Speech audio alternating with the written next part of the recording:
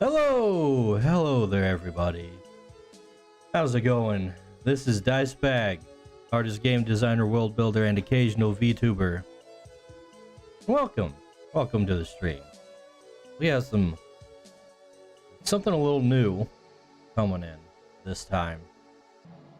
But first, before I talk about that, Godspeed to Akira Toriyama. Damn bro, that was unexpected. Dude wasn't even that old. But man,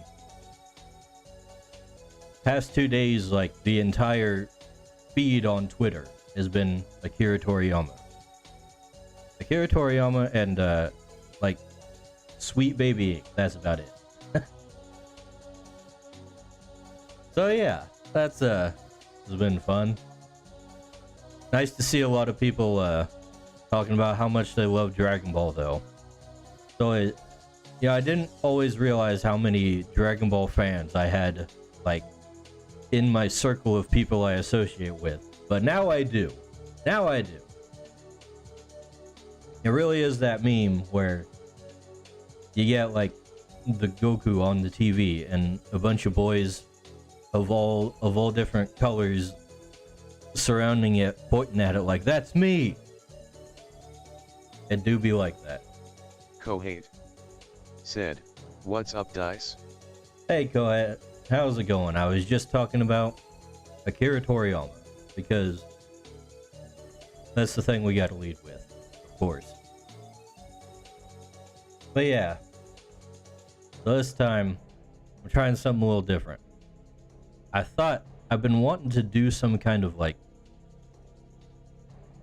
Kohate something to... said, "Naturally you_you." Right.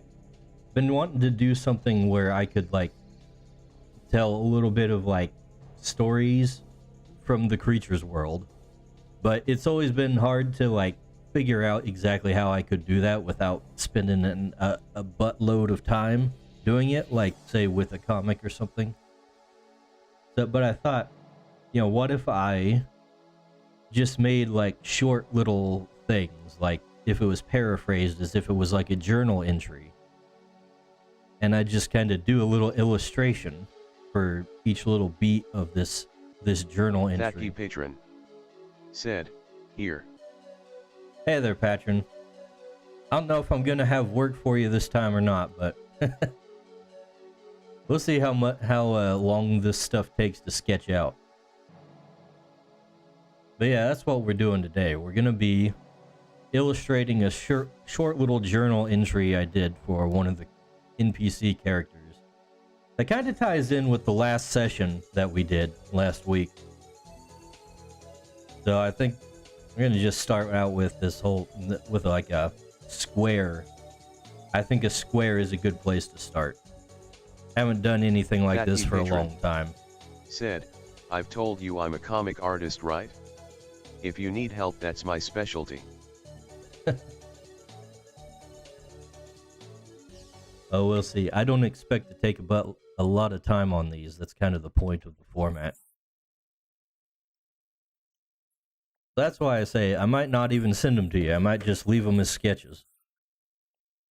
But yeah, I've got a little tiny script here.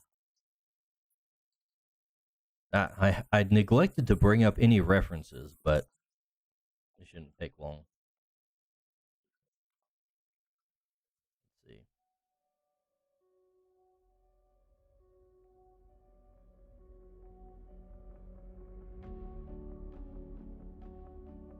We got one guy here.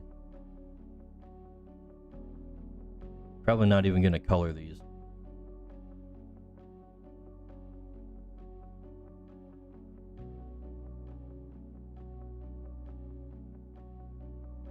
Let's see. Where's the other one? Oh yeah. Right.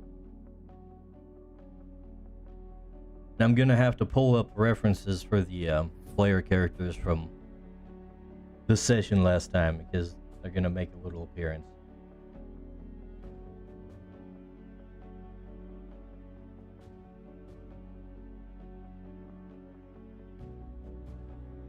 We're gonna need Cade, and then we're gonna need one of these. Whoop.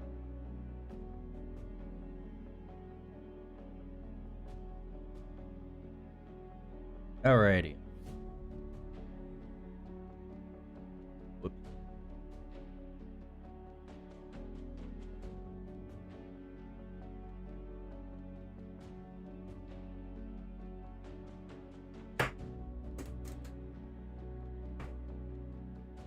Okay, everything's going wrong already. Alright.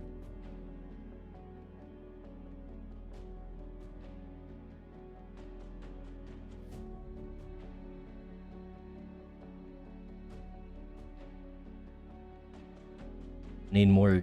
I need a fourth monitor, guys. I need a fourth monitor.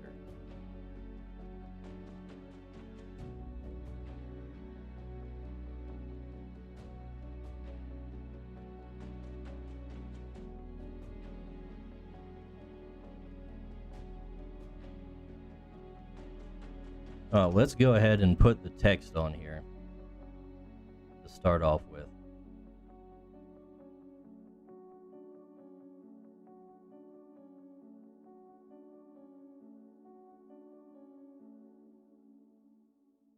That's tiny. Oh man. I just had to decide to do something with text in Clip Studio Paint, didn't I?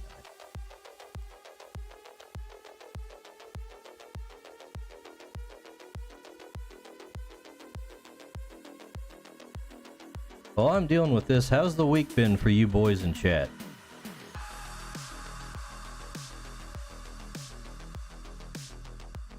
Other than, you know, famous manga artists dying.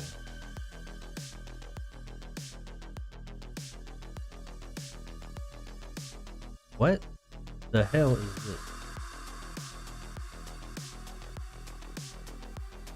Oh.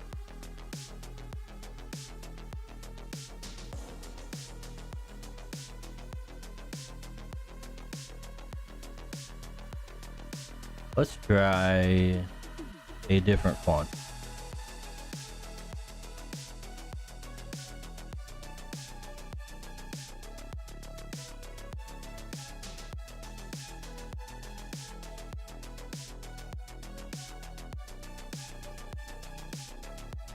Oh, Magic Medieval.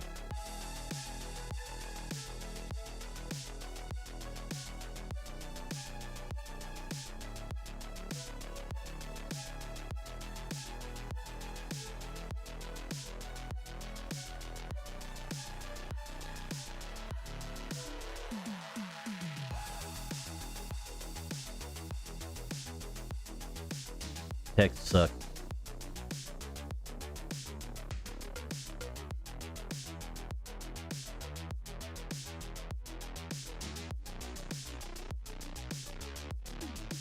That key patron said, Dragon Ball Z got me into drawing comics as a kid.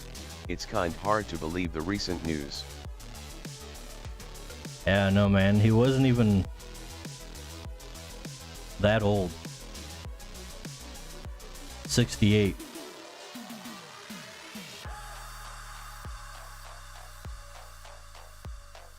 All right.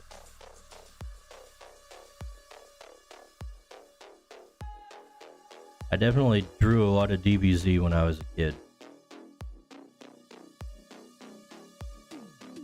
Mostly just trying to copy stuff that was already drawn.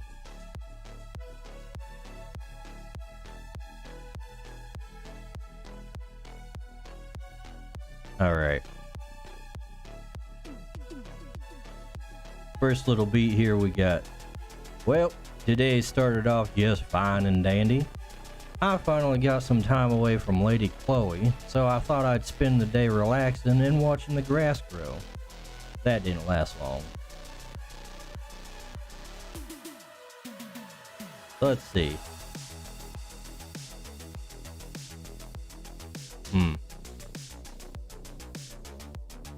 I immediately questioned my decision.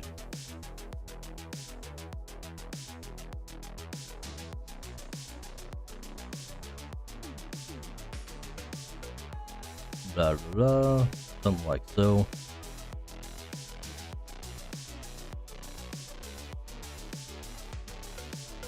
Kohate said, Dragon Ball didn't get me into drawing as a kid, I just thought it was so cool in general.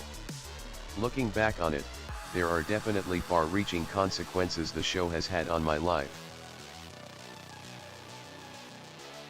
Kohate said, apart from that, the week's been pretty good. Cool. Yeah, we finally got a decent number of machines working at my work. Things have been down for a long time. For a combination of being old as hell machinery and no maintenance.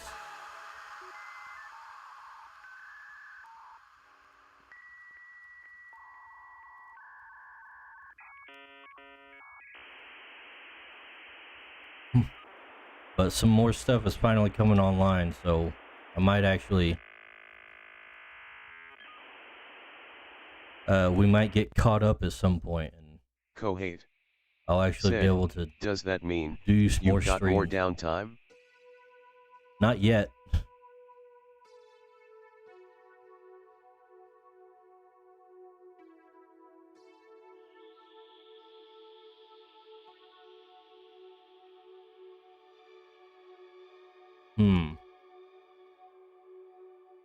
Get more front-facing view. I should probably get a reference for this pose. It's a little complicated.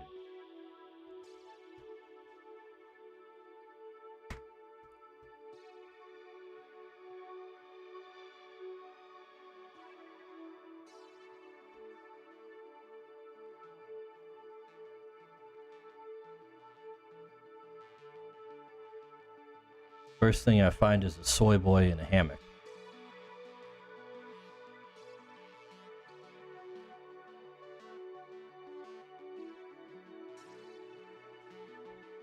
Oh yeah. I'm too used to drawing females, I can tell.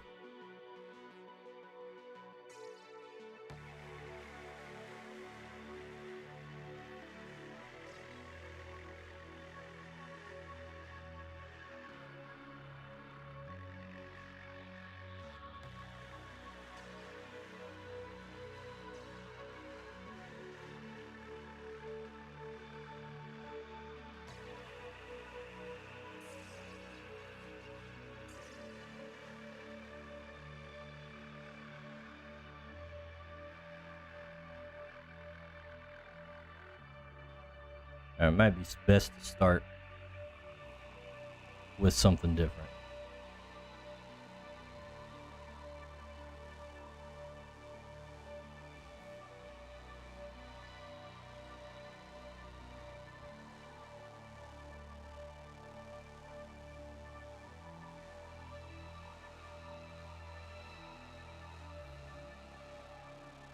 I feel like I have no idea what I'm doing. I skip the art streams for 1 week and I'm like completely lost.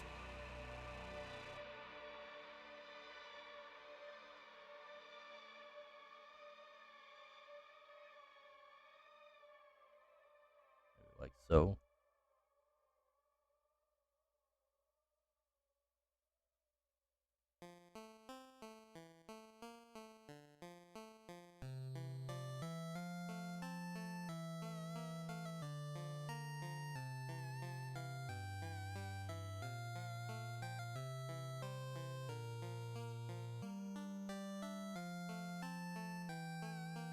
Kohate said, I did a stream earlier today and honestly, same although it's been much longer than a week down here. Kohate said, at least you did something last week. Yeah, that's true. Everything was completely different though because I was using StreamYard. I started preparing this today and I was like, wait a second, what do I do? I had to like go through my checklist mentally. Alright. You know what? This is looking better.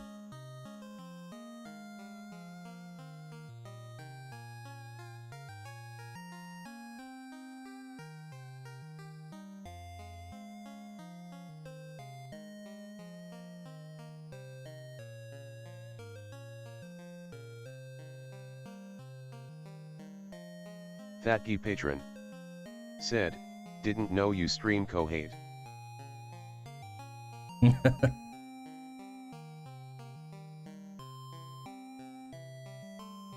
don't think Coheed advertises it very much.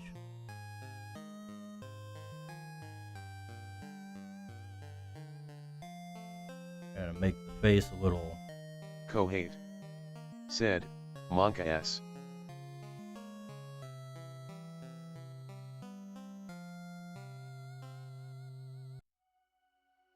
Dale Dakery Pop said, don't do it patron, save e yourself. Dale's here. How's it going, Dale?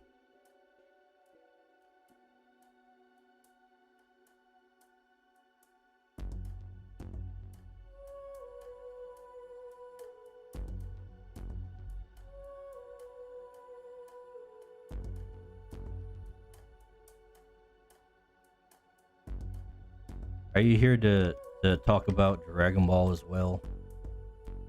Thatkey patron said, I checked out his Twitter page once and regretted it. Dingus is over in Rumble chat. Hello, Dingus.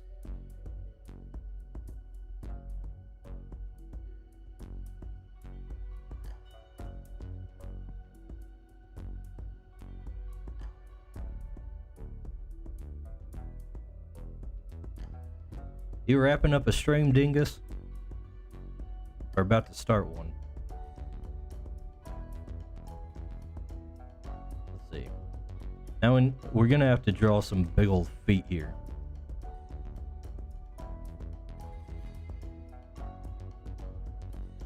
You know what? Let's give him like a... Just finished a collab stream. Thought it was gonna be 6 hours, but it was just 3. Kohate Yeah. said, big ol' feet you say? Dale Dakery Big Pop old feet, go ahead. said, Yes. feet you say?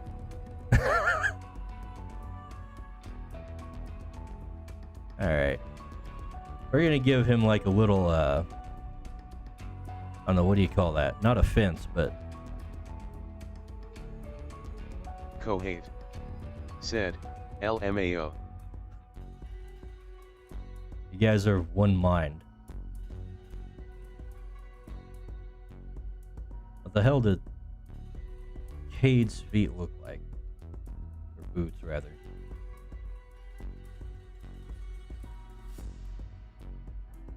Yeah, you know what? This is probably something else I should look up. Dale Dakery Pop said, God, I hope we aren't one mind. Kohate said, it happens more often than I'd like to admit.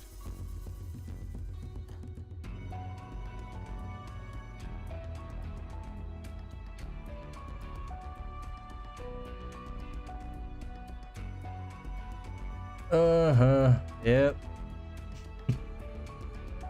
I typed feet up into Google image search and like 90% of them are bare feet. Of course.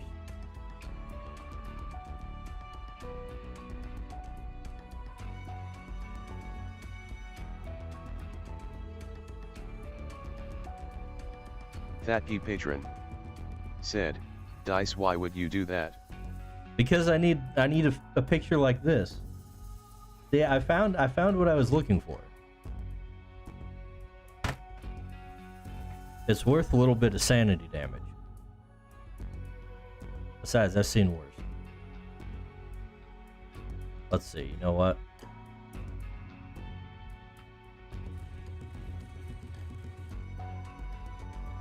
We're just gonna Dale Dakery Pop pop said, not a feet guy, but this one account I follow shares artists I like. But they do a lot of feet. Kohate said, and you know it's not a fetish pic because the shoes are blurred. Truly blessed. Right, right.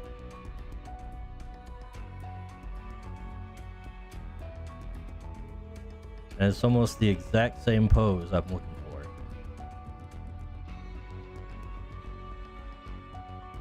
Thatkey patron said, it's as good as you're gonna get it. Kohate said, Dale, what do you make of the artist that exclusively draws furry designer shoes? That's something I haven't heard of.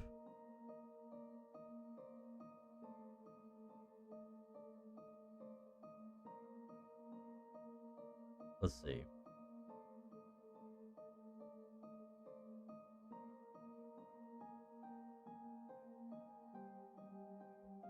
Let me take this and move her down.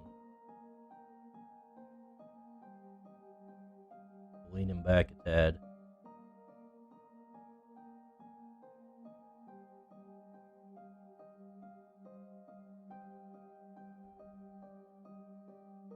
Up.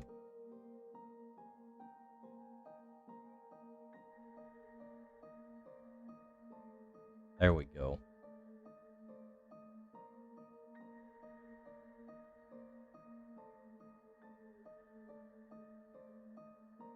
We're gonna make these shoes a bit chunkier, obviously.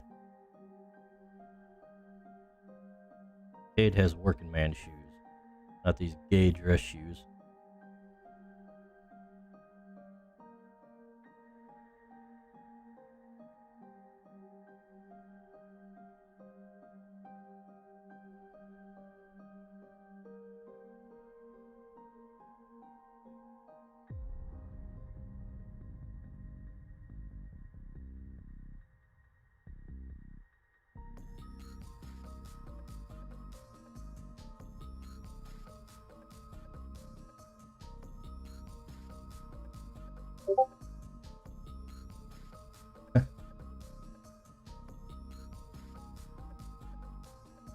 Dale Dakery Pop said, I like the shoes. Hell, hey Kohei, I see you're in the stream room where I'm not. Should I hop in there? I kind of forgot to get in the voice chat.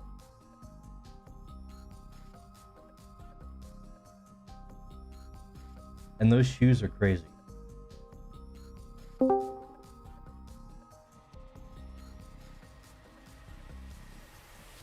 Hey there. Hey, I've been freed. You have. You've allowed me to escape Dale my Dakery prison. Pop said, Like wait, an I was ancient asked a question. beast of lore. Wait, I don't know what you're talking about, Kohate. Okay, now How's we're it gonna going? have to turn off Geronimo here. Now that I've got the reactive PNG back on the screen. Everything's messed up since last time because it was a different thing. Hold on. Mute tab.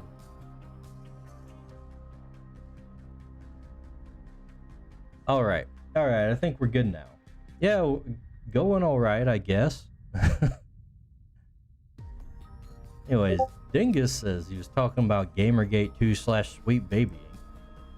That's something I had on the list to talk about. I don't know how much there is to say. I mean, there's not like a ton to say, right? It's like incredibly funny. It's the same shit that's been going on the entire time. Right? Like it's just, hey, these people do not like the culture. They're going to ruin the things that you do like. What you gonna do about it? And the journalists And most are of the time it's nothing. running interference for them like they have been. Like what? That's the thing I don't understand. They act like this is some whole new thing, and I guess just the fact that the journalists are running interference after they tried to like dox some people.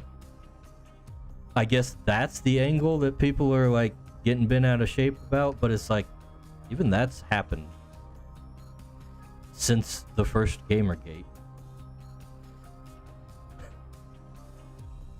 Is that what's happened? Because that also just sounds like Gamergate. To be honest with you, It just sounds like what's been happening.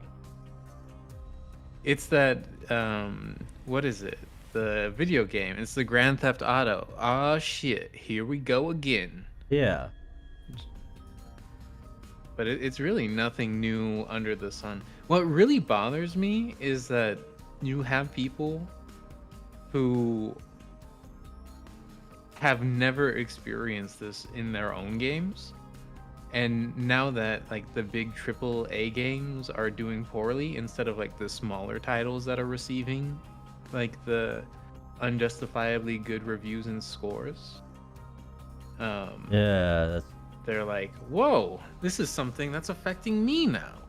When it was happening to the smaller video game companies, it didn't matter to me in the slightest. But now I am personally affected and upset. And it's like, wow, welcome. Nice to have you aboard, I guess. Dale says he wants to get off Mr. Bones' wild ride, whatever that is. Once you're on Mr. Bones' wild ride, you're on for good. You can't get off. Let's see. Dingus says it's more so we know the exact company is responsible for the wokeification of games and who's funding it. Well, that's the thing. Like, some of the stuff that the games journalists are trying to defend their stuff with isn't wrong. The game companies are hiring these people because they want the ESG scores and all that. Yeah, I don't actually think Sweet Baby is bad at all. I think they're a response to the demand that is the game companies wanting to do this thing. Well, I would not go Like as far as to say they're not bad, but Well, I mean, they're not bad in the same way that like it's They're not bad that your enemy would hire a arms weapons manufacturer to fight against you type of thing. yeah, I guess that makes sense. But like, it's not them that are causing it. Right. They're just facilitating it. I don't think that I have a really pessimistic view, and it's effectively just that if it's not Sweet Baby, it's going to be some other company. Oh, there's a whole list Like- of them that are doing this stuff. Right. So like I don't hold it against Sweet Baby at all. If anything, I like the name Sweet Baby incorporated as a company name, and I think it's really funny. So I get extra kudos in my book. I think it's pretty awful myself. You're not a fan of it? No. Plus, have you seen their logo? Yeah, it's weird. I don't like that very much. It's a POV of a person giving a young child lollipops, like enticing the child. It's a little pedo-ish. Yeah, it's a little weird. I'm not going to defend the logo. Just their existence as a company is what I will defend. Because I think they should exist. Because there's a market for them. I don't think that's a justification for things. Well, I mean, I also hold the opinion that if you're going to make the sell and distribution of like narcotics illegal, you should not punish the consumers of the narcotics. You should punish the people who are selling the narcotics. But if you want to make the consumption of narcotics illegal, you shouldn't hold the producers of narcotics illegal. You should like give human beings agency.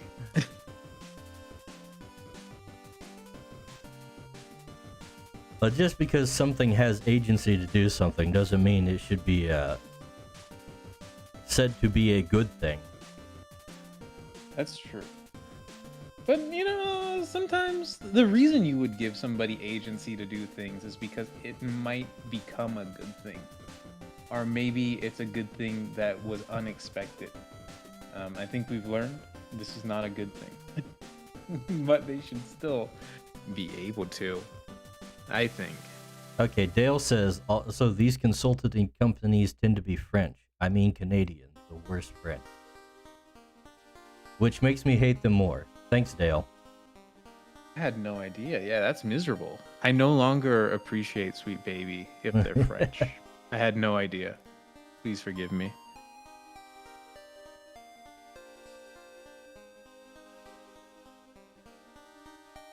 That would also explain the weird child logo given the French's production of the movie Cuties.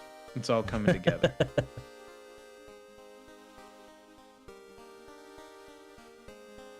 And French Canadians really are the worst, aren't they? I can't think of a good thing that has ever come out of Ontario, Canada.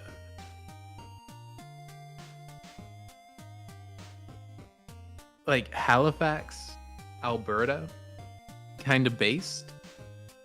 Ontario, not so much.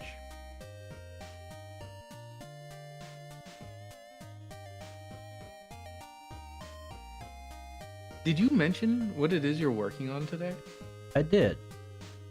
I've got some ideas for little bite-sized like journal entries for storytelling in the creatures world. We're gonna illustrate them beat by beat. Just try to keep it simple.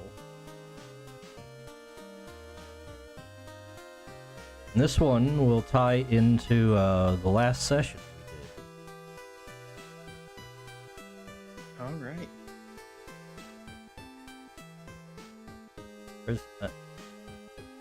I hate drawing things like butting up against each other like we have here. You mean like feet on a desk? Like feet on top of one another. Why would you hate that?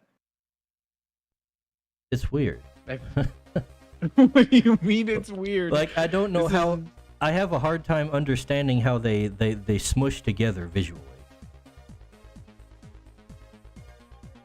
I mean, for the most part, I would. Actually, I don't know. I don't know. See? I see your problem. See? Yeah. Upon closer inspection, I'm also not sure how I would fix this. Let's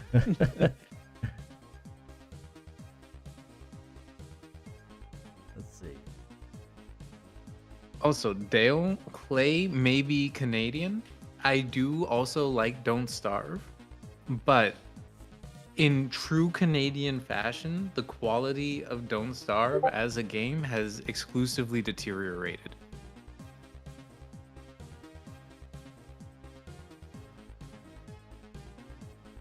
And I blame that entirely on Clay Entertainment.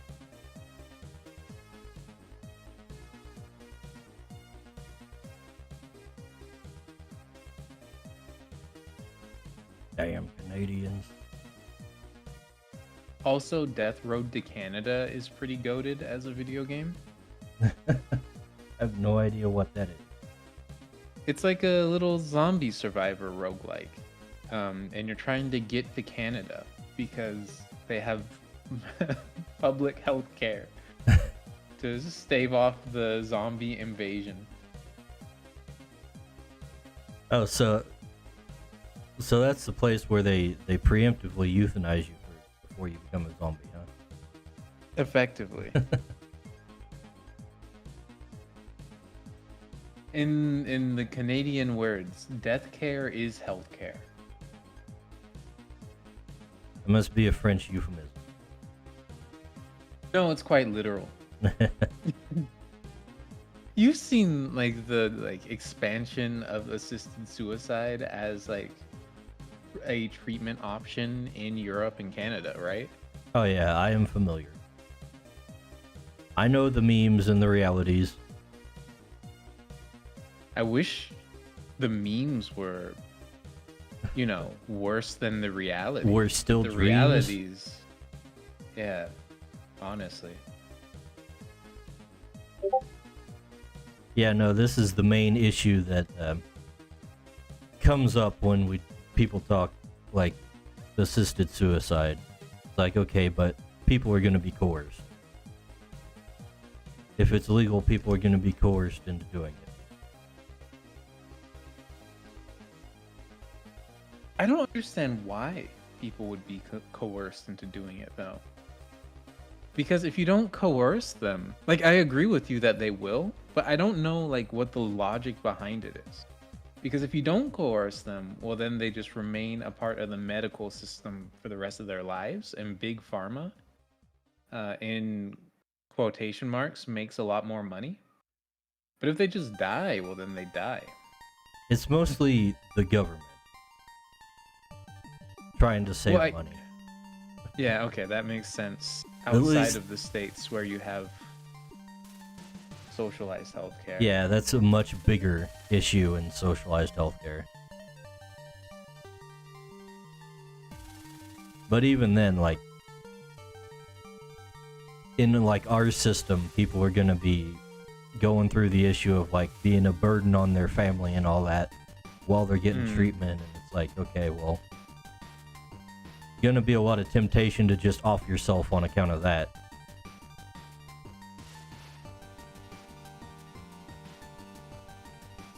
It's cheaper to get someone to let you kill them. Keeping them alive are actually helping them. I don't know what you've written there, Dale. I don't know what you're saying with that sentence. It feels like it should be a question, but there's no question mark, and there's nothing to indicate that it is a question other than like the feeling that it should be. It just sounds like a statement to me. That sounds like a statement? Yeah. It's cheaper for someone to kill you than help you live. He just worded it weird because he's a foreigner. English is his second language, you know? Yeah, I always forget. I always want to believe in Dale, but every time I give him a chance, he lets me down.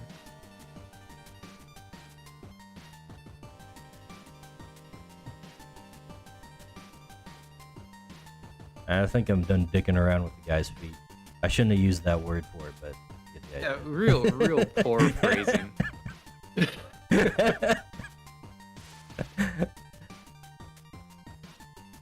That is a real. First of all, that turn of phrase is extremely Midwestern. I haven't heard that in years. Is it? Yeah. Wow. You don't hear that very often. I don't exactly hide my origins or my current place. I mean, you say that, and I have you within 50 miles on GeoGuessr. Really? What state?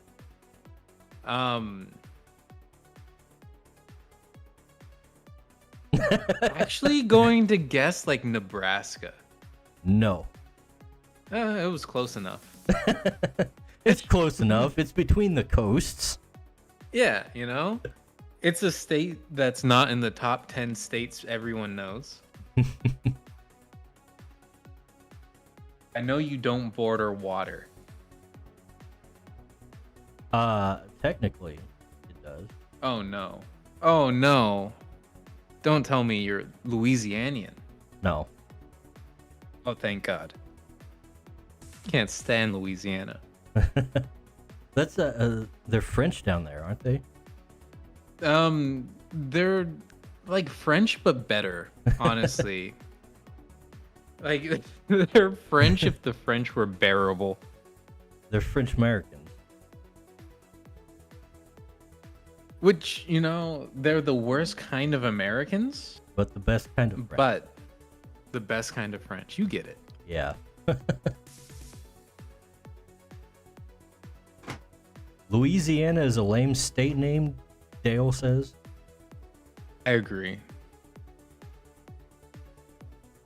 I was trying to I get always- Dale to say East Virginia earlier in the week when we were having our conversation.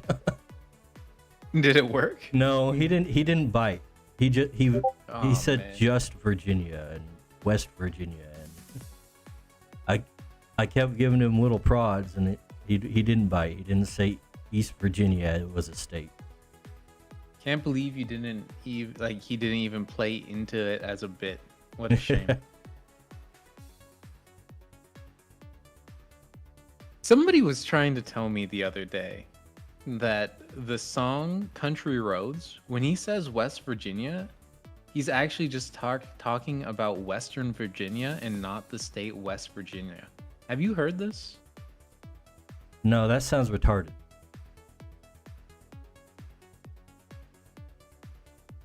My initial thought was that it sounds like Yankee Cope.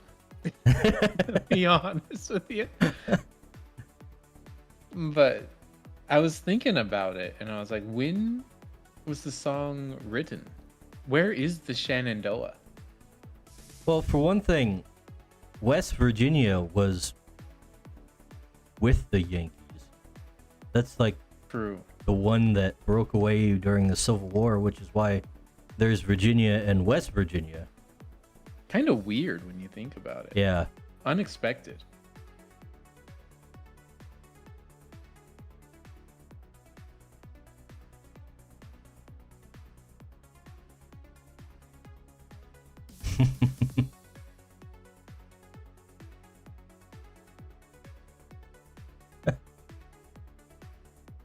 Like Kansas and the hard are Kansas.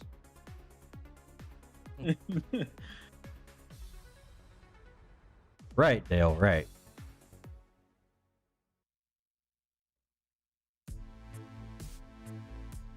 Kind of shocks he's talking about. What? I'm reading Dale's stream chat sentence. Oh. Y'all being The shoes- talking in like 5 different places. Hard enough trying to keep eyes on several different chats. Mo Xuan Zhang is such an insanely amazing artist, but all he does are these furry shoe designs, and it makes me so mad because he is so good.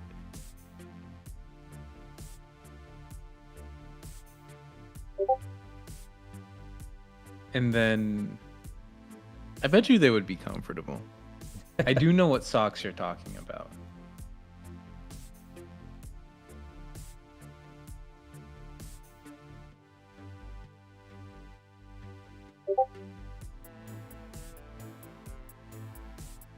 Oh, I need to remove this face guide, or at least move it to a different layer.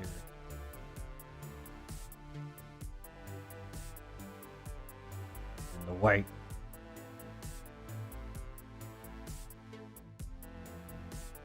Oh, question for you. In CSP, do you have the extract line option in your layer properties menu? In my layer properties menu? Yeah. Where the hell is the layer properties menu? Oh my god. You guys you guys Look, don't mess last with time your you didn't software even at know all. about the enable snapping option.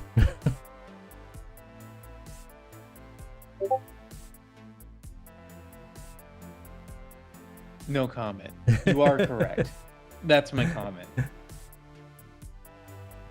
Alright, so where is this whatchamacallit you were talking about? Layers property, if you go up to window and then like in the top bar you select window, there's a thing that says layer property. And layer properties let you do things like set halftones, your layer color, border effects, and extract line. Okay, that's already selected. And the extract line is a series of 2 overlapping circles.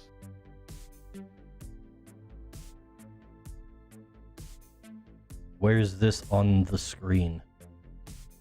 If you do not see it, then you likely do not have it in your version of CSP. Dude, like 90% of these icons I don't use. Wow. The average CSP enjoyer.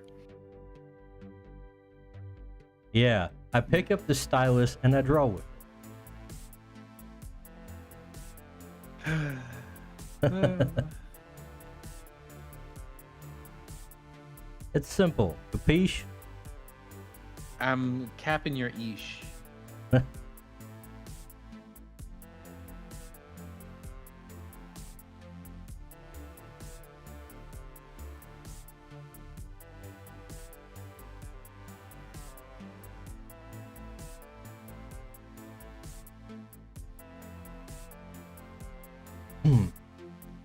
I knew a lady when I was growing up in high school, and she was a sock fanatic.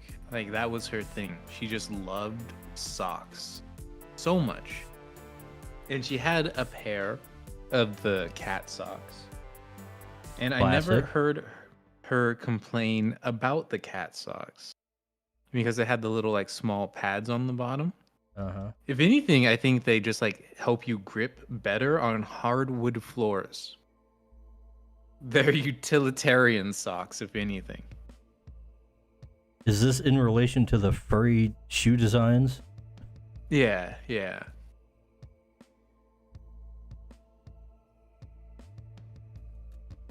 Okay.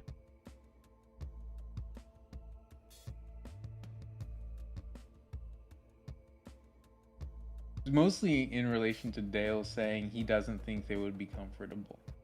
But I have it on good authority that they are pretty okay. At worst. Well, I mean, they're for furries, right? So they'd have different feet structures. And women who like socks. Oh, well, I was talking about the art designs that you posted. I honestly think those ones might be rated E for everyone because they're actually just kind of sick. To be totally honest with you. Rated E for everyone as opposed to F for furry. Yeah, yeah. It's no coincidence that the F for furry and the F for fail occupy the same letter.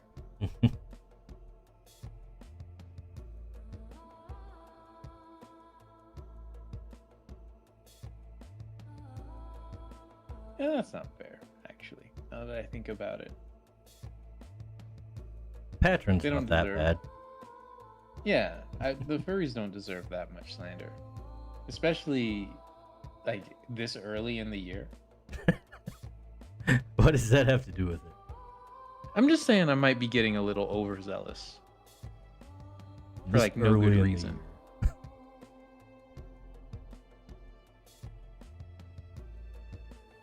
Yeah, save it for July. I'm saying. What weird month of the year is July?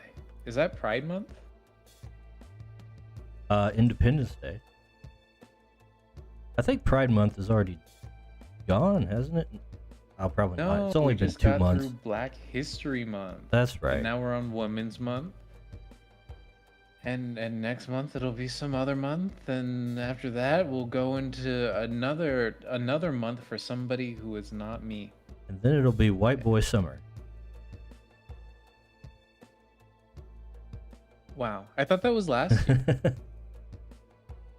Hello, I thought we Squishy only- Banana over in Rumble chat. It says June is gay month. It's June.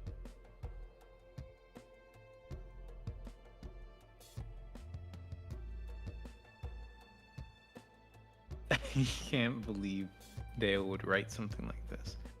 Where's the furry month? June. We just talked about that. Oh, right, my bad. Sorry, I was distracted for 6 milliseconds.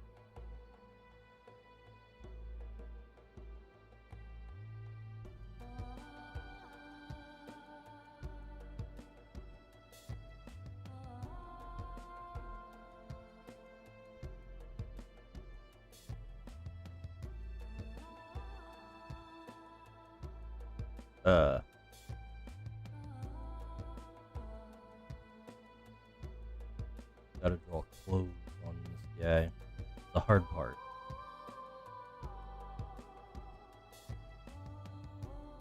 Who's your favorite character in Dragon Ball, Dice?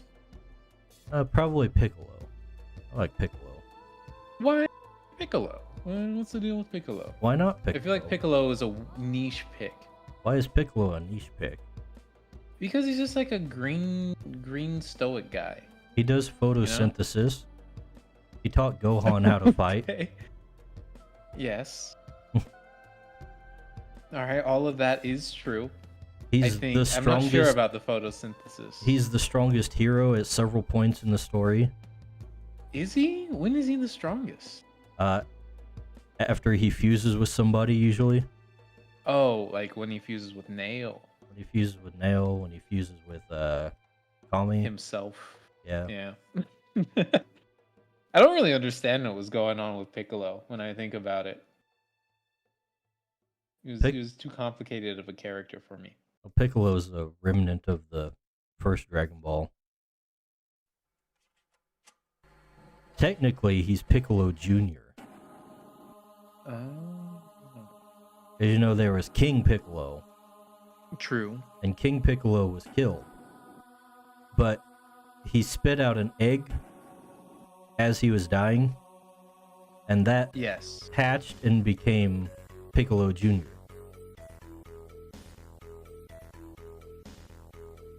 Weird show.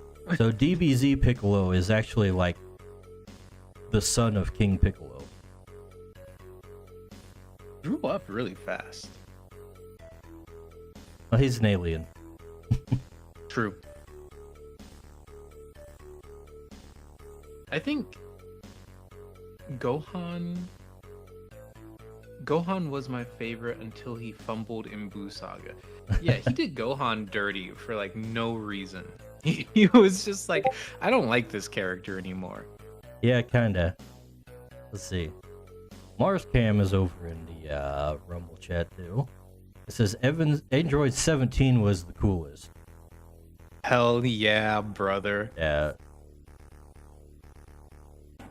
I thought you Honestly, might Android 17 is my favorite character on like outside of Dragon Ball Z, from Dragon Ball Z.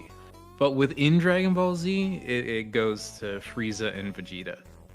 10 out of 10 times. I don't know Frieza? which of those I like more. Yeah, because all right, Frieza is just unabashedly evil. Like he's just he's an asshole at every single opportunity he can be, and it's so refreshing. Like even back then, that was so weird to see. Just somebody who was like, this person is irredeemable. And then they got the Dragon And- Balls and wished him back to help him with some other thing. And even then, he was almost totally irredeemable. He had to work for that redemption arc. This is not a Western redemption arc. Did he actually have a redemption arc? I don't remember that. I thought he was still evil even when he did the good thing. He did the good thing. He was still evil, but I would still consider that a redemption arc, in a way, because he saved humanity. Like he saved the universe. Maybe it was selfish, but he did save it.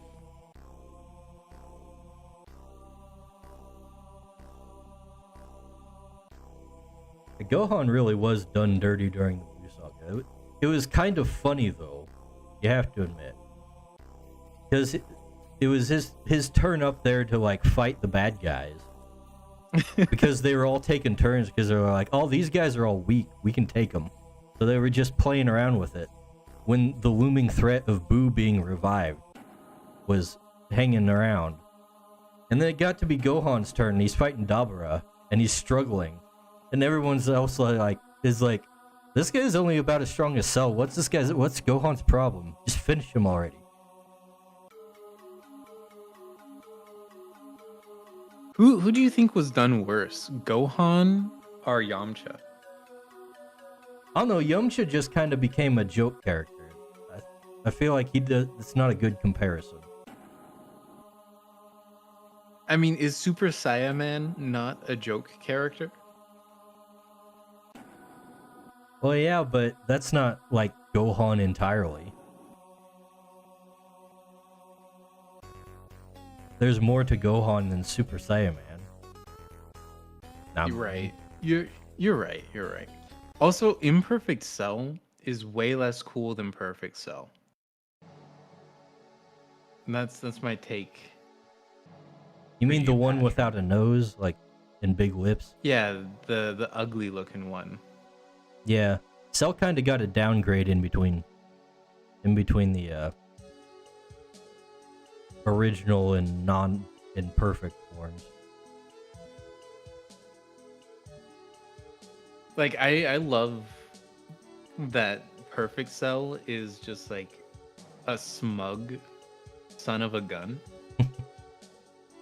And being the recipient of the father-son Kamehameha was pretty tight. It wouldn't have hit the same if he was still an ugly son of a gun.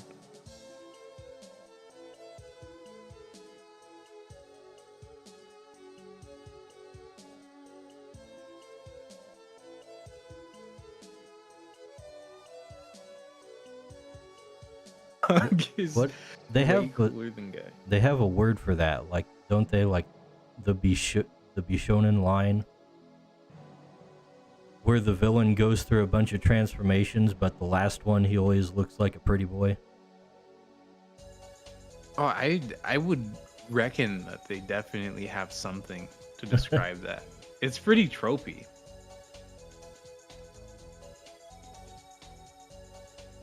I don't think it was that tropey before Dragon Ball, was it? I don't know of anything that did it before Dragon Ball, but I mean,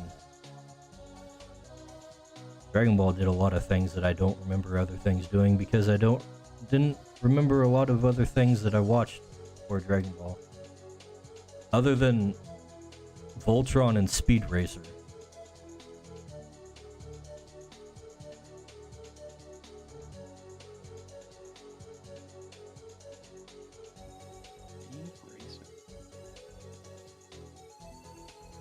Do you know Speed Racer? I know Speed Racer, Okay. but I only know it in the context of just like horrible animation jokes. Old Or what dubs is were it? not very good. Actually, new dubs are not very good, but old dubs were even worse. There's the scene, I think it's from Speed Racer, where the woman's like, "You're gonna get him killed," and then Speed Racer goes, "Good." Squishy Banana says he's off to sleep. Good night, Squishy. Sayonara, Squishy.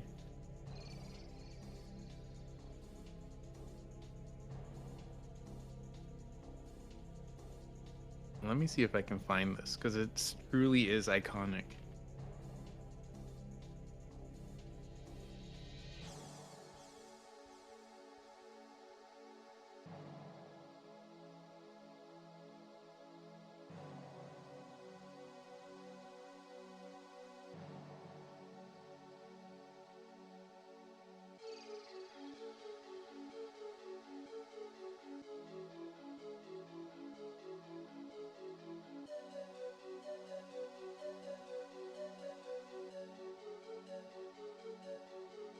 Dale says OG Voltron slap. Most I remember about old Voltron was that they called two of the guys Hunk and Pidge. And my sister and I found that quite funny.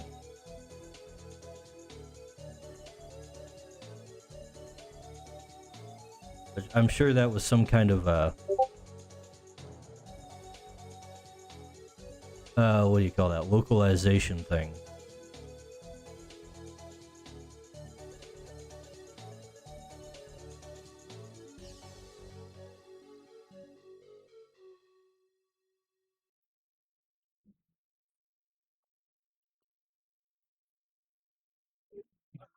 This this is not the clip that I was thinking of, but it's still extremely good.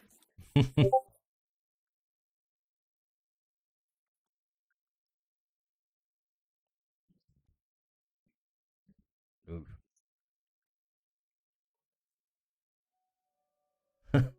All right. Hold on, let me turn my music off. You know what? I should be sharing the music screen so y'all can listen in.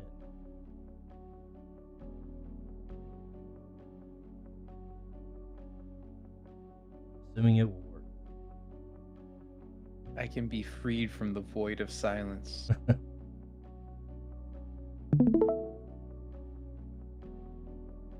Now I'm gonna pause it so I can listen to Speed Racer.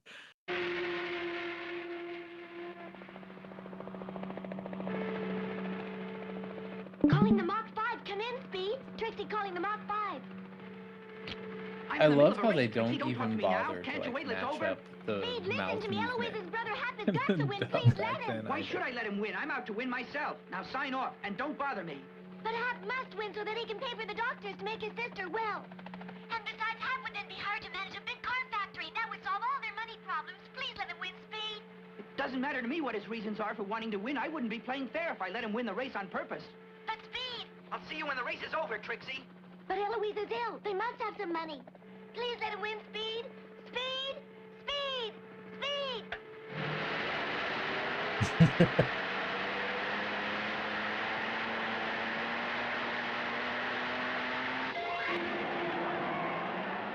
Speed wins!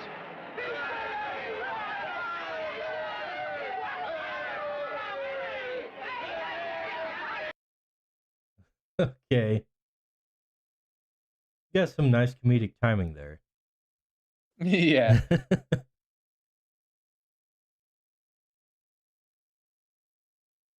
As they're like, Speed, you have to let him win. Turns off radio, speeds up immediately. It's so brutal. You could have just convinced him to like to give the dude the prize money, even if he did win.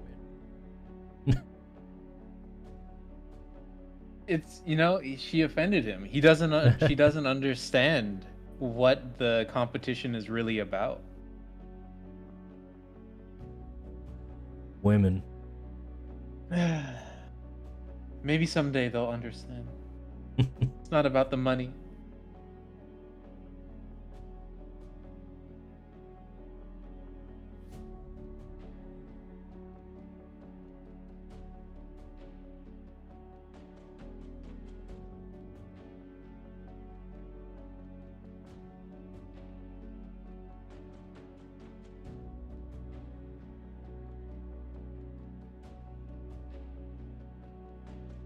Could compare Gohan and Tien in terms of being done dirty.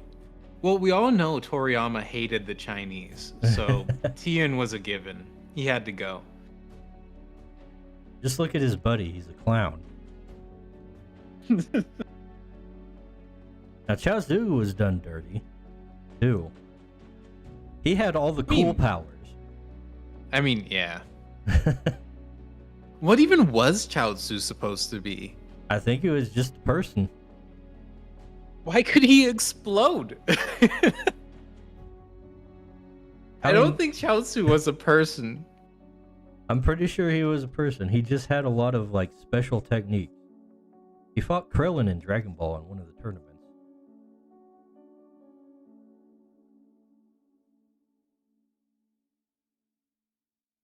Back when him and Tenshinhan were the bad guys.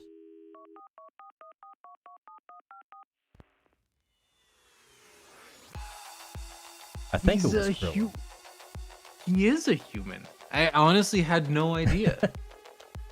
I always thought he was like an android or something. You didn't believe me? No, not at all. Why does he explode? It's just something he can do. Like, other people can shoot blasts of energy out of their hands. Chaozu can explode in a blast of energy. Like, it makes sense. In addition to doing all the things that he does. Like, it makes sense that Android 16's final moment is a giant explosion. It doesn't make sense for a human being, like, final moment to just be an explosion. He I comes also back. don't understand why he's so short. I don't know, same reason Krillin is. Yeah, but like Krillin is like normal for somebody with dwarfism short. Chaozu is like a baby.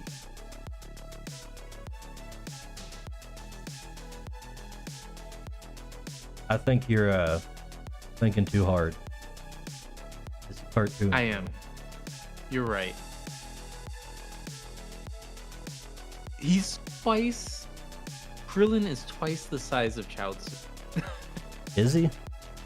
Yeah, I'm looking at a thing from the, like a screenshot of them fighting right now.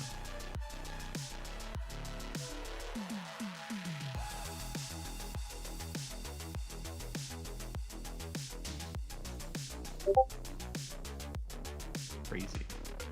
Turtle School versus Goose School. Makes perfect sense.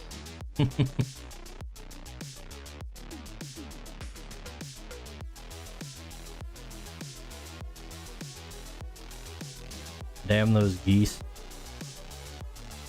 Also, does this image look familiar to you at all?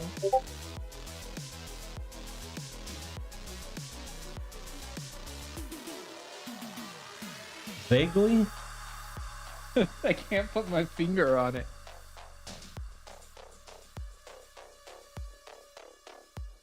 It looks like something that's been traced for a meme or something. Yeah, a little bit.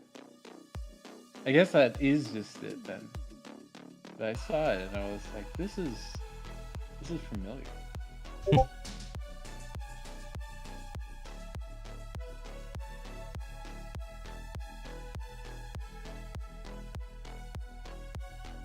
Are there any other humans that just explode in Dragon Ball? I don't know why you're so hung up on the exploding thing.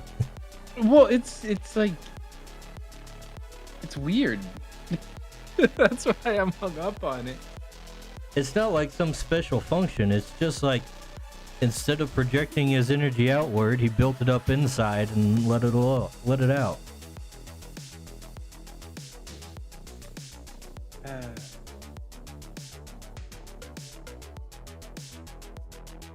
I don't know why. I just don't like it.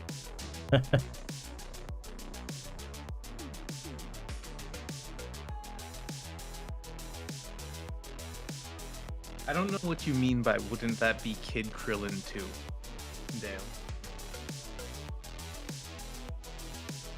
Also, Tien, very cool character. In Dragon Ball Fighters, the good Dragon Ball fighting game, he was actually incredibly cool. Hmm.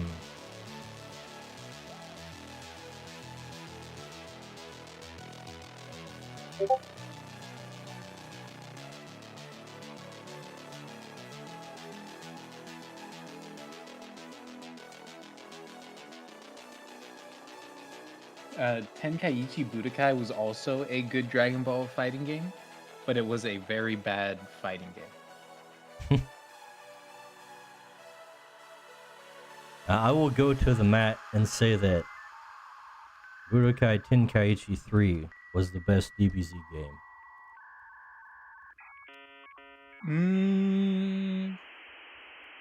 The memories I have of playing Dragon Ball Z Tenkaichi Budokai 3 are very good.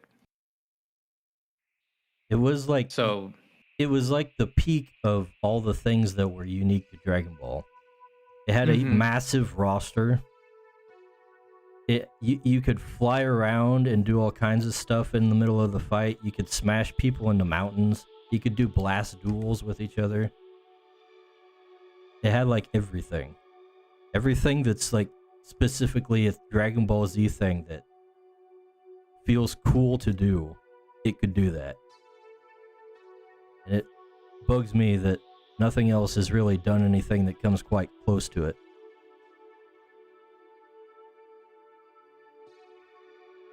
Dale says, just wait till the Dragon Ball roguelike mix fighter comes out. I don't think it's happening. All they're doing with the Dragon Ball property is making like what is it? Weird RPGs where you create your own character and then you play through the same Dragon Ball storyline 700 times in a row. I kind of like the idea of like Xenoverse, but yeah, it is kind of like, hey, you created your character. Now let's send you back in time to fight the bad guys that we already beat.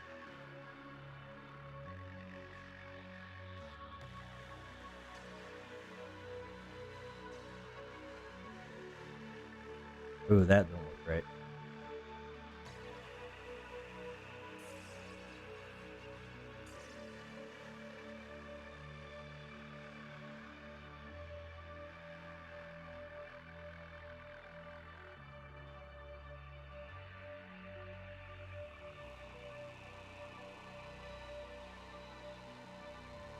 You think Toriyama signed off on Android 21?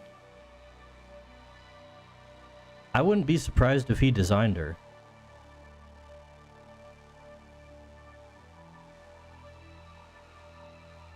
Character designs are a thing he did a lot of for video games, so.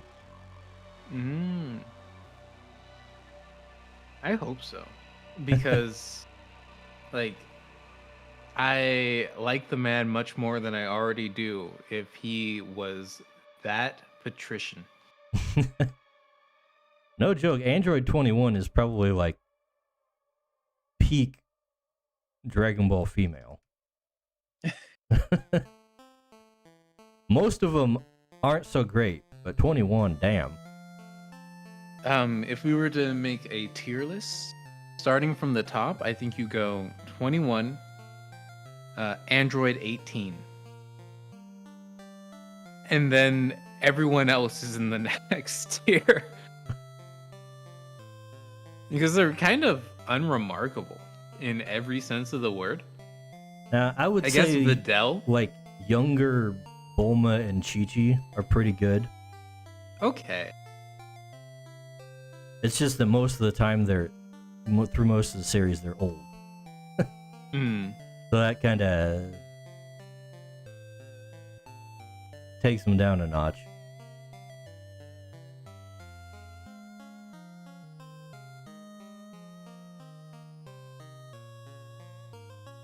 I hate it when my age takes me down a notch.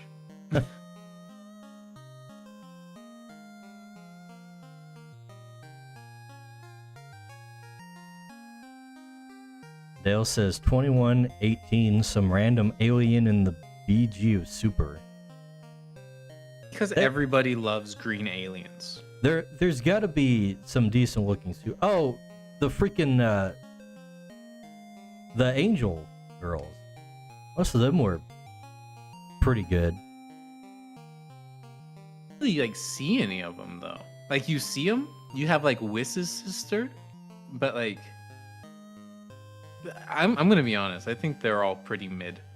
They look better than most of the women in Dragon Ball, Really? but it wasn't a very tough bar to pass.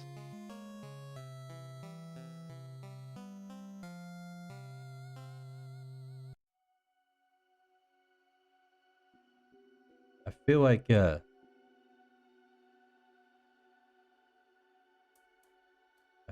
misremembering.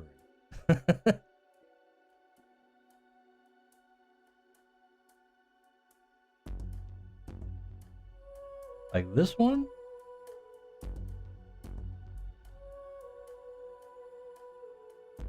Yeah, I'm not about it. You're not into that? No, not at all. Hmm. I'm sorry. Can't do it. Whis is like the person who stands right next to Whis in the lineup is pretty okay. I think she's like Beerus's brother's angel. Where the hell did I put Discord? What on earth? I don't know. You're talking through it. It was minimized to the system tray and not to the taskbar.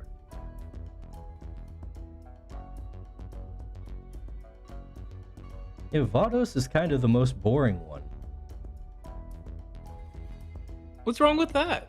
You know, sometimes you gotta look for people for like their potential as a partner and not as a an object of lust. I don't remember her being especially great in that sense, honestly. You know, you're probably right. I remember her being a little bit of a bitch. Well, you see, the thing is, you want the bitch on your side. That's true. Is That way, when like McDonald's gets your order wrong, she'll go in and deal with it. This man gets it.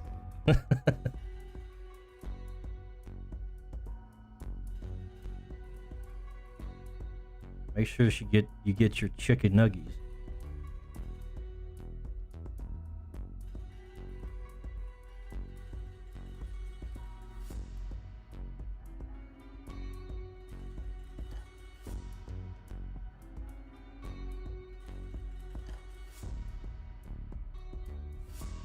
Also, who were they? They were like Kefla, and then the other person. Oh, the Saiyan girls from the other universe.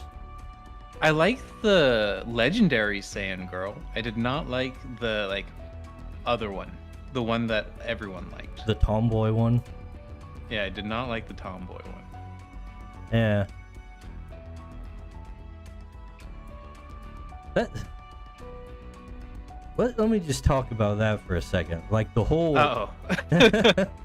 One of the things that disappointed me about Dragon Ball Super was like a lot of the stuff dealing with them, like the Saiyans of the other universe. Okay. They didn't have tails. Right, a little weird. Yeah, it's like the only thing that separates Saiyans from just looking like humans exactly.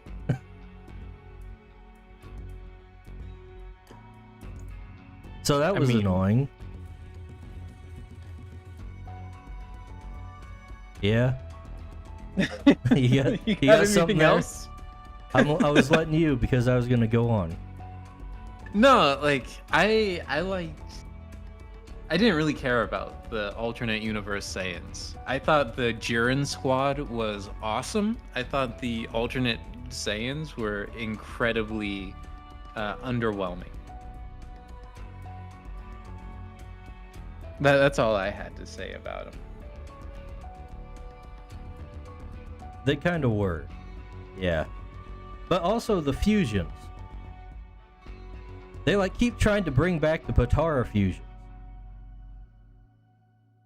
Like, why do they do that? They have the dance. They can just do the dance. They don't have to do the Potara thing and be like, oh no, we can only do this once and then it's permanent, and then it's never permanent. There's always some way out of it.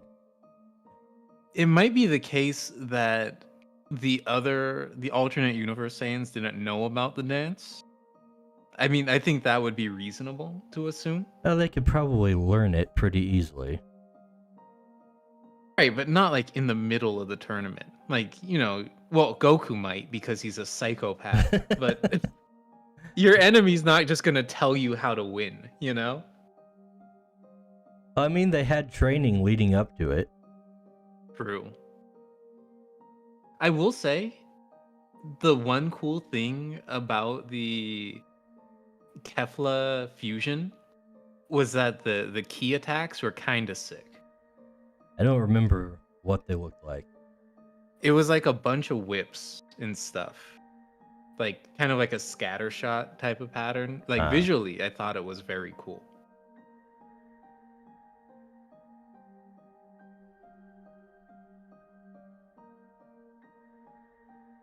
That always just bugged me that they never used the dance when it was very obviously a thing they could be doing. And that's true of like most of DBZ. Or maybe not DBZ because the dance came at the end of DBZ, but all the I think other supplemental media to DBZ. They always neglected the dance. My internal logic is that every time they don't solve something that's like easy to solve, it's because Goku is a psychopath and he just wants to watch the world burn. And that's been enough for me. That is generally a pretty good assumption. Oh yeah? That demon lady? Who's the demon lady? There's a demon lady? Are you talking about Babidi? I don't think Babidi is a lady. Oh, is Babidi not a lady? I thought Frieza was a lady until I was like 17. You're not thinking of Baba Yaga when you say Babidi, are you? I am thinking of Baba Yaga. No, she's like Master Roshi's sister or something. Is that true? That's crazy. I believe so.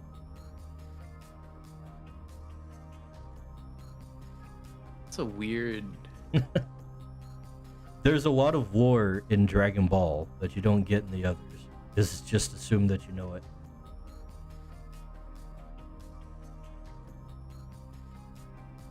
Oh, okay. I was not thinking of Baba Yaga. I was thinking of Bobbity.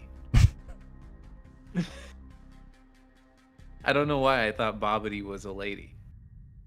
Maybe it's the Majin hat. It looks like a old grandma thing. He did have a high-pitched voice, but I would not describe it as feminine like Frieza's. I did. So when I was young and I discovered that Frieza was a dude the whole time, I was like flabbergasted. I felt so betrayed and lied to my entire life. And then when I discovered that the voice actor was a lady, I was like, okay, thank God. At least there was a reason for me to think this.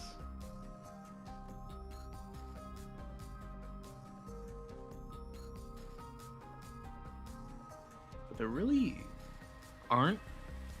There just aren't a lot of women in Dragon Ball. Oh, I see Dale Which, I mean- posted the demon. She's the one from Xenoverse, isn't she?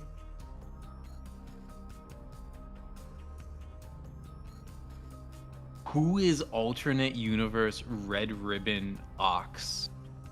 I have no recollection of that. I don't know, maybe that's the alternate universe where they were experimenting on animal hybrids instead of androids or something. I don't know. It's kind of a sick jacket, though, in his defense. I didn't really get very far when I played Xenoverse. I was annoyed by the control scheme.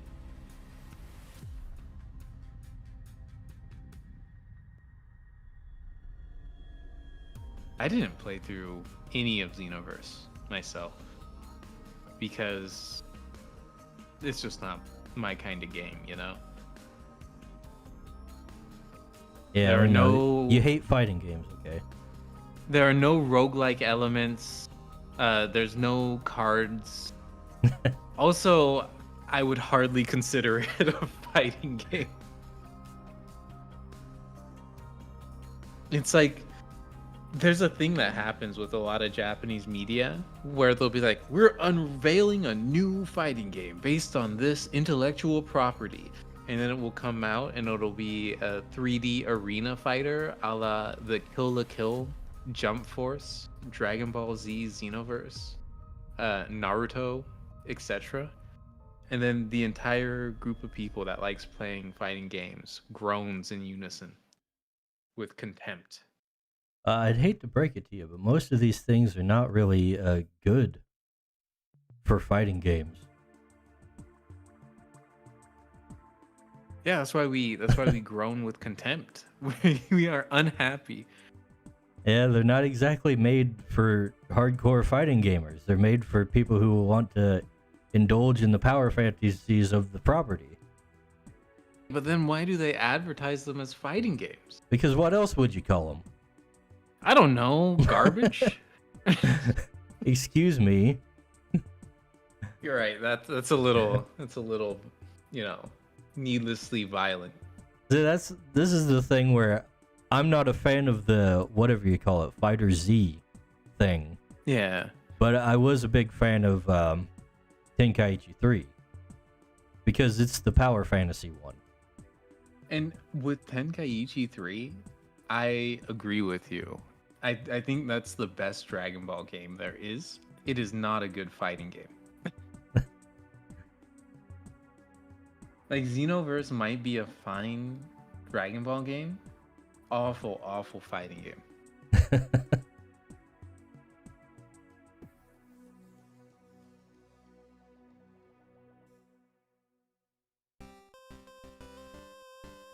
Alright, you know what? I should move on to the next thingamajig.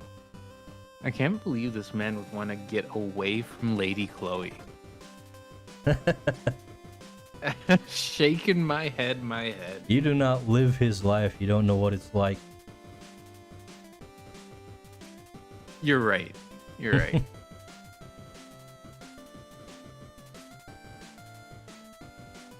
But I get why you would think that. What can I say? I'm a simple man.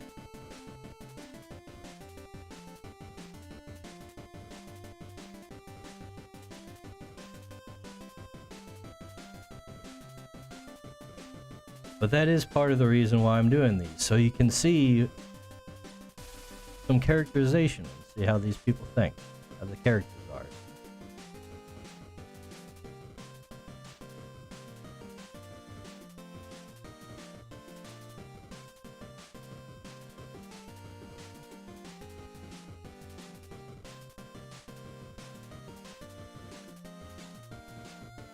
Damn, that sucked.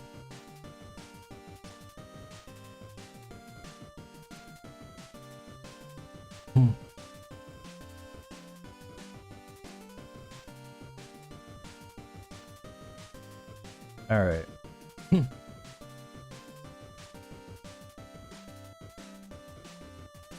Well, we spent another hour talking about Dragon Ball Z. It's been a while. It was up for quota.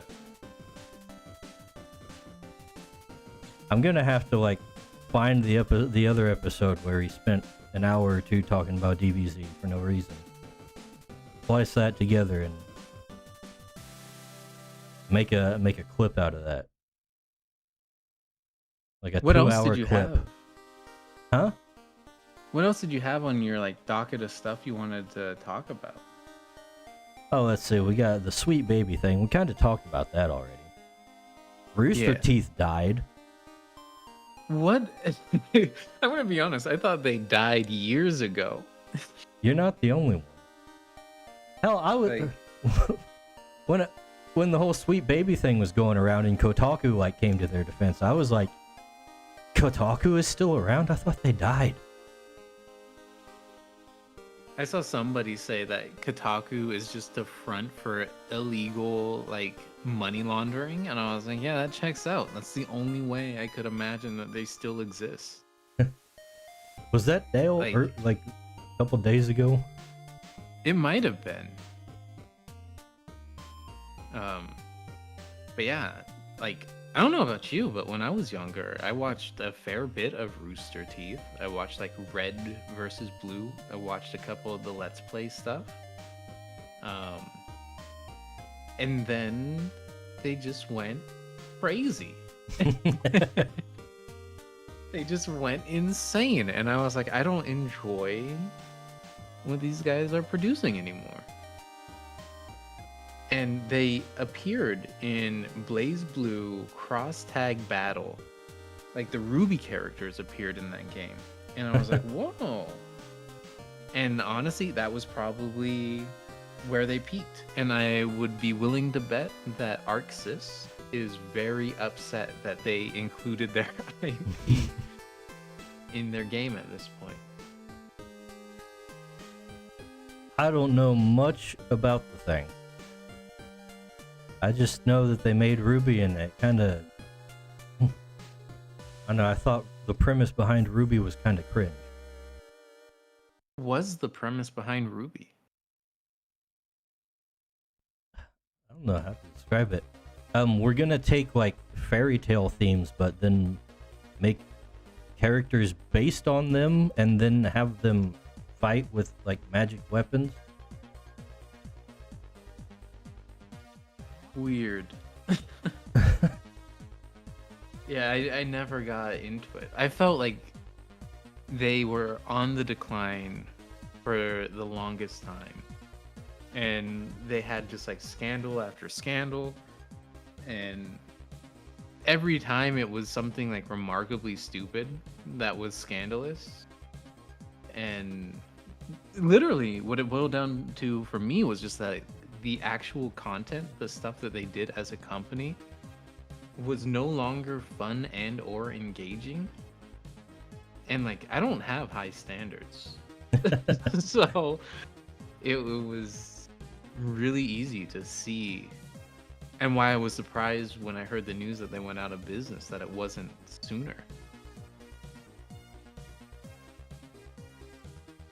I feel like Ruby was very female pandering.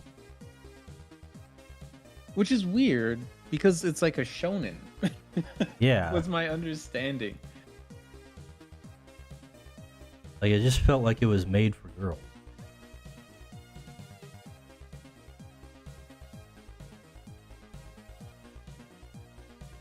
don't think I know anybody who ever told me, "Yo, my favorite show is Ruby." You know?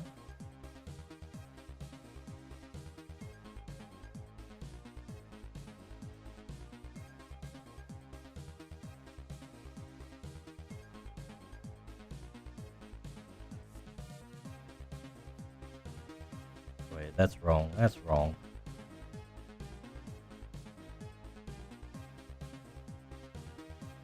But it's so weird because they are like so old guard. Yeah, they were around for a long time, weren't they? Red versus since Blue the is start of YouTube, effectively. yeah, it seems like a case where they got bought by a corporation, right? Yeah. And it was all downhill from there.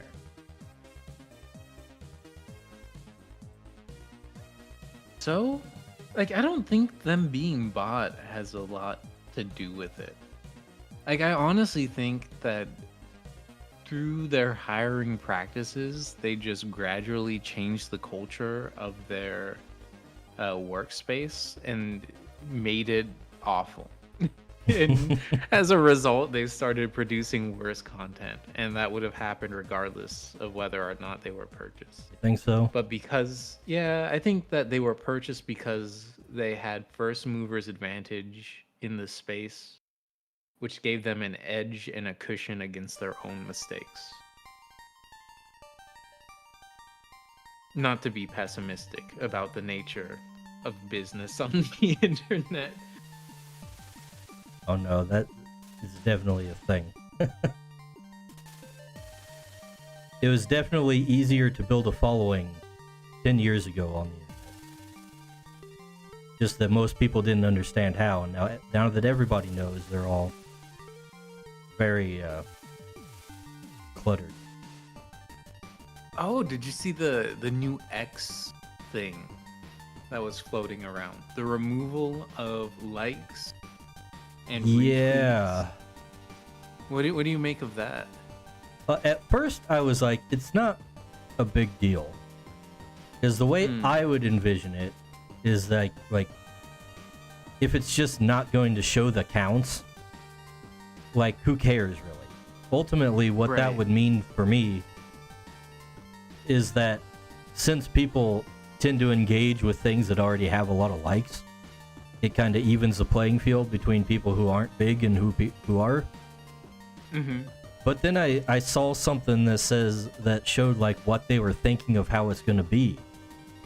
And it's like the buttons aren't even there.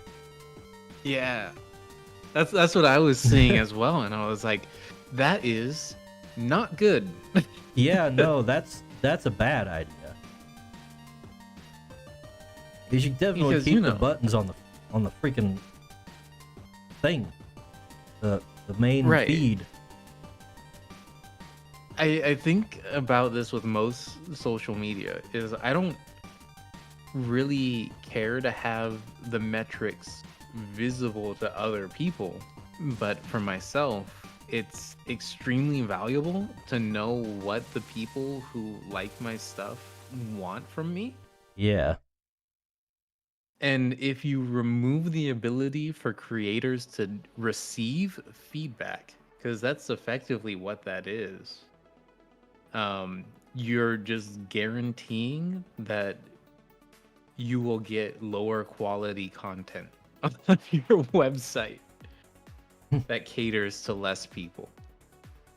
yeah, pretty much. Like, I guess what they're thinking is that it's gonna cut back on people trying to game the reward system, because they did that whole thing where you get paid for advertisements that show up in your comments Mm-hmm. for big accounts. And so now you get all kinds of people that are just posting the most outrageous stuff just because they know people will make comments and reply to it. This is gonna be my hottest take. Maybe it's downright nuclear.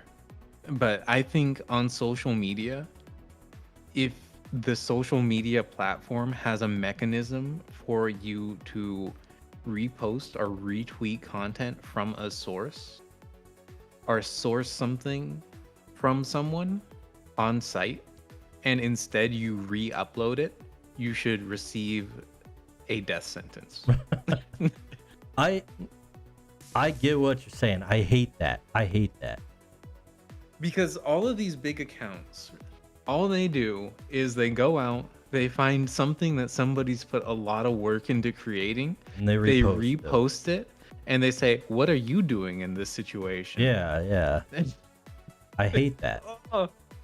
Oh, it drives me insane. If I had the option, I would actually like call in the nuclear drone strike or whatever on their IP address and murder them and everybody within a 5-mile radius. It's the only way to save humanity.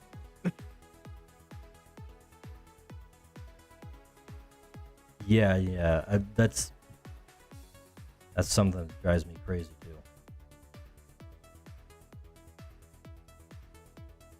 It's like But how are you gonna stop that even? Like there's so much stuff out there.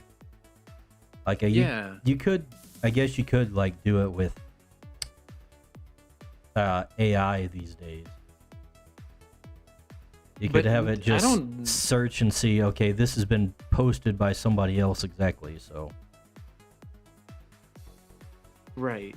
But that would require companies using AI for something productive instead of destructive. So it will never happen. you're right. My big thing is, if that is the thought, like they want to remove engagement or reduce the degree to which people go through means to farm engagement, it doesn't, it's fighting, oh shoot, what's the turn of phrase, biting your nose to spite your face, Something like that. something like that. I know what you mean. Just very counterproductive, because you've just discouraged all of the people who are making stuff on your platform just so that you can tamp down on big accounts that are already doing stuff that they shouldn't be doing, and there's probably a better solution to fix, which is mostly just executing them as if it is Russia in the 1950s.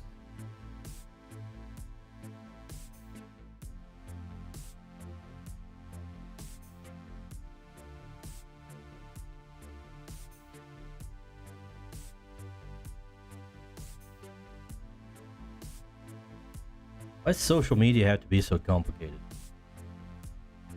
It really isn't. But like it just like takes advantage of the worst parts of human nature and turns them into mechanisms for monetization. And the second you monetize social interaction, it's just miserable, I think. Yeah, kind of. Ideally, you would be trying to monetize like creativity and invention and novelty, but instead, by monetizing drama and human emotional engagement, you just get a circle of suffering that never ends.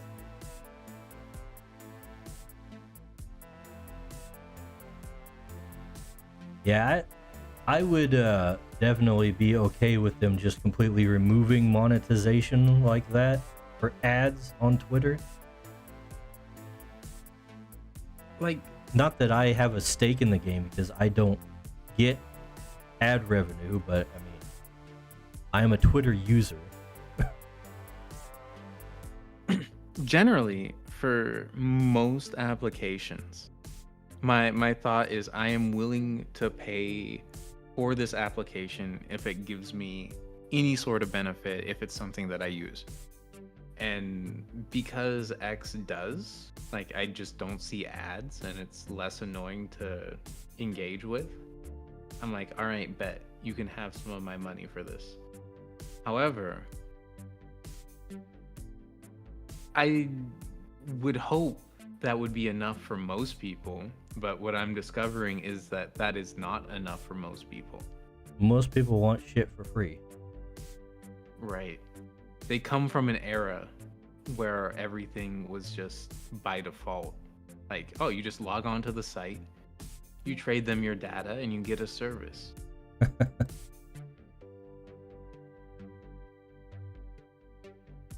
But yeah, I wish it was viable that X could just exist as pay us money, have no advertisements. But apparently that's not enough. Yeah, well, there's also the thing that like casual users who aren't there to like network and promote themselves for whatever they're doing, like independent creators, they're much less likely to pay for that stuff. But Right. you also need them for the people that do want that. Because having a bunch of creators like talk to each other ain't helping anybody. They're looking for customers. Too many cooks in the kitchen. Yeah. But then those places for the creators also just do exist already as well. Like that's Yeah. your LinkedIn. Or DeviantArt. Oh no. How dare you mention the beast, the devil in your Christian stream. I was just talking about DeviantArt the other day. There's an artist named Monhut, I think. They do like Monster Hunter artwork, and they turn all the like Monster Hunter monsters into waifus. And we went to DeviantArt because that's where I first saw the artist. And so I was like, I wonder if they're still making stuff on DeviantArt. And I went to DeviantArt and it was just oh my gosh. Do you want to guess what DeviantArt looks like right now? AI stuff everywhere. Yeah, there's so much AI that when you don't see AI, your brain just assumes that it's somebody using AI with a different model. Like, it's actually kind of crazy. Yeah, I know. What's it called? Pixel lets AI on the platform, but you have to label it so you can like filter it out in your searches. But people, they're not gonna label their stuff. Why would they ever do that? I don't know, it seems to work for me. Crazy. I haven't done much searching on Pixiv in a while, but I feel like if I were... Oh, go ahead. I haven't seen like too many non-AI things in the non-AI, or I haven't seen too many AI things in the non-AI searches. Just kind of a hassle to remember to like turn that stuff off.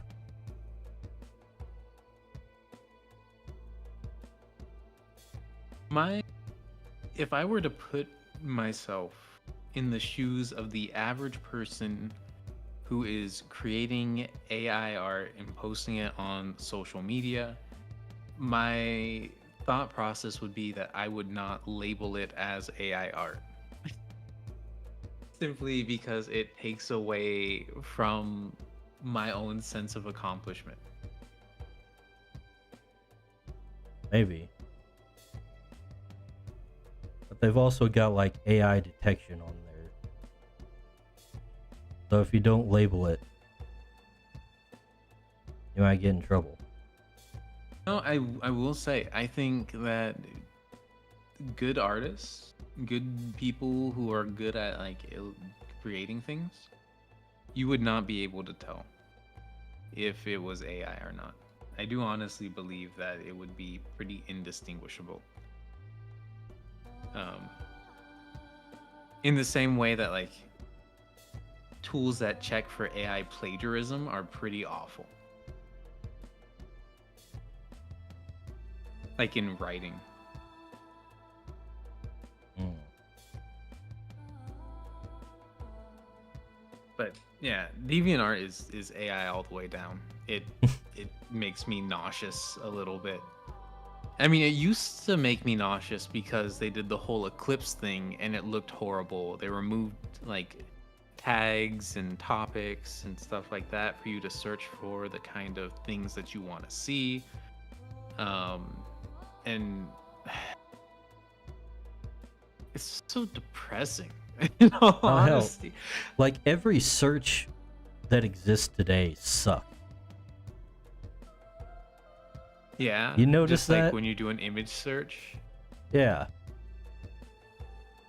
I don't do a lot of image searches myself, so. Or just any kind of search. Really? Oh yeah. It's so hard to find like specific things.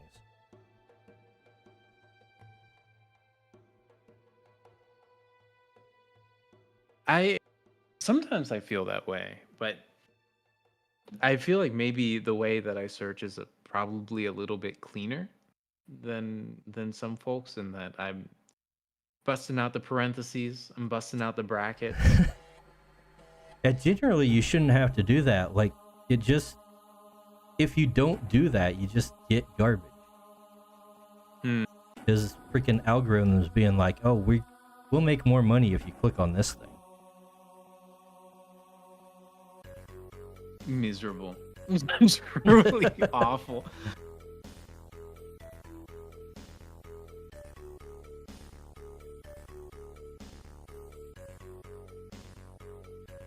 A lot of people I've seen have been complaining about like trying to look for references and then just getting like AI stuff of what they're looking for. That's me. Oh no. I complain about that like every time I search for references of something that's like relatively common. Yeah. Like search for elf wizard and it's like AI. And it's all super generic looking. Right. No inspiration to be found. Like, you just look at it and you go, that is an elf practicing wizardry. It looks So how do exactly you- like that other elf that's practicing wizardry over here. So what do you do? What's the solution to search for better reference? Is it just to suffer and sort through an endless ocean of garbage? Kinda. Like I haven't found a good way to filter like Google image searches. Oh no. Heavens forbid you try to use Brave image search. That's actual misery. Yeah. I have Brave, but I don't use it for image searches, no. My understanding is Edge is also similar, where it's image search is bad. I haven't tried Firefox in ages. I wonder if they're any better. But I would be doubtful. Do they have a specific search engine? I think Firefox has a specific search engine. I'm not sure actually. They might just sock it in other people's. It's been a while. I do have a lot of extensions and stuff for Firefox. Firefox used to be where it was at. Yeah, And then they got weird. Before they got on the whole censorship thing like everybody else. Yeah, I wish companies that facilitate your access to information would stop censoring stuff. That seems real weird. Not a fan of that at all.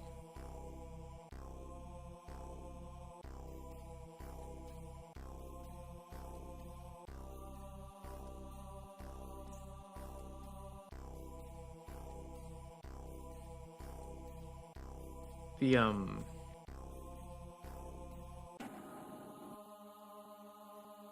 Yeah, no, it's just hell out there. I wanna bemoan DeviantArt a little bit more. So when they announced the like whole Dream Up thing, we're Dream gonna Up? take your artwork and we're gonna put it into our AI image generator, and it's opt out. So have fun. I was like, all right, that's the last straw. I'm out. I no longer wish to maintain my DeviantArt account. I'm gonna do the thing. I'm going to leave. And I did. And every time I go back, the site looks worse. It smells worse. It's less useful.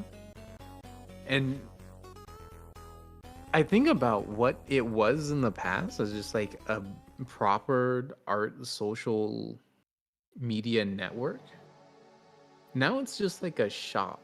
It's like you go there to see things that you want to see instead of engage with artists or art that you want to engage with. Yeah. Which seems like a distinction without a difference, but like it went from being like a collaborative space for production to a space for consumers. And it makes it feels so gross, to be honest.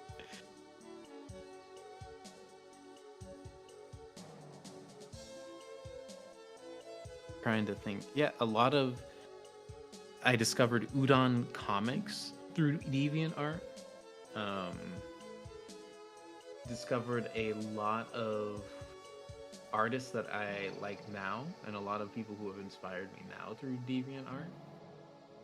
And now it's just AI slop, a marketplace where you can buy stuff that's filled with AI slop. Nobody talks to anyone. You go into the comments section of a hot art post on DeviantArt, it's like 5 people chatting instead of like the hundreds of people that it was in the past. It's just so gross. I hate it here. Rust Zero in the Twitch chat says just bring back forums and image boards. Kick out the normies. Forums and image boards are very limiting in your reach. That's the problem. This makes sense for you. I am not a professional, so I don't mind having a limited reach. You are also a bit more niche in your It's true. The creations. people who want me will find me.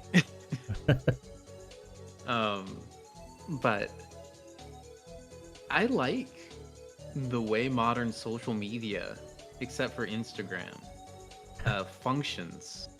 Like, I think it's actually pretty good, especially if it's not too algorithmic.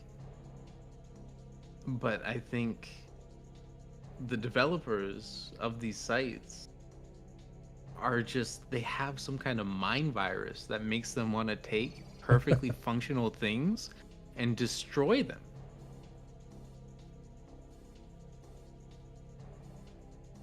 Brusta says DA's downfall started with the removal of the old site. Yeah, the transition to Eclipse was cataclysmic. Like, it happened, everyone said, hey, this is awful.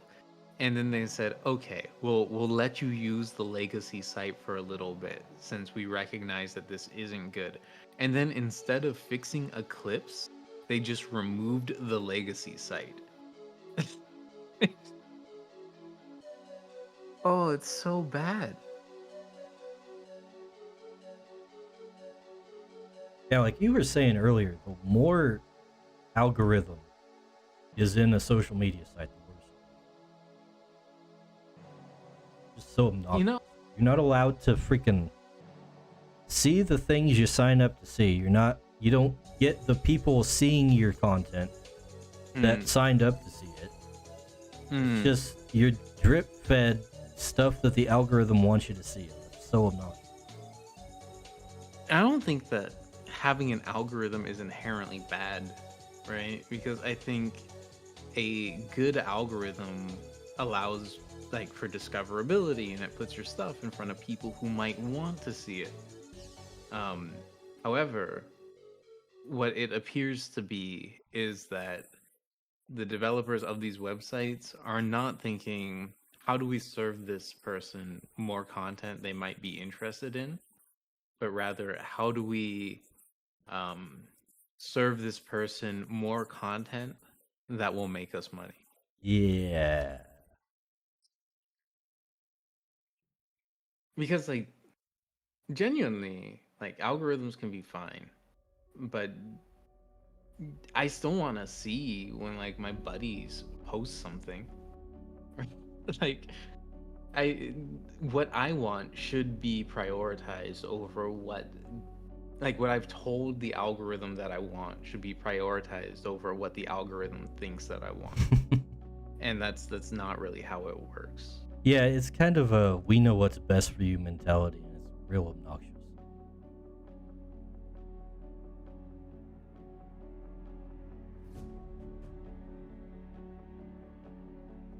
Versa says these sites make money from the consumers, not the creators, which is true, but they need the creators there to get the consumers to stay. Also, that could be mitigated by simply like putting on-site subscription plans and making that a serious thing. Like Twitter has it, but I don't think it's especially good. Know what I Aren't mean? like criteria to even have access to it on Twitter? I think so. It's probably like most things do, especially like YouTube and Twitch and all that. Mm-hmm. But Because heavens forbid. heaven forbid what? Heavens forbid you give people who are maybe not as popular the ability to make $30 a year on your platform and encourage them to continue to produce content I on know, your right? platform.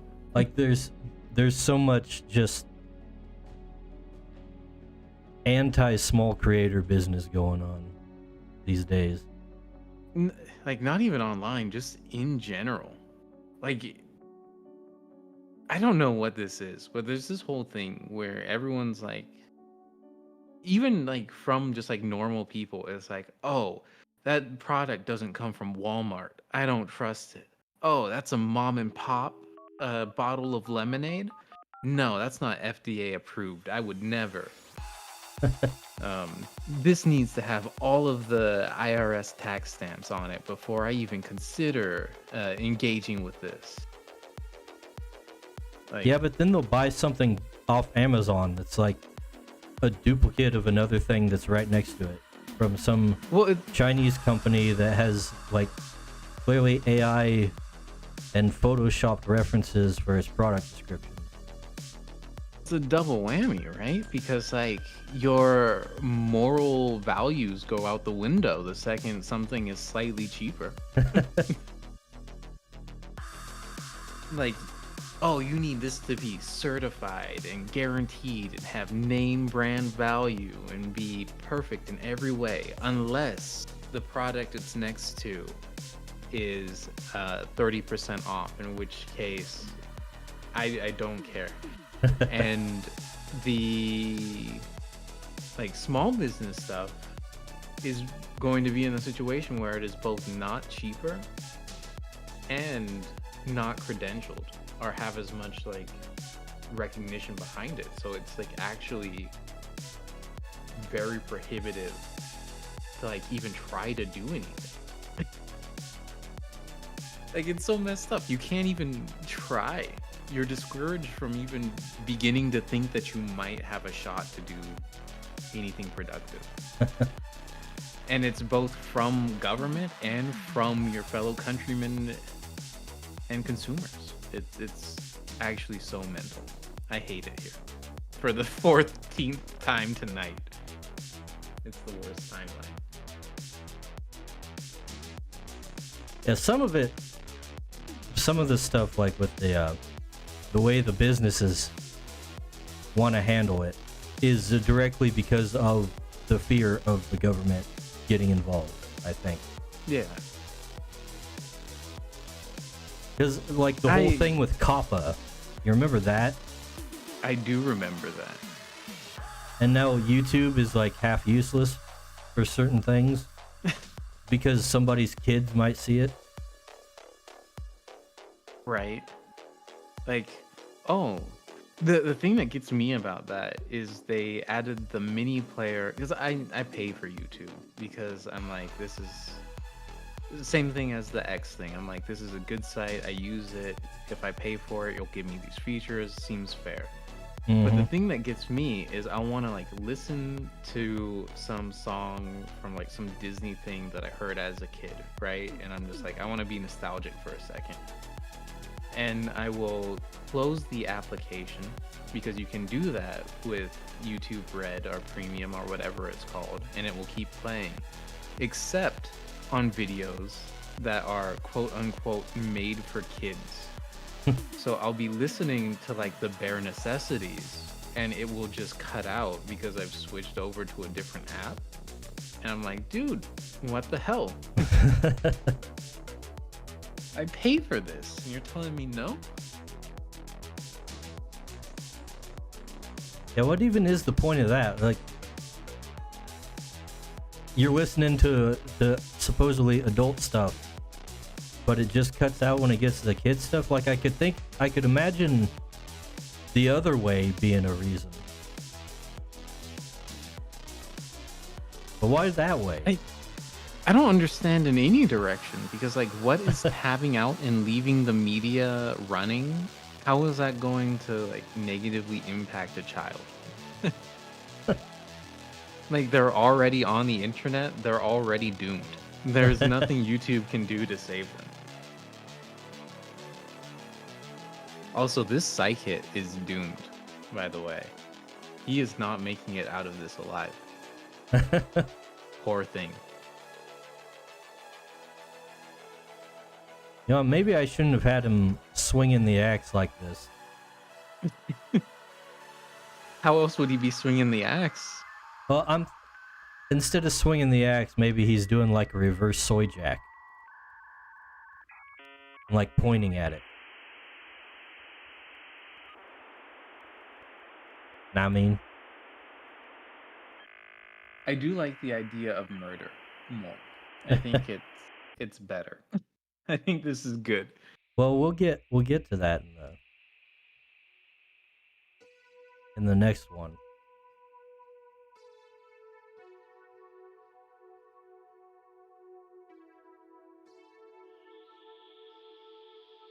Brewster says, all growth must be grassroots or else that growth won't be sustainable. I think that's mostly true. I don't Probably. actually know how I feel about that as a statement. I don't know. My whole thing with stuff like this is things need to be like creator owned. Once you start selling off parts of your company, you're doomed. It's always gonna go downhill to like the lowest common denominator stuff, and be run by the bean counters. Hey now. We bean counters don't want to run anything. We simply want to count the beans. You leave the running up to somebody else. Yeah, but the bean counting affects what the what do you call them? The investors see. Look, if I give you a hammer and you bludgeon a man to death with it, that's not my problem. I've merely produced for you the tool. Look, I'm not blaming bean counters for making the decision. I'm blaming the companies for letting them run the company. I see.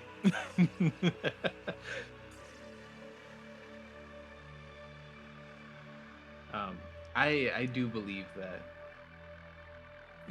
more important than grassroots is, and this goes into creator owned, is authenticity of the thing that is being creative, both in like creative pursuits, but also in like logistical or like productive pursuits.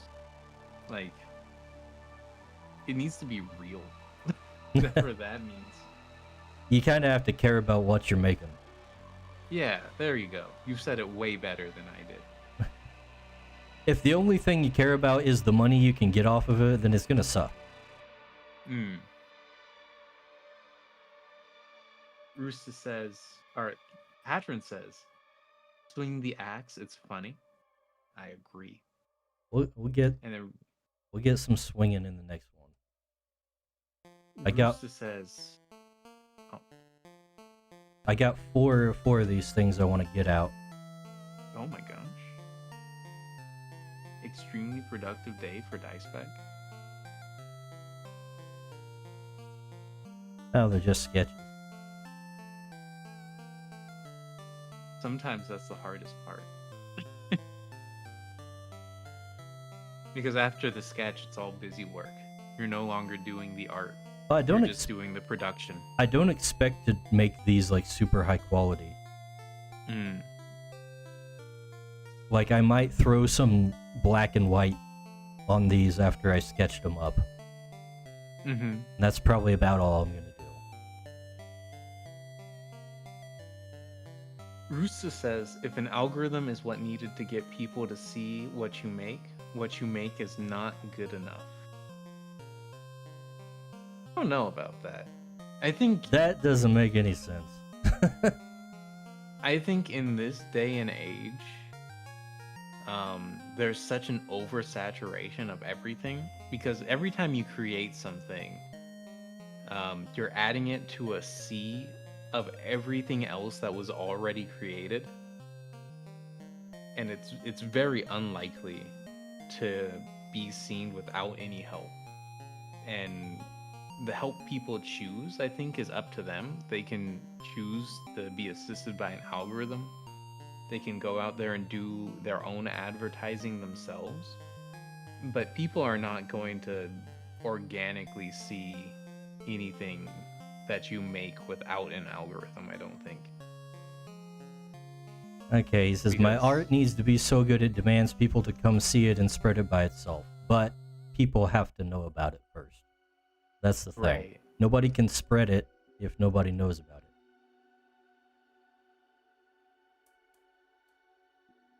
And even if people do spread it, they have to have their own network that's meaningful.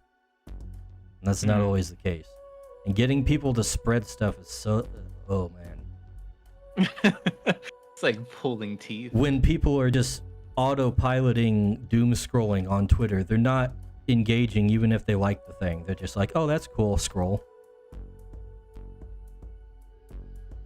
Because I've been there. I've done it myself. When I'm actively like trying to help buddies out, I have to go back and I'm like, hey, wait a second, I should have shared that or something. But I didn't think about it because I was just doom scrolling.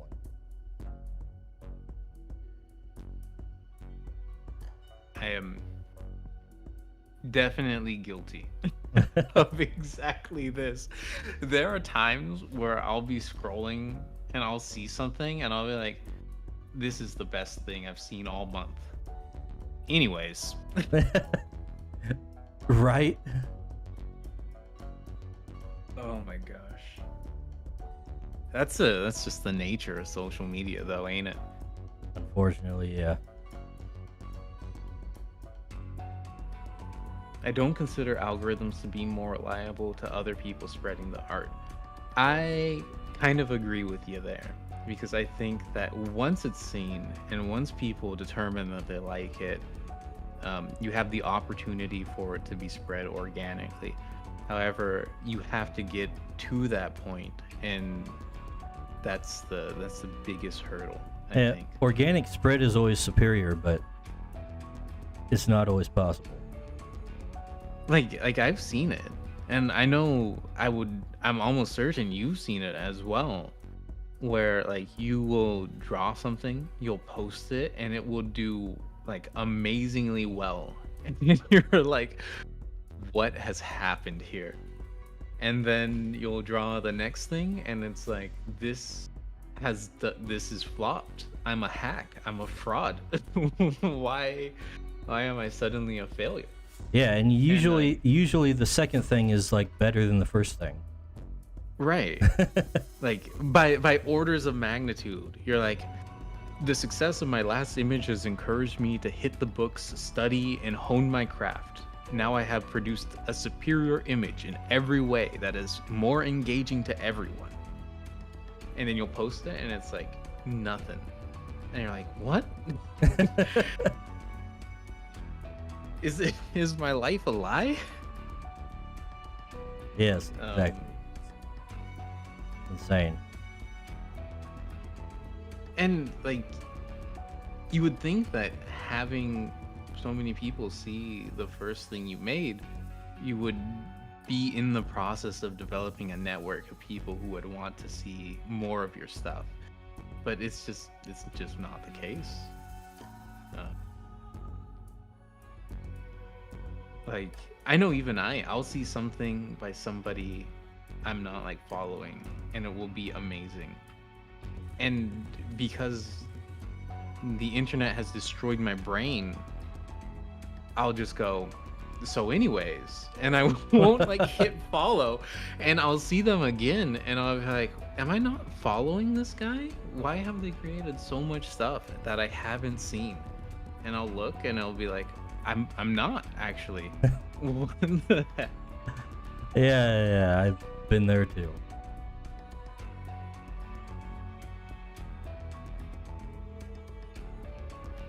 And I feel like back in the day, there is a lot more like creator awareness posts going around. You remember those when it was like, yo, here's how to support artists without commissioning them or something. This is what likes do. This is what retweets do for us. Right. Stuff like that. And I feel like that kind of culture is like not quite as big anymore. I saw one of those today, and I actually thought to myself, that is so novel. I haven't seen something like that in so long. I retweeted one like today or yesterday. That would explain why I've seen it so recently. But it was like, no, it's true, because without those things, as a producer on the internet, you're not getting anywhere unless an algorithm picks you up. But even if people do those things, because of the nature of the internet, it's still, very, very rough. Yeah. And then the algorithm might decide not to show you the stuff when they do follow you. Right, like, say you get lucky and you hit your organic growth without the use of an algorithm. The algorithm might decide to ruin your life for no reason. Yeah, it's crazy. Honestly, I wish people, like, it's different if it's like your profession, right?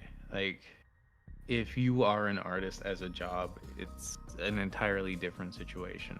But I wish people on the internet would be less focused on likes, retweets, post performance, because it's just random.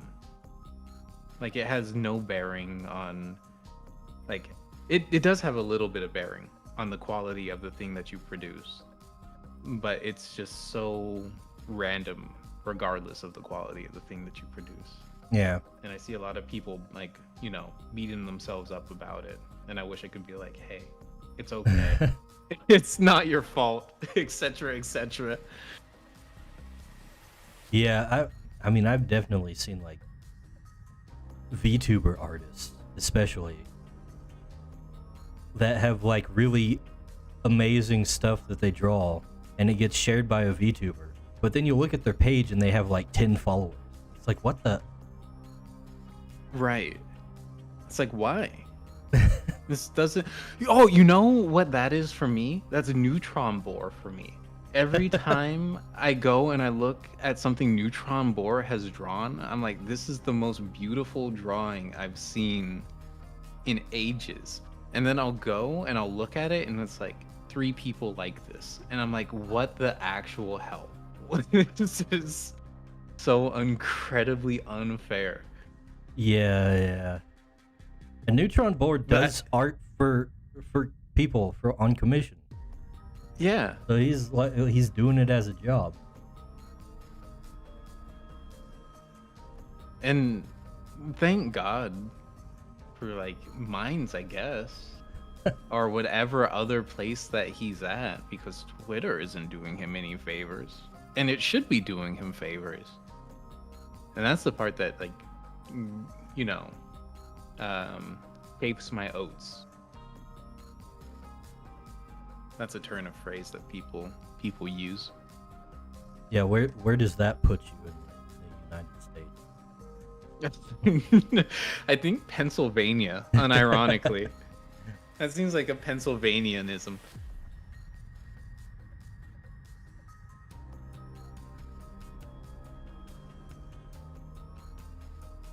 Rooster says, gonna be real with you. I don't think Twitter art shares do anything to boost someone if they aren't already pulling in numbers on their own. I'm not sure what kind of art shares you mean. Because I've done some art shares for like where people are like, oh, post your art, network. And yeah, like most people it doesn't do anything. Because most people are there to post their art. They don't actually go in and look at the other people's art and follow them. Mm-hmm. And the people who want to see a person's art are going to be following the person whose art they want to see, and then that's going to be how they see the art share. So they're going to be like, I have come and seen the art that I wanted to see. I no longer need to engage with the post. Yeah. I think the most pessimistic view of those is that they are exclusively for the benefit of the poster, because artists will engage with the post, and then that favors it in the algorithm. Yeah, and so Yeah. the original poster gets the benefit of the thing. That Although I does- don't think most people. Oh, sorry. That does seem to be the case. And I've definitely thought to myself, like, maybe I should do one of those and see what happens. Because I thought maybe it would help engagement. Hmm. So I figure if I'm thinking along those terms as a person who hasn't done it, then they're probably thinking of that too. I'm under the impression that most people who have posted these types of art shares are not doing so that cynically. I wouldn't assume so, but I mean, if you post one, It's possible. if you post one and it does well, why wouldn't you do it again? Yeah.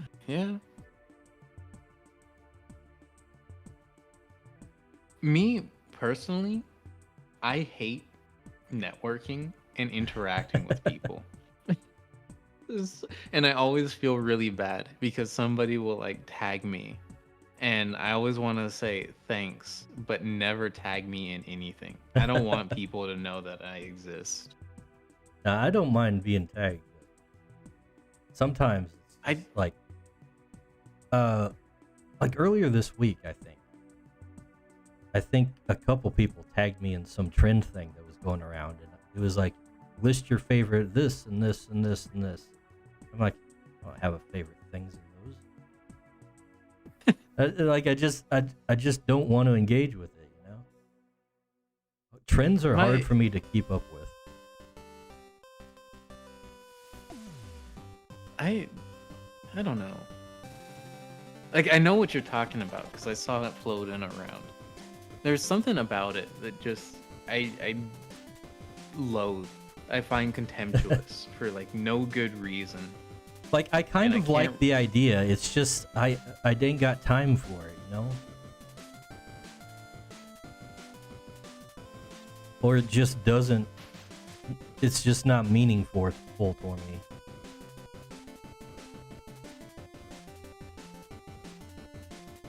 I think it might just be. I need you to let me know if I'm like ridiculous. I just don't want to like bother other people. Like I don't want to do something. I don't want to tag other people and have them like ping them for something they might not be interested in. And then furthermore, I have no idea like if I were to respond to it and not tag someone, is that then rude? Like, what have I done? Like, there's too much like weird internet etiquette that I don't want to have to deal with or even think about. So I see something like that and I just go straight into the recycling bin. Not going to engage with this. Yeah, I get that feeling. Like when I got the one I was talking about, I was like, I'm probably not going to engage with this, but I feel like I should, like say something or something, just because like I don't want them to think I missed it. So like I gave it a like, and like that was it. Right? Because it's always nice to be like, oh my gosh, somebody's thought about me. I'm not invisible. how quaint. Yeah, the thing I've generally felt like helps me out with networking online is to think, if I'm wondering if I should do something, just think, how would I feel if somebody else did it to me? And usually it's like, oh, I'd feel good. I'd like it if they did that, so I just do it. Right. That actually makes a lot of sense. I gotta be more introspective. I gotta be more selfish or self-centered in the way that I assume other people behave. Yeah, should I like this post? Yes, you should like the post. Did I share the post? Yeah. Probably share the post. Should you comment? If you got something to say, then comment. Even if they don't reply, they're probably happy to get comments. Every time I don't reply to a comment, I feel miserable. Like, I feel like I have personally insulted them on purpose. I know, right? Like, even when I like literally have nothing to say about it, like they'll be like, cool image, and I'm like, yeah. I have nothing to say in response to that, but I'm still like, I should say something back. that's why God created like buttons. It's true. Thank you, God. Rusa says, anyway, my stance is art itself should determine how well the post does online, not algorithms. If you want to do better, get better. I agree that that's the way it should be. That's generally not how it is. I think even if you didn't have algorithms, it would not be that way. It would be more that way, I think. Maybe. I would grant that it might be more that way. But I wouldn't put a lot of money in any direction on that gamble. And I love gambling. He also says, which is why I've been spamming your DMs, hitting the training art. Well, I do think that the better the thing you make is, the better it will be received and the more popular it will become. And I think that is true. I just think the amount of weight that has on something isn't very strong. Like what I've found is that good networking can make up for huge deficiencies in quality, but not the other way around. Having good quality doesn't make up for the fact that nobody knows about your stuff at all. Oh yeah. And sometimes you'll have good networking and good quality, and you'll still flop. And it just doesn't work out, yeah. Pattern says, my biggest issue with interacting online is the very high chance of having to deal with a crazy person. Well, that's why God then- created block buttons. You know, I haven't interacted with crazy. Well, I did. I've only interacted with a crazy person on Minds, who, when I drew, like, my poly character, they go, "So what? You're some kind of Satanist then?" And I was like, "All right, guy, it's a cartoon. Chill out." But apart from that, like, my online time has been pretty civil. one of my posts on Minds got a comment. Let's see. Oh, is this recent? Oh yeah. Oh no. I've got several comments. This one's been doing the rounds. I guess I don't remember boosting this, but it's got the views of a boost. Maybe somebody else did. I don't know. But I'm seeing F off spamming homophobic slur loser. Oh my god. To which I replied with this image.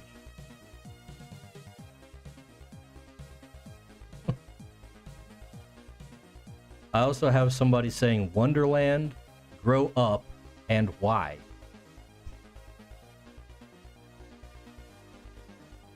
So yeah. Well, those are this is usually the kind of comments you get when you boost something on Minds. well, I honestly thought that you would be able to tell when somebody else boosted one of your posts on Minds. They don't like give you a notification or anything. I guess not. But Well, it's got this is yeah. Oh, go ahead. This It's- is interesting information to me because it was me. I am the person who boosted the post. Oh my. Have I caused you distress through this action? Oh no, I'm used to it. It was just like, why are these random retards making mean comments on my post? It's like, I didn't boost the post. Usually that's the only thing that causes that. I have boosted a lot of posts on mine, so I'm familiar with the tells. So it was a little confusing. Oh my gosh. Mars Cam in Rumble chat says, I always want to interact with people, but I never know what to say. Yeah, I get that, and like, again, I just think, like, for me, I don't care what people say as long as it's something nice. It sounds so quaint to hear, anything is okay, so long as it's, like, pleasant. Like, it's such a low bar, but it's so hard. Yeah, it is. Hard out here for a pimp. Yeah, that's crazy that they don't even let you know that somebody else has interfered with the natural course of your product.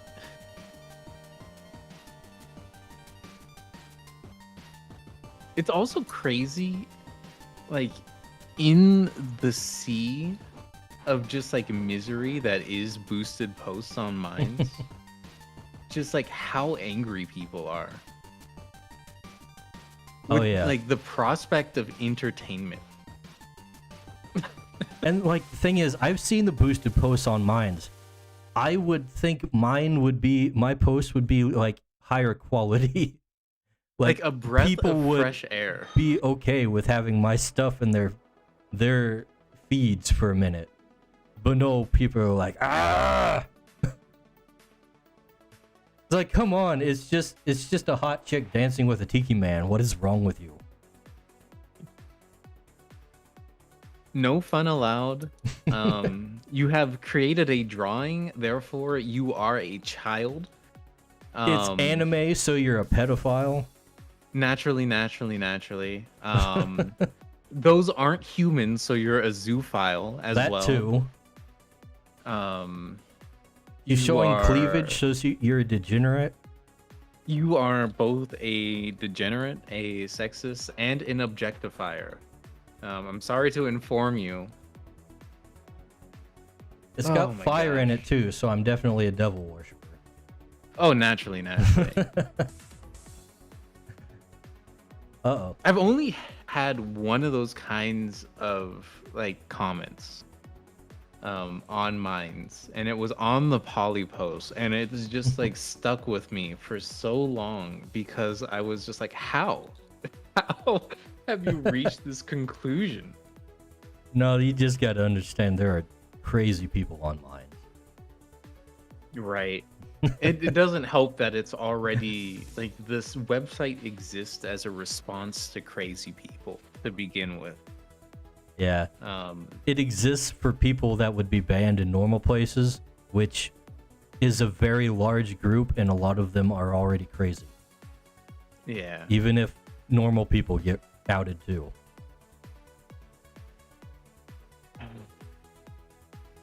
What a mess. It's so funny. Like, it's so weird because I'm used to these kinds of things existing on the internet because I've been on the internet for a hot second. Like, I'm not super new to it.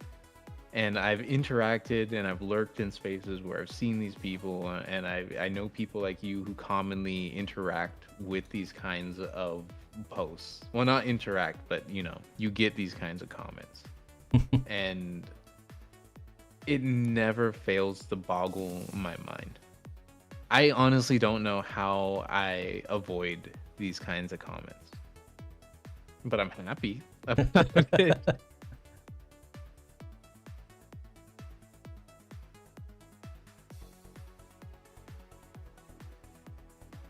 Patron says, I just checked my Minds for the first time since I made it, and wow, I missed such a warm welcome.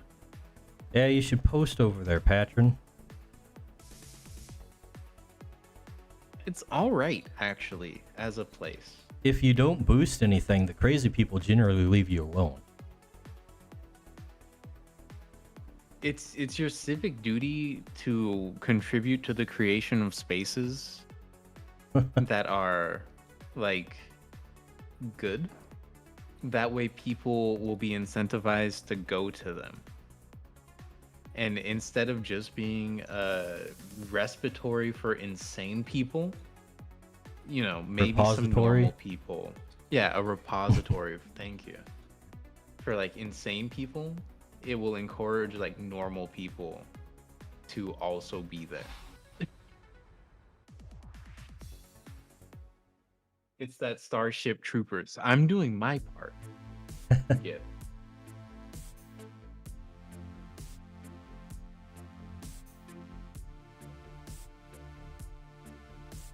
I am not familiar with Rusta's art off the top of my head. But Rusta the name does a sounds lot familiar.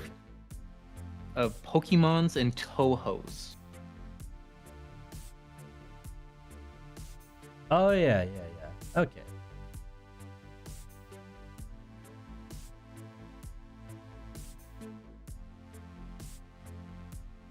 Boosting is when you use your internet-derived internet funny money on Minds to expand the reach of a post artificially. It's just advertising. Yeah, it's advertising with the tokens they make.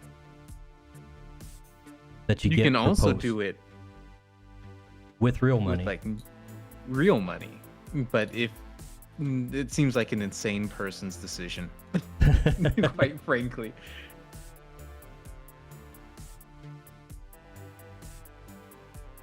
Part of the reason why I boosted your post was because I have like 5,000 tokens. I don't know what I'm gonna do with them. I might as well just boost the stuff I like. And since it's not my stuff, it can only be good. Makes sense. I used to boost quite often, so I have like 300 tokens right now. I've been doing it a lot less because I've been not focusing on mines, because mines is kind of bare. It makes me so sad. Like, I think I've reached like the maximum active subscriber number. Little Like, over yeah, a there's 1,000. just- Once you get over 1,000, it's like everything just kind of stops and everything turns into a trickle. Like that's I all wonder what- that's the whole active user base. I wonder what their average monthly users actually is. I bet you mine's isn't public, right? Publicly traded? Yeah. I don't think so. But they've got investors. Well, then they should have that number up somewhere. Maybe. They might just need to disclose it to the people specifically who are investors. Oh, hey, Patron subscribed to me. Thanks, Patron. On mine, of course. Hey, patron, you should also subscribe to me on Minds because it's sane. It's cleaner than his Twitter. It wasn't always, but I've made the concise effort to be a good boy. On Minds. Fingers crossed. No, pinky promise. The other one.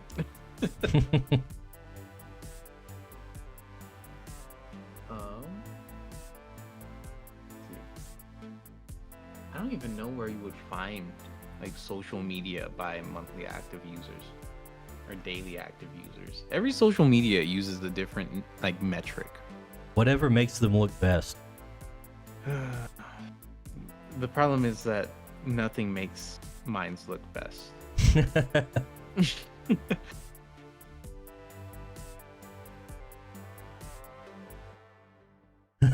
Oh, this is kind of cool.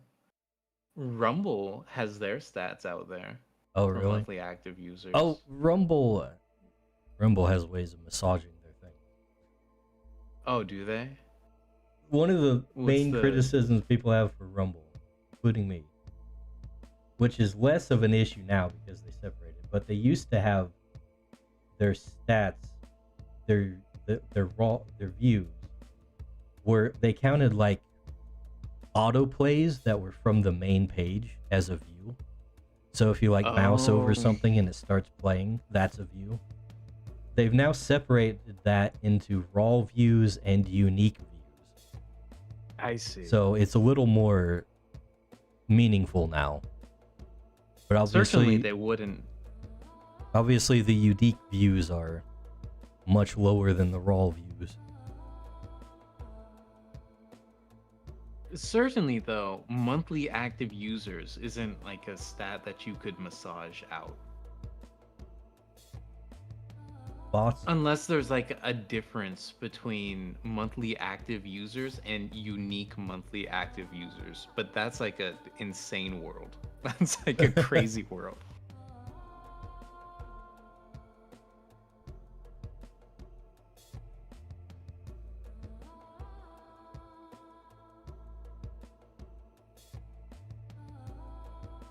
Well, if you look at most popular social networks worldwide as of January 2024 on Statista, How high is the Chinese which Chinese one? one? I don't know. Chinese YouTube, how about that? Billy? Sure. Billy is not there, actually. But I Damn. bet you that's because Statista does not receive information from websites beyond the Great Chinese Firewall. That could be. But WeChat, which is Chinese owned, is number how do you count? Number 6 at 1.3 billion monthly active users. And then TikTok. Oh, this is weird. A joke just sorry. went through my mind as you were saying that. It was like too fast to really register as a joke, but when you said how do you count, I was expecting how do you count in Chinese, but it didn't happen. It was just see. how do you count? So that's why I chuckled there. TikTok and Douyin are the same thing. Like Douyin is just the Chinese name for TikTok. But TikTok is on the list at 1.5 billion monthly active users, and then Douyin is on the list at 0.75 billion monthly active users, which is very, very weird to me. Facebook is number 1 with 3 billion monthly active users, followed by YouTube and then WhatsApp and Instagram. How is Facebook number 1? Is it just Indians using it at this point? I mean, a part of me thinks that Facebook probably rolls the Instagram users into it as well. That could be. Or Threads. Like it probably rolls Is Threads still Instagram. working? Is that still a thing? Whenever I log on to my Instagram, I see Threads pushed to me as like something to do, and I scoff at it every time. I go, no, I will not engage with your bizarre platform. I have my dignity.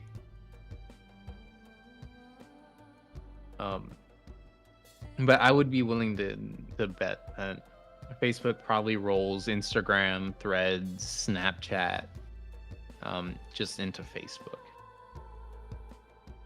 Yeah, because it's like counting Facebook Messenger as something that's separate from Facebook. Weird.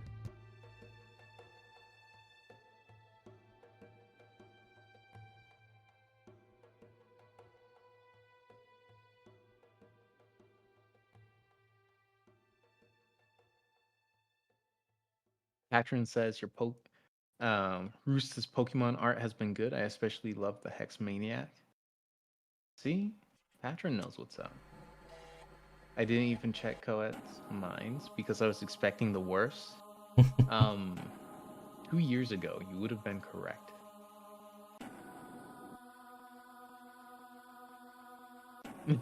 Gab makes minds look best. You're right there. That website is terrible. That is the other website where I tried posting something rather innocuous, and they were like, "So, you are actually like Satan, huh? Didn't realize you were a miserable human being." Like, all right, okay.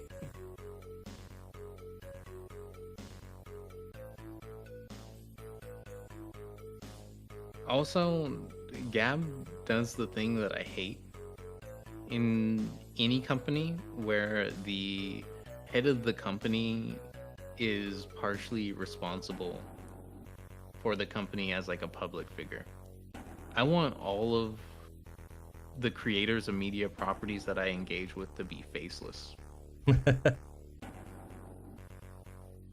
Unless they're cool and I agree with them as a person, in which case that's fine.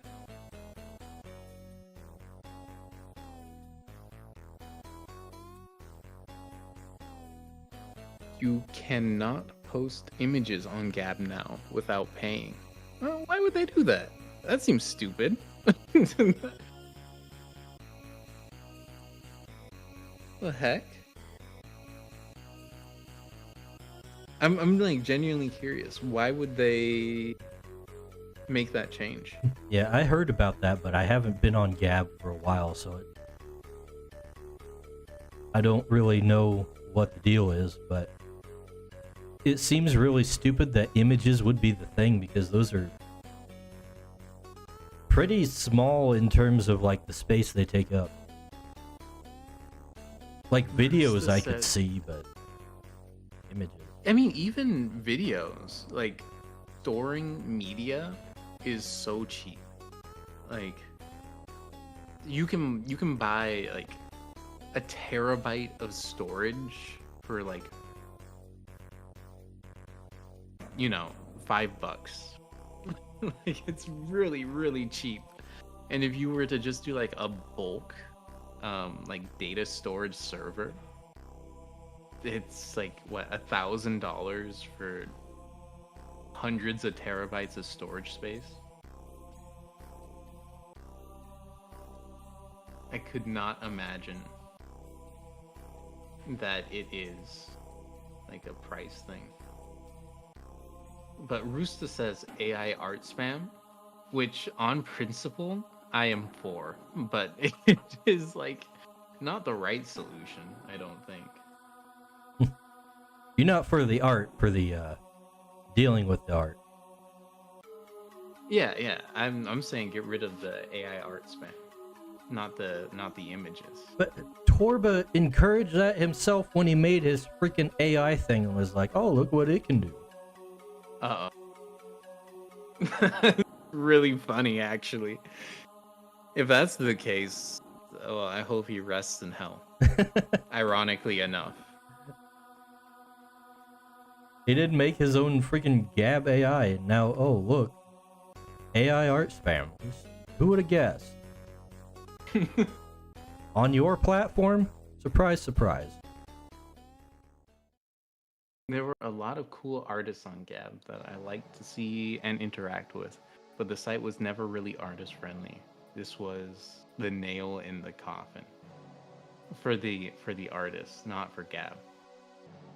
Yeah, I don't think for me, like, I didn't know of any artists on Gab that I liked that weren't somewhere else that I could find them easily.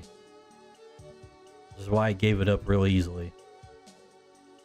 might have just been because I was there a little bit early, but there was like, I felt like there was nobody there. Like, I would look for stuff, I would like try text searching for like art, drawing, sketch, etc. You know, just the normal keywords you would try to look for stuff with, and I wouldn't see anything, and I would be like, all right, okay. With Gab, you And kind of had to get on like the artist groups in order to see anything. It seemed like that's where people would post stuff, but then most of these artist groups would be full of like boomers posting their oil paintings that they did 10 years ago. See, I do like a good oil painting. I won't lie. I don't even really mind if it's that old. You ever do any oil paintings, Dice? Yes, I did some in college with my painting class. How did you like it? I liked oil painting, but I hated the professor. Oh my gosh. It was just many such cases. some pretentious European dude. Oh no, don't tell me he was French. I don't think he was French, but I don't know. I think one of my favorite drawings is, you know, the Sacred Heart, like Christ with the Sacred Heart. No. Hold on. Let me see if I can find both my drawing and then the proper Sacred Heart image. It is a chihuahua in the place of Christ. And it was meaningful to me. Beyond just being a silly drawing. Okay.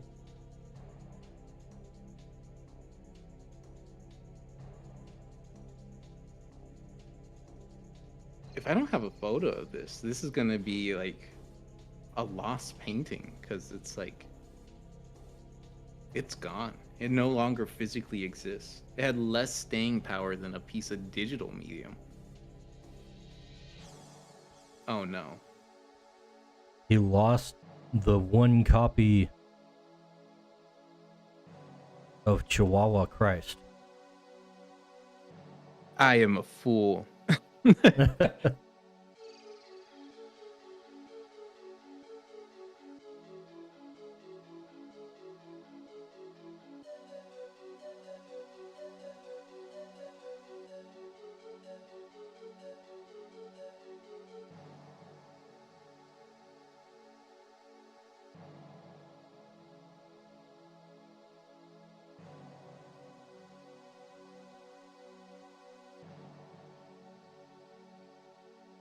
Anyways, this is the Sacred Heart. I think this is the image that I was referencing when I was doing the painting. But like Chihuahuas were originally, raised to be eaten. So that With that I've little bit internalized of meat, well, I mean, that's the thing, right? Like, you don't need to eat a lot to survive, and Chihuahuas don't need to eat a lot to become Chihuahuas that you can eat. okay. So they're optimal. That's why they're so pathetic, is because they're not meant to live. So they're like the chickens of dogs. Literally, yeah. Makes sense. I want to see if I can find this painting. Oh yeah, Patron knows how it is. The boomers who didn't appreciate anything that wasn't traditional landscape paintings was strong on Gab. Yeah.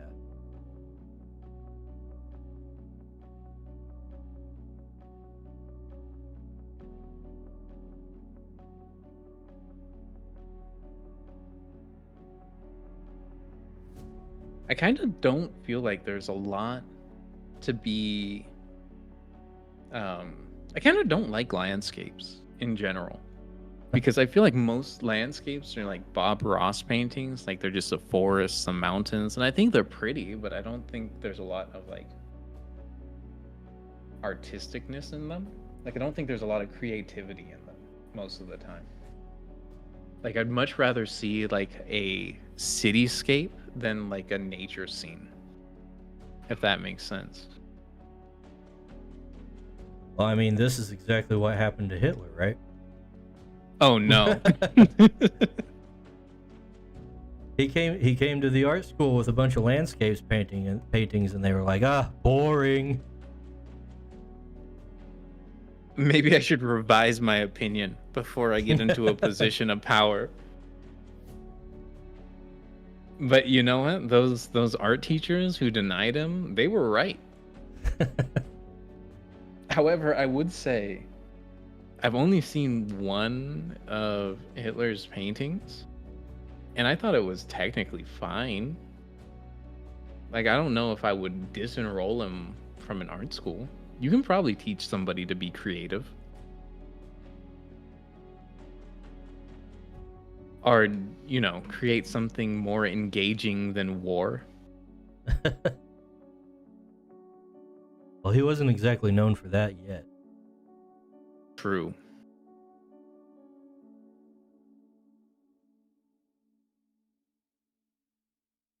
Patron says landscapes can be really amazing if you treat them like characters and make environments with storytelling in them. I agree. That's kind of why I really like the cityscapes, because within a cityscape you have built in that there is a society that has created this environment. Like, you cannot get away from that. But when I look at most landscapes that are just landscapes, it's just like, yeah, mountain, tree, river, aesthetically pleasing color choice, atmospheric fog, hit print and ship it. Mission accomplished. Let's see. I actually, when I was out getting chicken nuggets before the stream, the sky was looking really good, and I got some pictures of that. I was driving around. I should show you guys.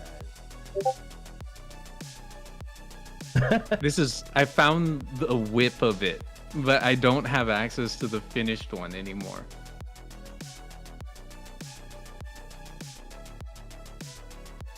Nice. It looks like he's holding an apple.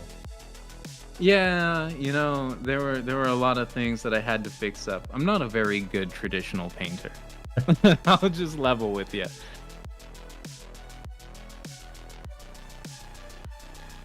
Imagine being a school not being interested in teaching someone many such cases.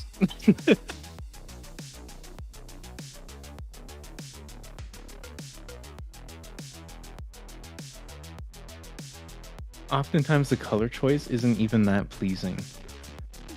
Sometimes, yeah. I really like snow scenes in landscapes personally. I love cold color landscapes. If a landscape is done, I think it's real sharp and engaging. The thing I really like about digital art is how much they push the scene into hyper realism. I don't really like hyper realism very much. I feel like if you're gonna do hyper realism, you should just take a photo.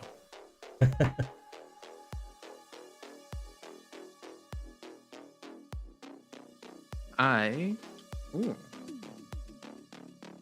See, like, this is a compelling photo. If you were to paint this photo and you did it hyper realistically, I'd be like, sure. Why wouldn't you have just taken a photo? I will be right back. Those were for reference for my personal use. Oh, we should play GeoGuessr with these. We don't want to dox me right on stream. I'm just kidding. I'm just kidding.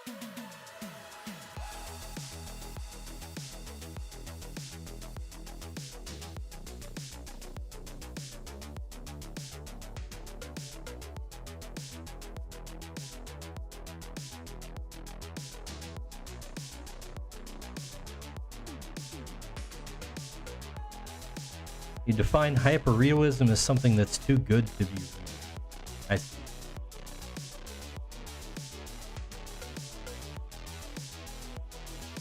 Let's see.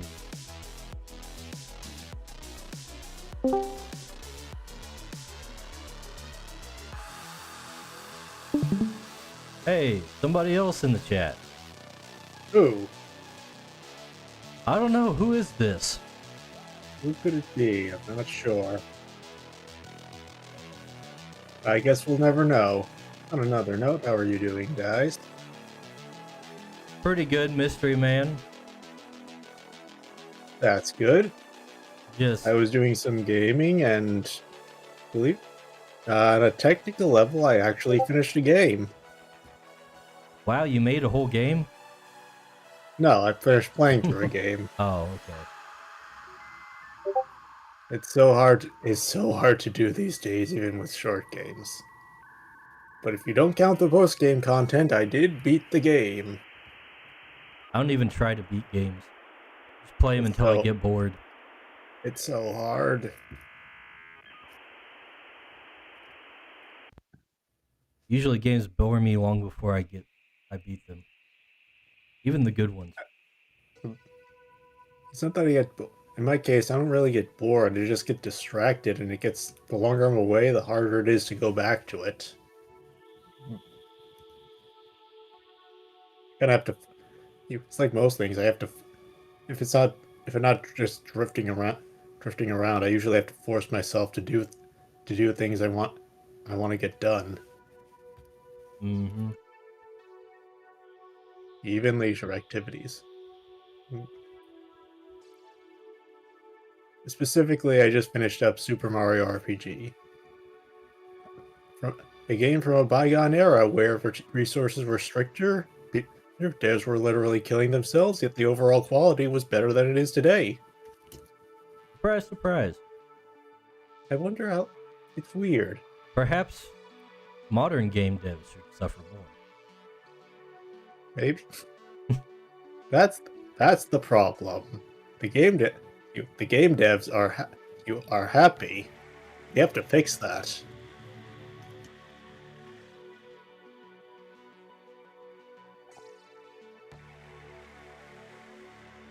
I'm glad people aren't killing themselves to do their job, but there's a certain point where all the resources we have are just either squandered.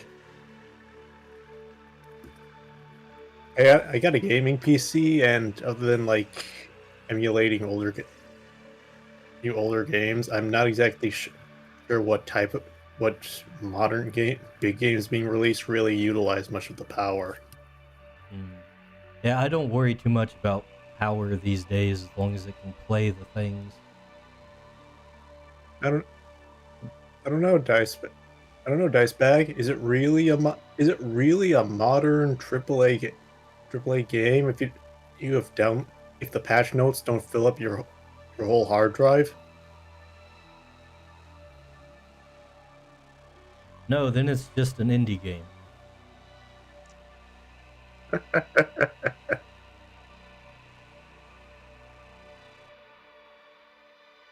I remember that one article about a game crashing and the notes that told you that came from that were just massive.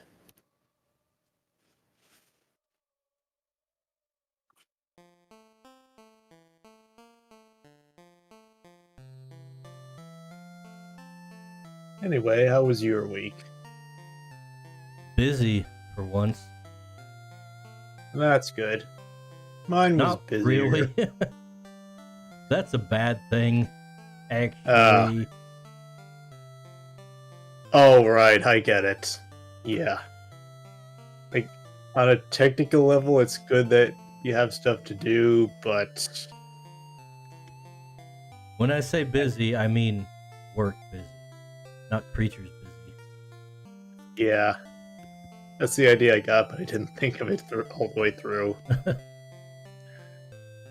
Yeah, it's been busy for me, and it's probably going to stay relatively busy since there's gonna be some job changes for me. Ah, Yeah. Uh,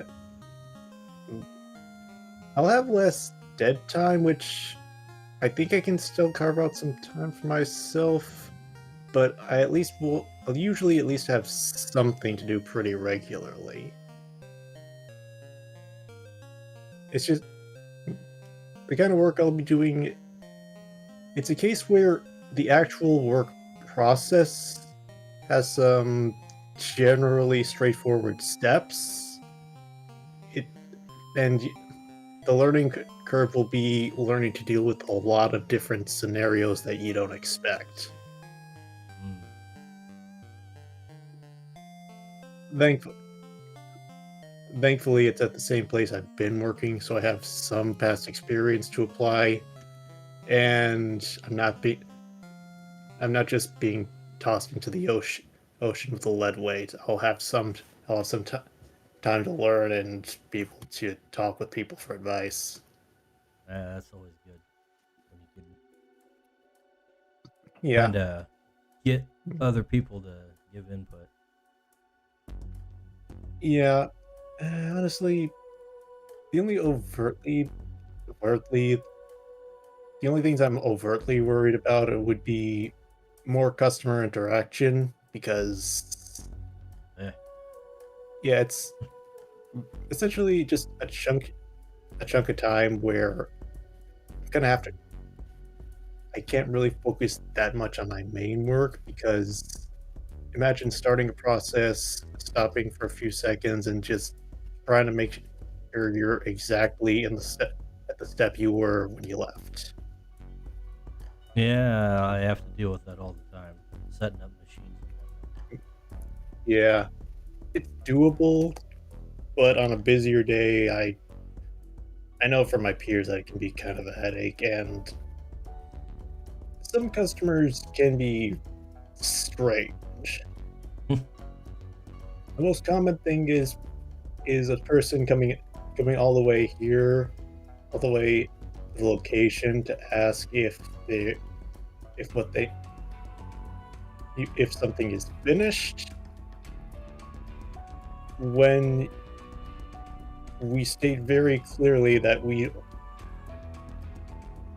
wouldn't have someone want someone to come in unless we told them specifically they could come in to take care of what they need. You know, to prevent people from wasting time. Yeah, Which, you know, The only time it didn't weird me out was with one person who come by regularly, but that was just because he lived nearby and it was convenient since it was either around the area where he lived or he passed by for work sometimes. Otherwise, it's just people wasting time usually, and getting upset that they made the decision to waste their time. At us, of course.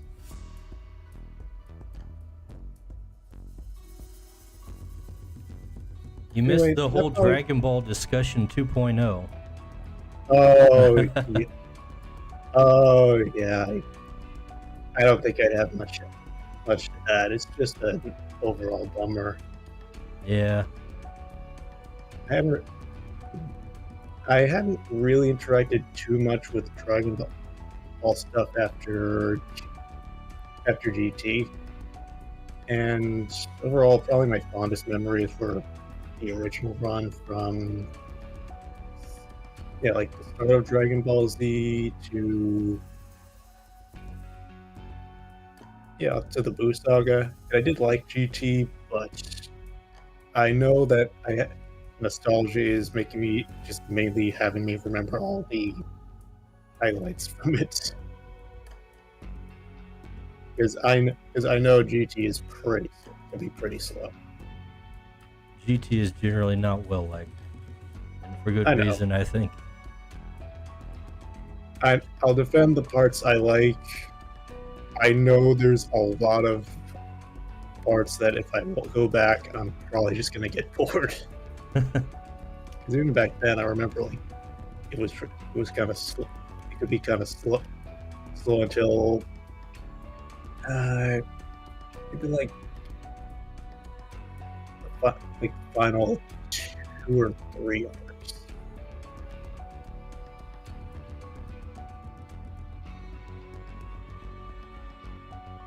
And I do remember that while like the Blue Saga is a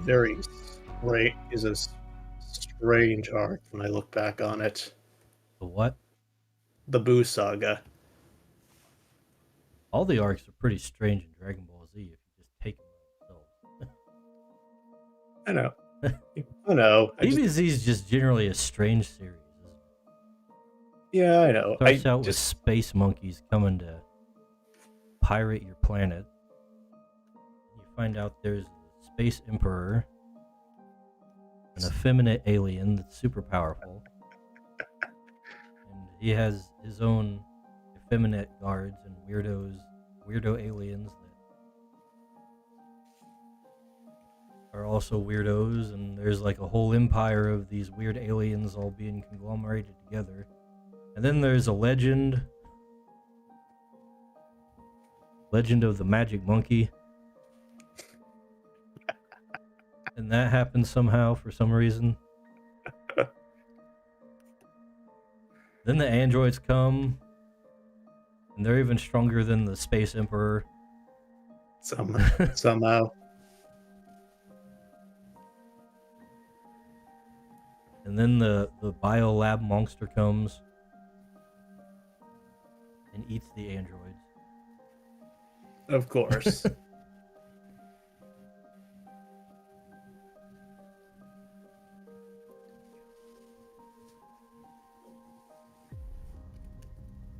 Yeah, it's strange, but it's fun.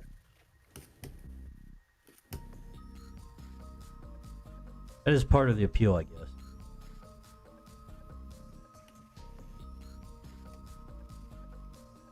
Yep. Credit to DBZ for being one of the only anime to have consistently good fighting games. Because no one seems to care with anything else. We'll have to ask should I Bowhead say- about that. Perhaps I should say Bandai doesn't care about anything else. Because they literally make all of them.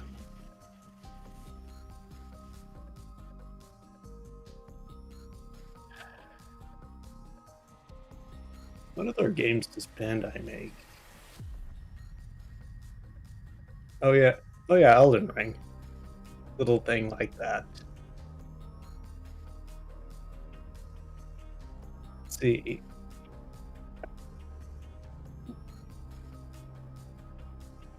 So FromSoft is a Bandai company? Let me double check. I know Bandai publishes FromSoft games. Let's see if they're independent. FromSoft.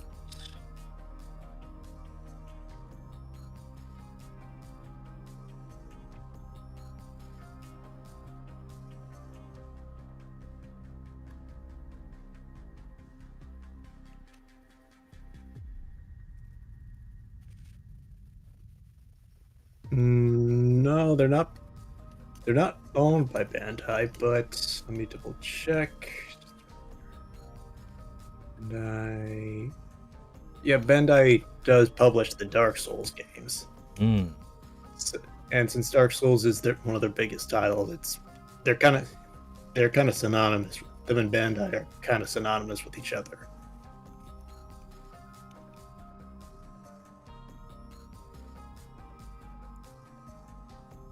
Oh yeah, Armored Core. I remember when this was coming out, people were comparing it with Elden Ring, and it took me months to realize that they were made by the same publisher, like the same company. Oh, because they're completely different. That's why I was so confused. Like, just the way things, just like the settings alone, maybe think they were made by two completely different developers. And to be fair, they're probably different teams, but there's a lot more different to it than that.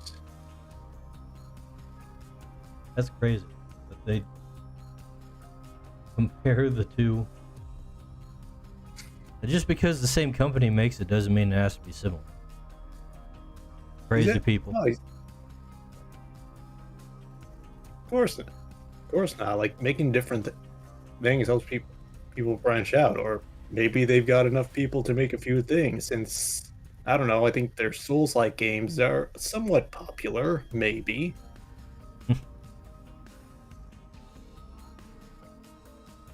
Also, it was funny watching people complain online when they were everyone dying to the first boss. An Armored Core? Yeah.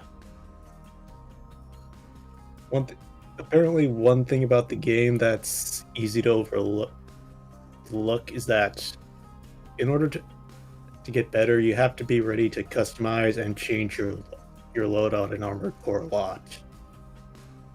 Also, apparently, abusing melee whenever you can, because levels tend to be designed to make you manage your ammo during a mission.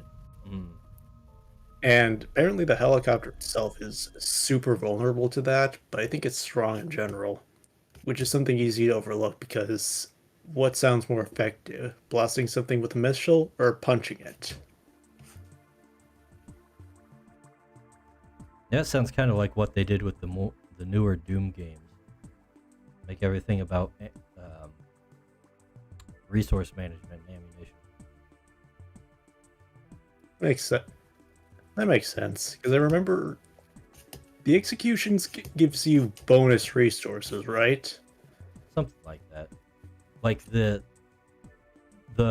executions give you something, and then hitting things with the chainsaw gives you another resource. So you have to mix up your ways to finish things off in order to keep your resources coming. It's very gamey, but it's interesting. That kind of makes sense for Doom, since it is pretty game. It's like it's such an old game. It's very arcadey the way they make it. Yep, and it works. It helps that you can run Doom on literally anything. What's the news? What's the topic? Oh, we were talking about From Software. Yeah. Oh wait, maybe you got into this before. We briefly touched on anime fighting games and how Bandai Namco makes all of them. That's not true. And I told you Kohet would have something to say.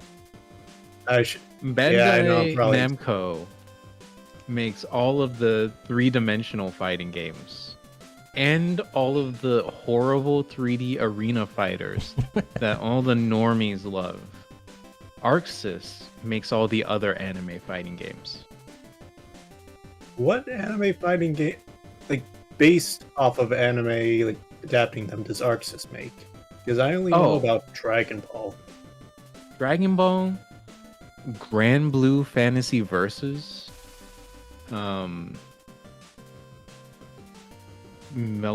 they produce Uni. Uni? Melty Blood is French bread, which is not a French company, so they get a pass because baguettes are kind of good. Not But French in name only. I'll allow Yeah. it. a Fino, Bino? Fine. yeah, French in name Oh. only. Oh, okay. But no, Bandai Namco just makes Tekken and Soul Calibur mostly. Mm, Oh, And the both ones, of those are pretty good. the ones Oh, I yeah. like. I mean, like, I hate Tekken. Like, I despise Tekken. I think Tekken is a game for nerds. But Soul Calibur is pretty sick. Kohet, And I think Tekken is a good fighting game. you can't be actually. a fighting game player and call other people nerds. That's half the fun of being a fighting game player, is bagging on people who play the fighting game that's not the one that you like. If I can't do that, then what do I have? imagine liking different things. Cringe. See? Evergrade gets it.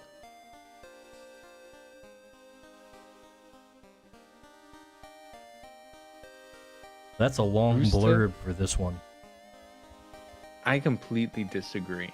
I don't think Fighter Z poisoned ArcSys at all. I think Fighters. Dragon Ball Fighters was good, and what they learned from Fighters, taking it into Strive, was excellent, and I'm happy that Strive did as well as it did. Not happy about what they did to my boy, but like happy in all other situations. Who's your boy? Bridget. Oh, I knew it. Naturally, who else would it be? makes sense. You don't want to hear On all my fronts. opinion on Smash? Patron says he doesn't want to hear my opinions on Smash. Do you mind if I give him my opinions on Smash? You go ahead and What? give your opinions on Smash. I'm not your boss. When I was 14 years old, 14? When I was 13 years old, Super Smash Bros. Brawl released on the Nintendo Wii. And I played Brawl for 6 hours a day, 7 days a week. I joined a forum for a Brawl clan that would compete in tournaments for Super Smash Bros. Brawl. And every time you navigated to the forum, it would play Benny and Benassi's Satisfaction on the forum page as an autoplay. I love Super Smash Bros. Terrible fighting game. Not a good fighting game. A lot of fun though. You know what? Strive is I will so be good. the one to say I hate Smash Bros. And I think I've talked about this before. But Oh I yeah. think I was around for this conversation. Smash Brothers is so obnoxious. There's so much garbage going on the screen at any given time. It's a wonder that you can make sense of anything going on. See, that's why when they play it competitively, even though I don't feel like it should be a competitive game, but when they play it competitively, they just turn all that off. Makes sense. Yeah, because I keep recalling, like, when a new one comes out, they do advertise. They did make a point of advertising Omega stages, which is just stages without any stuff going on. But even without like all the stage garbage going on, you've got really flashy effects that get in the way. The characters are really small on the screen because it's 4 players. and the stages are huge. You've got a bunch of other stuff popping in and out. I hate Smash Bros. Well, I mean, that's the meme, right? That's why everyone's like, Final Destination, no items, 3 stock, Falco only, or Fox only. Was the Fox old only, Melee meme. casual. Roost says Strive was a downgrade. Strive was not a downgrade. The truth of the matter is the competitiveness of a fighting game is directly proportional, or the competitiveness and the difficulty of a fighting game is directly proportional to how many people are playing it. So if a lot of people are playing Strive, that means it's going to be more competitive and harder to win. And honestly, I think if you think it's a downgrade, it is a skill issue. Because I think by every metric, including complexity of gameplay, Strive is an upgrade.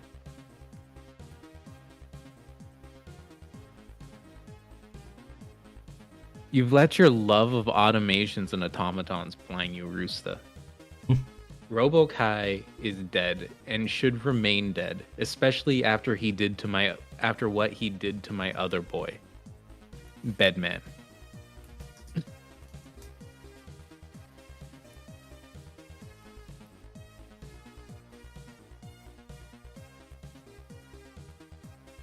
He's dead to me. I'm sorry. I didn't mean to come in here and just make this about fighting games. I had a delightful dinner with my wife. She made a delicious grilled cheese sandwich.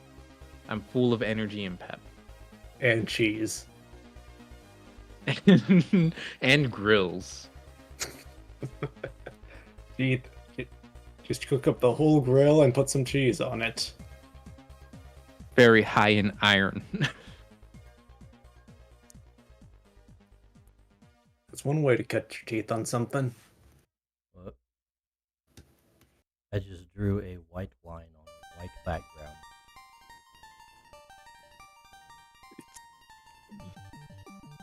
That is chaotic evil erasing.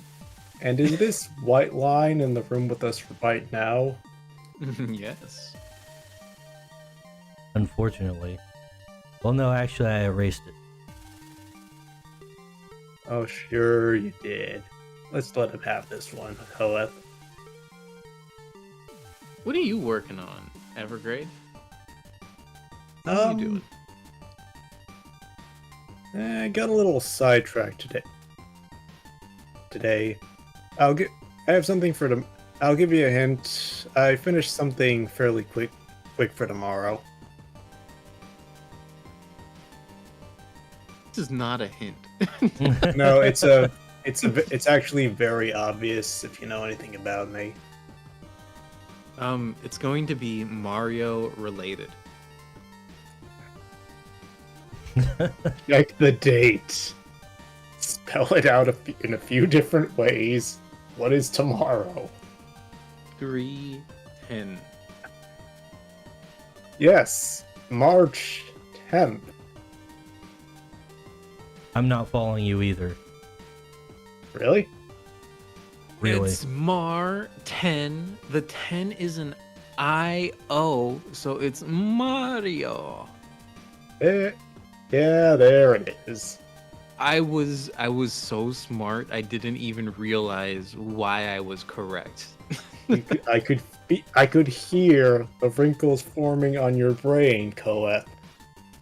I'm becoming See, a this is the thing. cryptologist. Go ahead, or not go ahead. Evergrade. We could guess you were drawing Mario without it being a special occasion. That's just pattern recognition. I actually haven't drawn Mario a lot recently. What have But you part of that is been drawing? Some Mans? original stuff. That is guess true. you could say I was... Okay, I'll post one thing I was working on last month that didn't exactly burn me out, but I was a little tired. Because I decided to do an art challenge where I drawed it that was started on Twitter. The way it works is that you have a chart with a bunch of expressions assigned to different letters and numbers. I've You seen. roll a letter.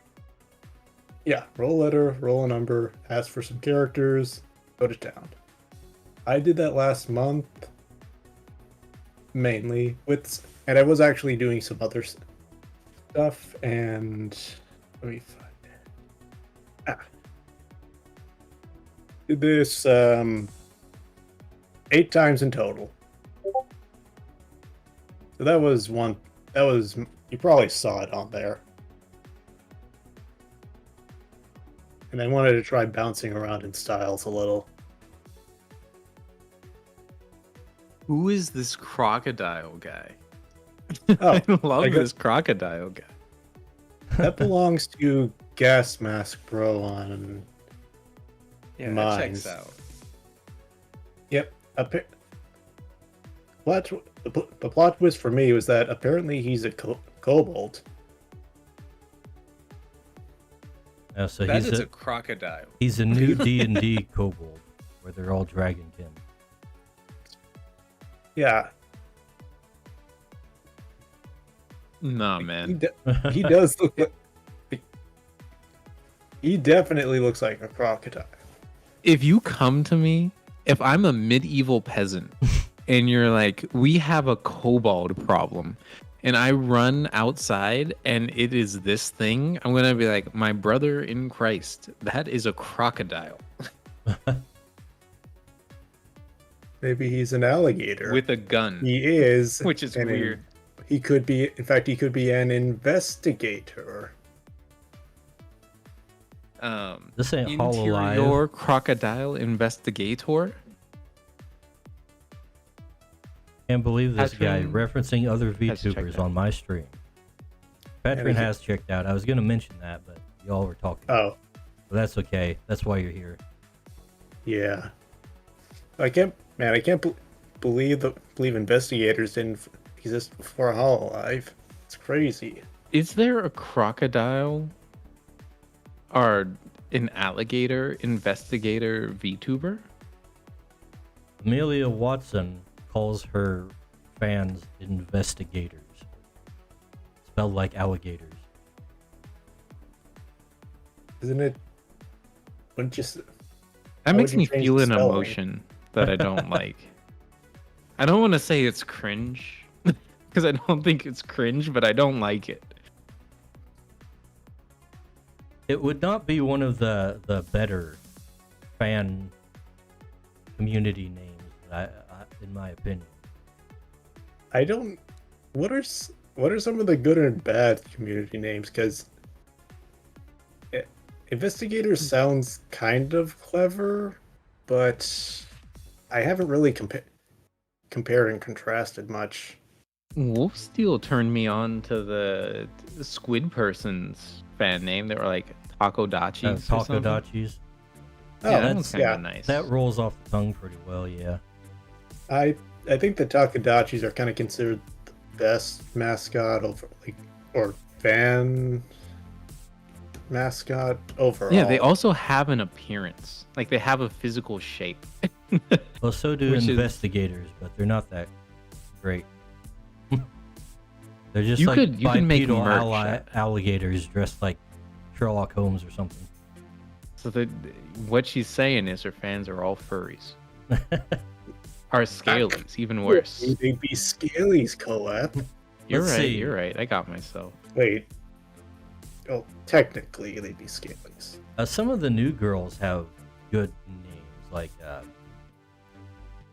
Bijou calls hers Pebbles because she's rock themed. Then there's the twins. Man, The twins call their fans ruffians because they're dog girls. I mean, I'm down with just being referred to as a ruffian in general. I mean, it's kind of cool. You do seem Beat like Dale the, to the punch. like the ruffian. He's got that dog in him, as it were. Go to the doctor like, Doc, I got that dog in me. The doctor says, yo, we got to get that out of you. There are 2 wolves in you. The doctor says there should be 0 wolves in you. You gotta follow it up with the "you are dying." Well, honestly, if the wolves are already inside you, I think you might be past the point of no return. I have a question, since you're pretty VTuber minded, Dice, naturally. Really? Possibly. I know, shocker. Maybe. He might be able to Is help. the Flork of Crows VTuber thing real, or is this like a psyop? It appears to be a real thing he's working on. I'm not gonna lie, it doesn't feel real. Like, it feels like I'm waiting for the punchline of, okay, no, we're just joking, guys. See, that is also how I feel. I feel like this is the setup for like a Mr. Business-esque payoff that I am not emotionally prepared for. Part of that is just because it happened so suddenly. Auditions apparently like either ongoing or closed. Yeah, I think he's done with them all. Yeah, Now, and not gonna lie, I was tempted. I'm surprised you didn't, actually. I would have gone in there and been like, "Hey, Chad, this is Iron Lung Jan. How's it going, everybody?" You would need to have the sound of the machine going on in the background. I as see. well. Okay, so you turned off the voice modifier. That would have been my audition, basically. You would definitely need to submit like an hour-long tape, because if I'm hiring, I would need to like have confidence that you can maintain that without dying.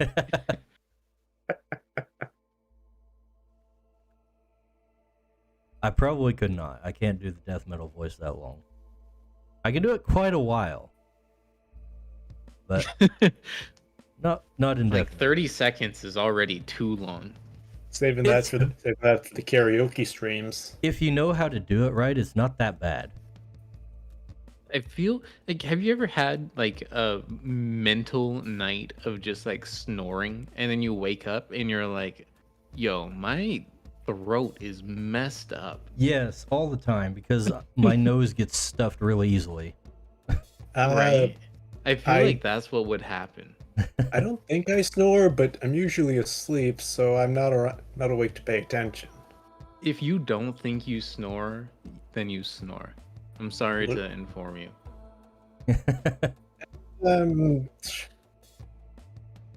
I guess.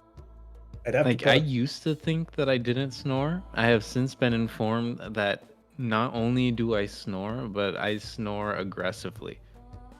Does the person who told you this have a source? Her source is that she made it up.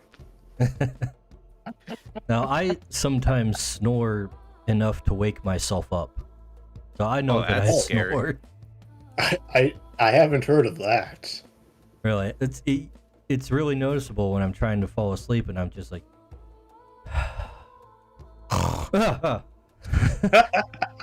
this is really bad. Okay. It really gets in my throat and messes with me.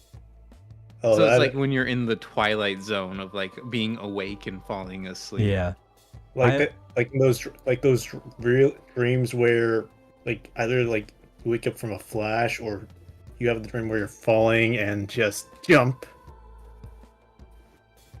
oh And then yeah. wake up. Except I'm not. Yeah. I'm not dreaming. I'm just starting to drift off into dreamland, and then I'm aggressively awakened by the rumbling of my tongue and throat. What a sentence. What a fantastic sentence that was.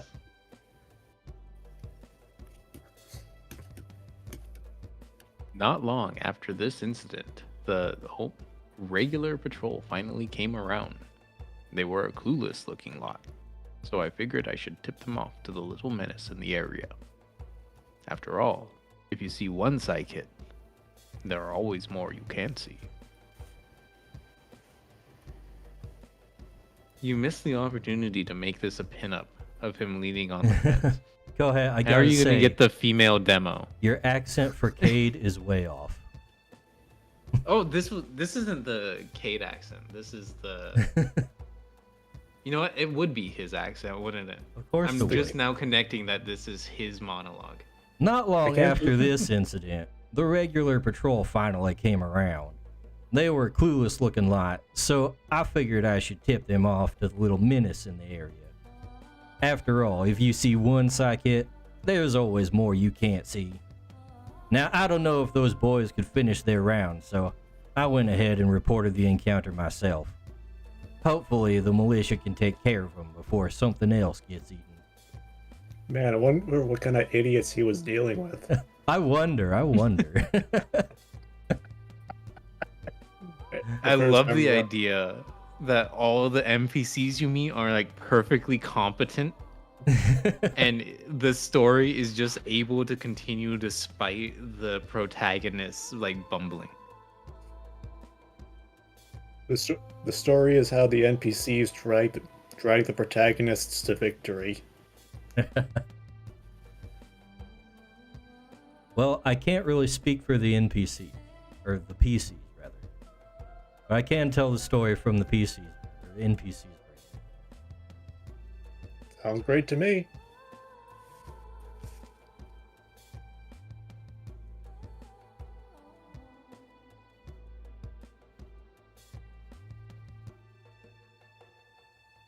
Let's see. That head could be a little bigger.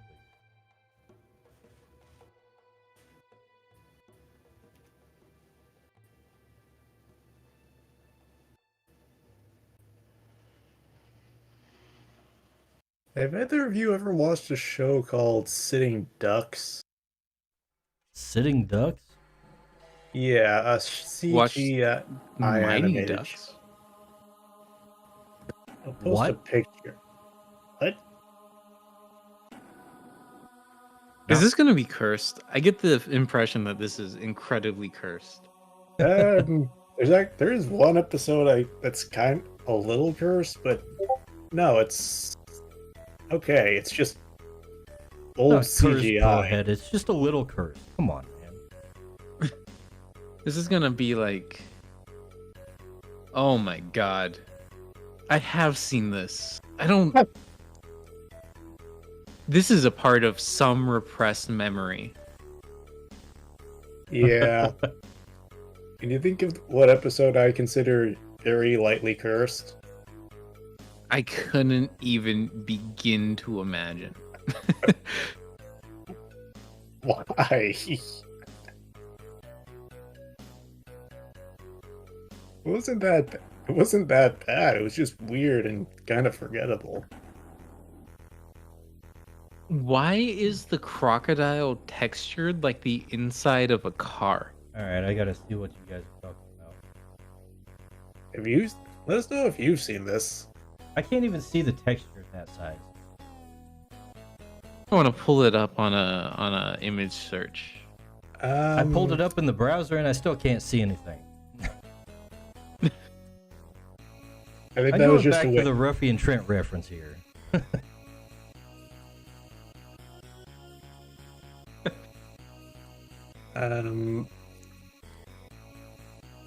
Oh, look at that. I can tell you, I definitely didn't play the video game adaptation. And you can kind of. Oh, jeez, no. I think that might just be grain from the picture. Evergrade, why are you talking about this? What are you bringing up about sitting ducks? We were talking about crocodiles and alligators. And it made you think back to this? It just came into my head. Oh my god, I'm so sorry. And I remember the one because the premise of the show is that the crocodiles eat or alligators, they eat ducks and trap them, except for this one guy who's actually made friends with one of the ducks. That actually sounds familiar to me now. Ah. The episode I consider slightly cursed was when he was given patches to try and help repress. The crocodile was given patches to help repress his appetite, but he puts on way too many at once and his behavior gets more and more weird until it gets to the point where he goes to the doctor's office thinking he's a duck to get his beak adjusted because his mouth actually turned into a beak. Ooh. So it's like a transformation fetish. Is it this episode, perchance? No, no, it's not actually. Like, it's Wait, you mean there are similar to that, multiple but episodes where he has a beak? No, it's just one episode where like completely transforms and his like face transforms and the ducks are freaked out about it. And then they rip You all the patches see- off and he freaks out and starts acting like a duck, like not a talking duck either. He starts flailing around and quacking and feathers start flying around until he explodes and goes back to normal, I think. Media has never been sane, is what I'm. But coming maybe to the you just conclusion need to of. increase your media literacy. Are you identifying with the man-eating bugs, Koeth? What? He's not on Twitter enough. What are you talking about? I'm not either. I'm finding it through memes. Is this Starship Troopers? What do you mean, man-eating bugs? Yeah. Hell divers, but Starship Troopers related, because they're Oh, both. that's close enough. Yeah, Same like themes. Helldivers is. I haven't watched Starship Troopers, but I still know like Helldivers is very into the inspiration with that, especially the second game. There was, I think it was like 2004. There was a PC Starship Trooper games that was just like a first-person shooter, and I think it was very poorly rated. But I remember it being awesome because you just had like a Gatling gun and you would land on the planet and you would just shoot through thousands of bugs. This sounds like Helldive.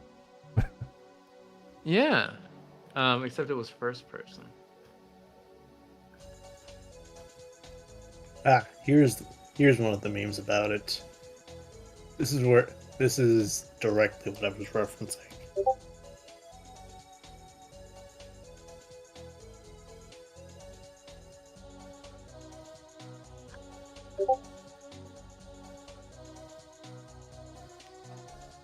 Ooh, it looks interesting. Here's another thing. It was 2005. But it kind of had like the same aesthetics as the first Halo a little bit.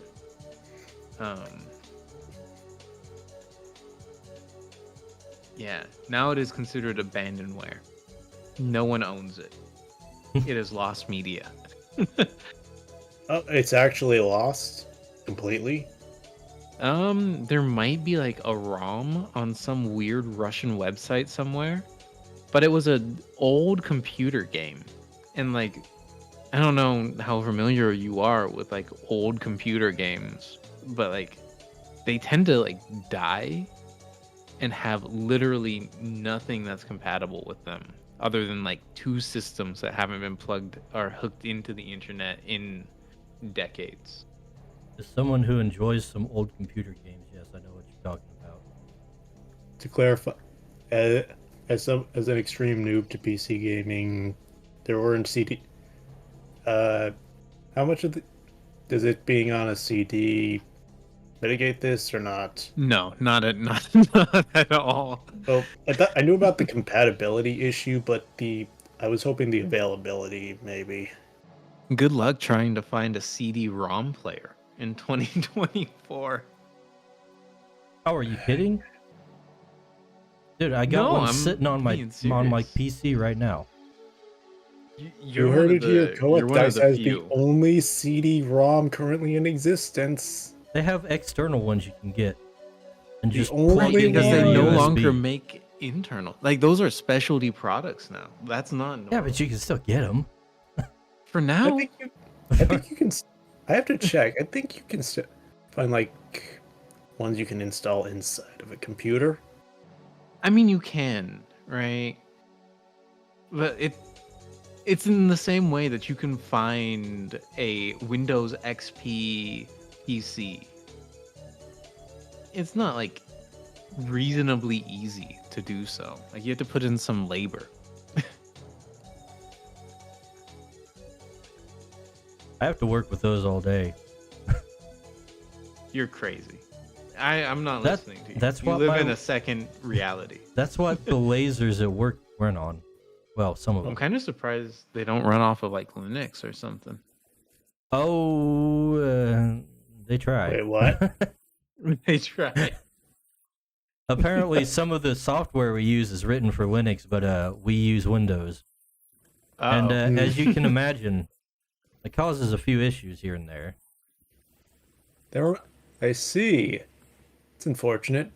But Like, those I are know- those are the newer lasers, though. We have lasers that still run MS DOS. Oh my god. Jeez. That's actually kind of like nutty. Remi- I know a lot of people want Linux systems to operate their code on just because that way they don't have to pay like a licensing fee for Microsoft products.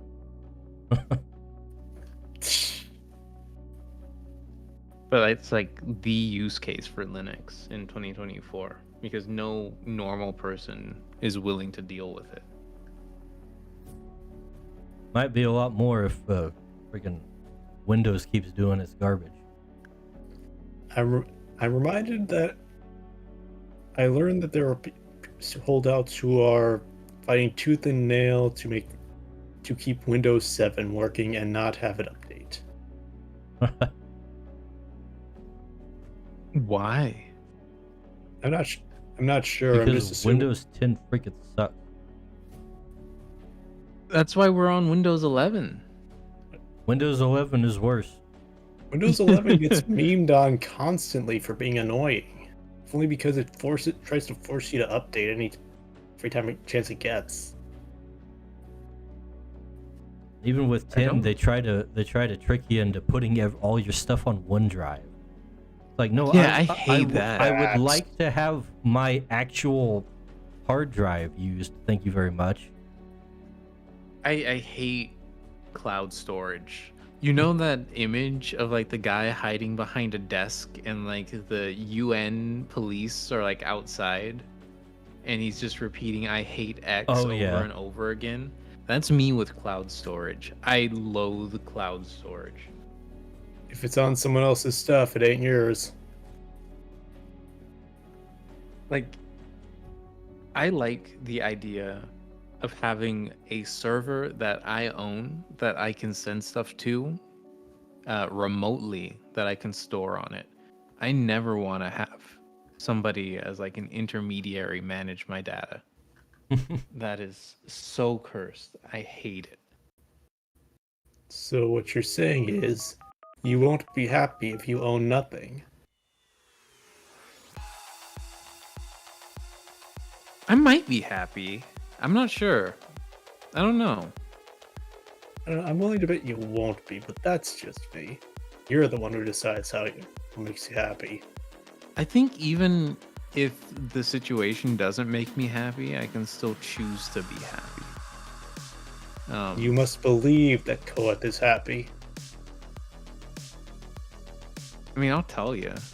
When I own nothing, I'll let you know how I feel if I can get online, because I won't own my computer because it'll be Windows 12 and you have to sign a EULA that says you do not own Windows 12, even though you owned Windows 11 through XP. You're gonna update. It's gonna be a forced update because you won't be able to access your web browser because your web browser isn't gonna be able to authenticate your system BIOS. Jeez. So in order to use any of your computer functions, you're going to be forced to upgrade to the latest version of Microsoft or Apple, where you will not own it because you will be forced to sign a EULA to utilize their software. And nobody's going to make their programs compatible with Linux. So the Linux use case is going to be limited to like 7 people who are just extremely dedicated to it. And they're going to try to make compatibility bridges. And then once they do figure out a sufficiently good compatibility bridge, they're going to be killed. You're a ray of sunshine, go ahead. He's in a good mood tonight. But I will choose to be happy. Despite it all. You know, there's got to be like some kind of legal case to be brought against these companies that just keep making stuff so that you technically don't own it because you have to sign away all your rights through some user agreement. Why? What do you mean why? Like, why would there, like, if you agree to use the software or the tool or the whatever, why would there be a legal case against it if you're engaging with it consensually? Because you're not really engaging with it consensually. I mean, that would be true for like a utility, like electricity or water, consumable food. Because But- they have monopolies effectively. Because there are some things that you just can't enforce in a contract because like legally you're not able to force somebody to sign their rights away of a particular thing. Just because something's in a contract doesn't mean it's legal to put it in the contract. Right, but I mean, like, they would definitely argue that you don't have a right to use their product. And if it's something that you have to pay for, well, then they're correct. But the thing is, if you pay for something and you own it, who are they to tell you what you can and can't do it? You know? But they would argue that, like, you know, you might pay for like a technician to come and fix something in your house. You don't then own the technician. Says who? Slavery was outlawed ages ago. Well, you're not. Yeah, In I that forgot case, about that. you're not paying the for the technician. You're paying for his services. Correct. And everything is product as or software as a service. Except the service isn't a thing. There is no service involved. Well, Once that's you have the, the that's product. the argument, right?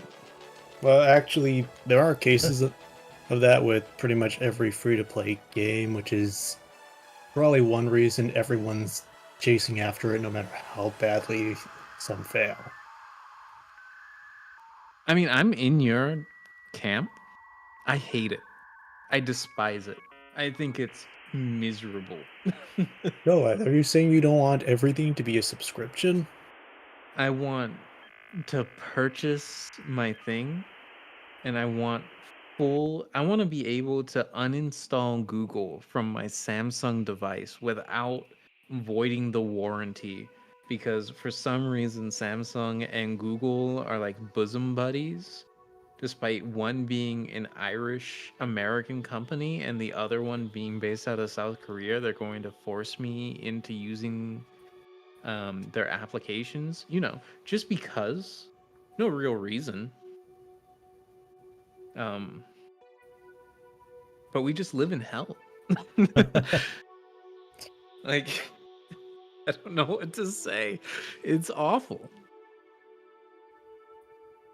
Okay, Rust to Zero says judges love throwing out "you can't sue us" contracts. Yeah, that's another thing they do.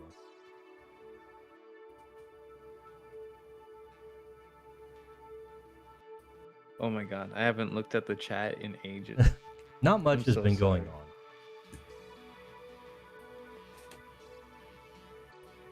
Forced arbitration is a date rape thing to do. Yeah. Very much so. If you have a problem with us, you have to go to the people that we want to take you to resolve it. But Yeah. don't worry, they're an unbiased third party that definitely has the chance to rule in your favor, provided that it's egregious enough. Honestly,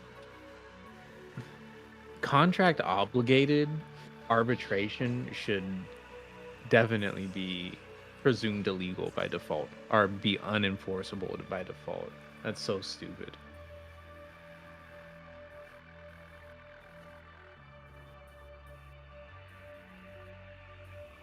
Is that Ruffian Trent? Is that what Dale's character looks like? Oh yeah, Yeah. yeah. That's so. Why does he have sunglasses? Where'd he get those?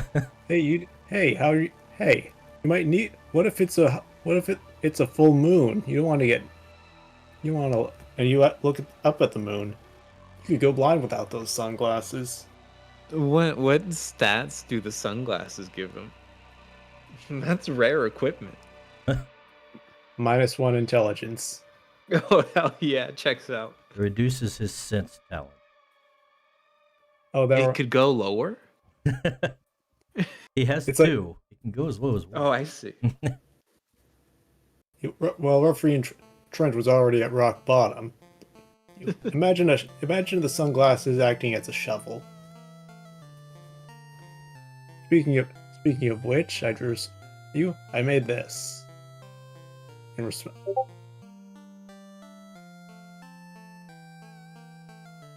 I Oh, saw yeah. this. I hate this so much. Oh wait, does Trent have a beard? Yeah, he does. It really helps sell the soy jack look, but I really hope I got the colors right. Yeah, I'll have to change that. It's hard to see when Dale just drew it with pencil. Did he use the colored lines? He did not use No. colored lines. Oh, He thank just God. used pencil. Give me a second. I don't know what's worse, when Dale uses the rainbow colored lines or when Dale just draws it with like a black pencil. Both are just as cursed.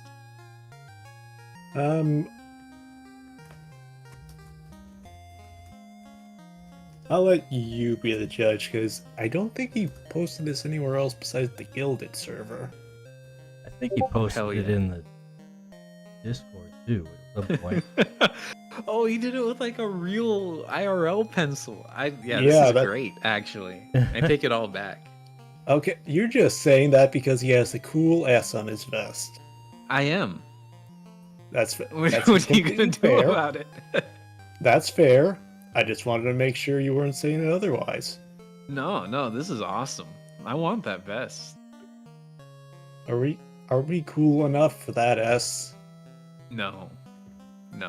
I Still will wa- say I don't like that Dale's like the slanted parts on his S, they don't line up appropriately.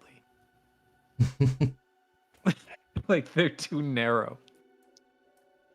I think that the way the way it goes behind, like it looks like they're curving. Oh, jeez. Yeah, he's got the lines going to the wrong line. It looks The It looks- the left one is fine, the right one is way too high. like the way they're kind of like.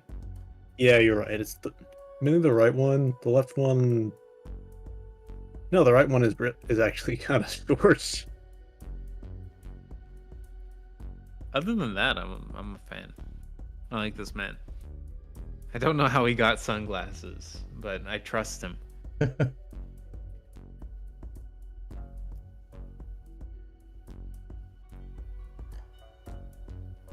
He grabbed them at ye old dollar store.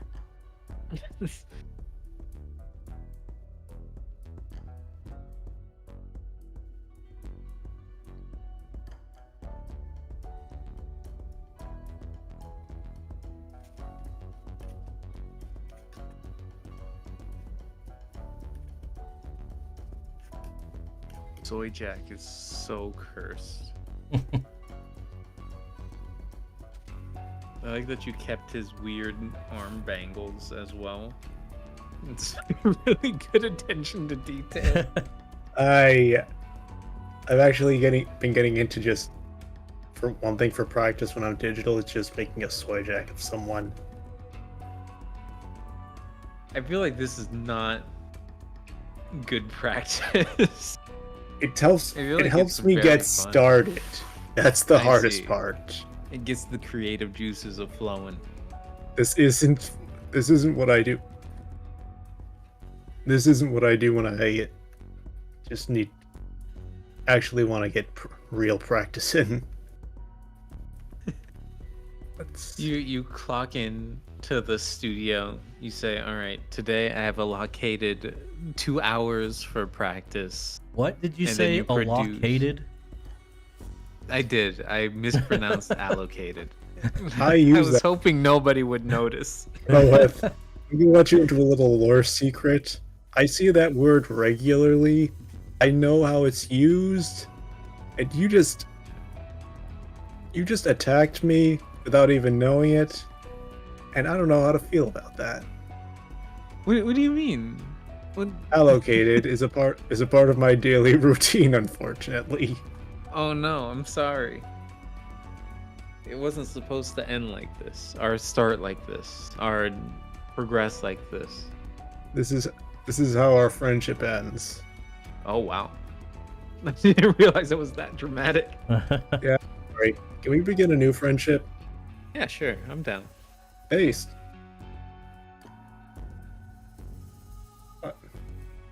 So what do we do now? We have a new Congratulations on your new friends, guys. friendship. Oh, thanks.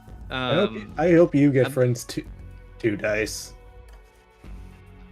I want to thank the Academy for this new friendship. I would, of course, like to thank my mother. I'd like to thank my wife. And most of all, I would like to thank my new friend, Evergrey, for this new friendship. Thank you. I'd like to thank my family, friends, and of course my new friend Koeth. But special thanks Man. to Dice for being the guy who made this happen. Yeah. Would you like to share ward dice? You are the person who facilitated our fruitful friendship. You're the best man at our friending. Hey, your friending. Yeah. How about at your wedding-themed birthday party? Have you seen that? So I have not seen that. What is that? That's Anita Sarkeesian's new thing. What? She had a wedding-themed 40th birthday party. Is she married? No. Ooh. She had it was wedding themed with wedding Oh, rings and no. everything. It's literally like crazy cat lady territory stuff. On another note, that overachiever is who 90% of game devs in charge fear or respect. So, like, is the consensus that the wedding themed birthday party is just like insane cope? I think so. I mean, don't know how you among could sane see it as people, I think that's the consensus. I don't know how you could see it as anything else. Like, What does one do at a? Because like the important thing about a wedding is that there are two people. What do you do for a wedding themed birthday party? How does this work? I don't know exactly. But she had pictures in like a wedding dress and everything. Oh man, that's so sad. It is. I almost feel bad for her if she wasn't such a bad person. If she didn't ruin video games, if she didn't make people's escapism impossible to obtain, I feel a little bad. Even then, I still when you put feel it a like little that, bad. I do feel bad, but less in the sense that I feel bad for her and that I think it's kind of pathetic. If you had an IRL friend who was throwing a birthday party, full stop, what would you think? A birthday party? Yeah, not just like a, hey, it's my birthday. Would you like to go out and grab like a bite to dinner? But they were like, hey, I'm having a birthday party. Not even a wedding themed party, just a birthday party? Just a birthday party, full stop. What's your take? My take would be like, man, I don't know if I have time to entertain this. I mean, I keep thinking of it as a like friends and family big get together with the birthday party, and not being the excuse, but like the reason it's happening. So it doesn't seem strange. Maybe I'm just no fun because I would be like, dude, seriously, a birthday party?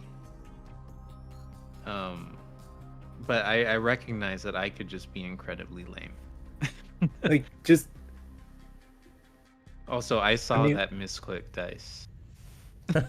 It happens to everyone.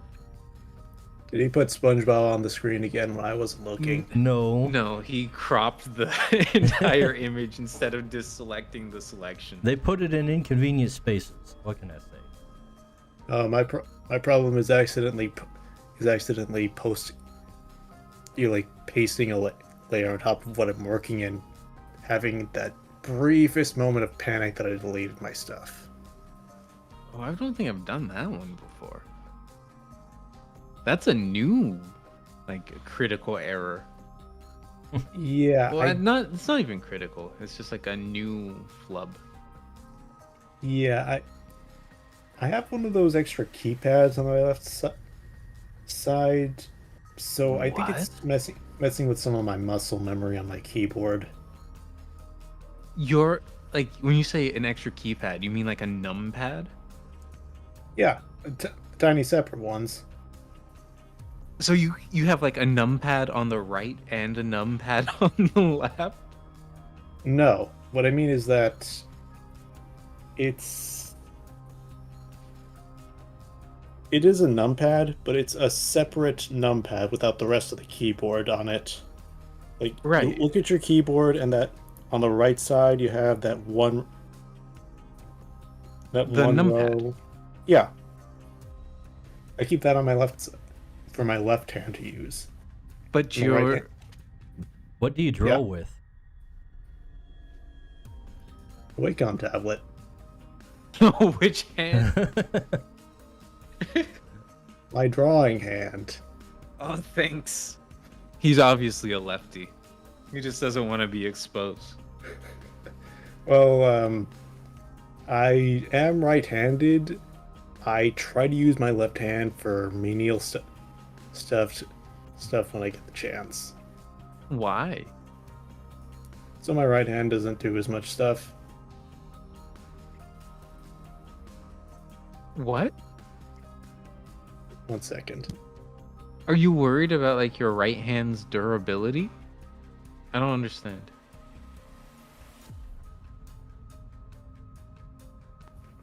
Well, actually, I am, but it was from something silly I did, because when I was going to school a while ago, I did get into the habit of writing notes because I thought that would help me, and I wrote so much that my hand started hurting, and I think that made me a little paranoid about my right hand, so I just decided to practice with my left hand more.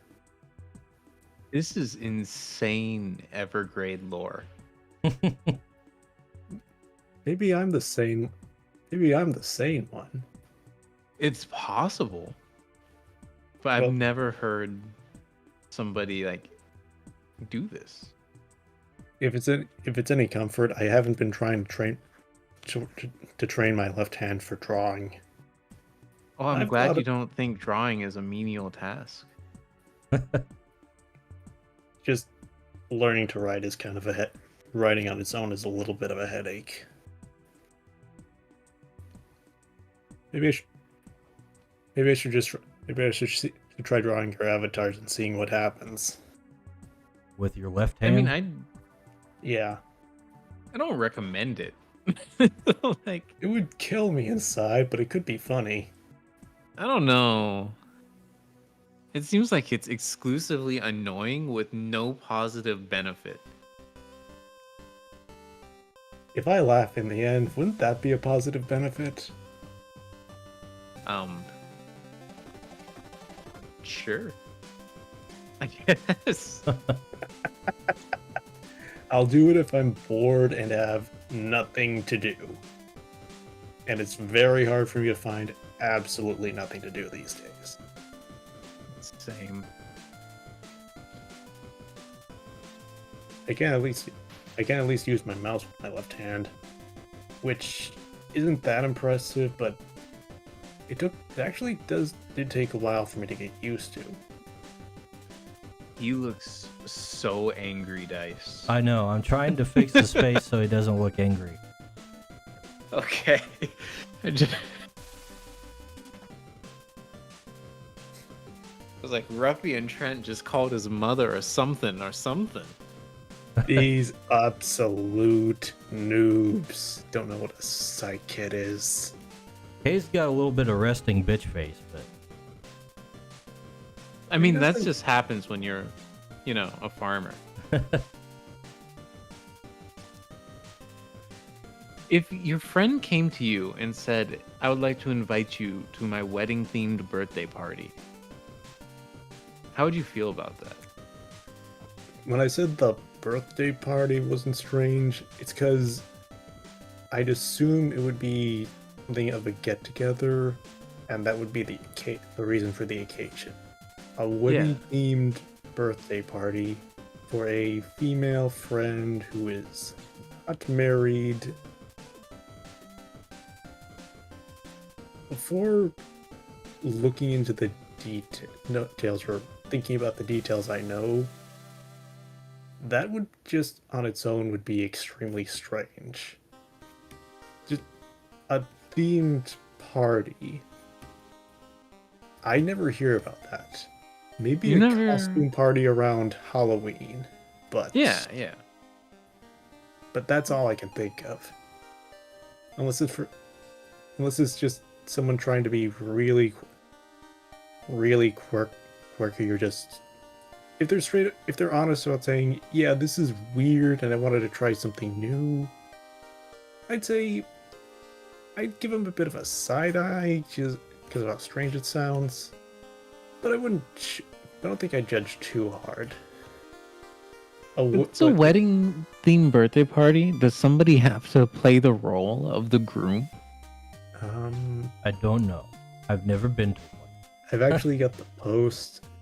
According to this, oh my god, the post starts with, I did not get married.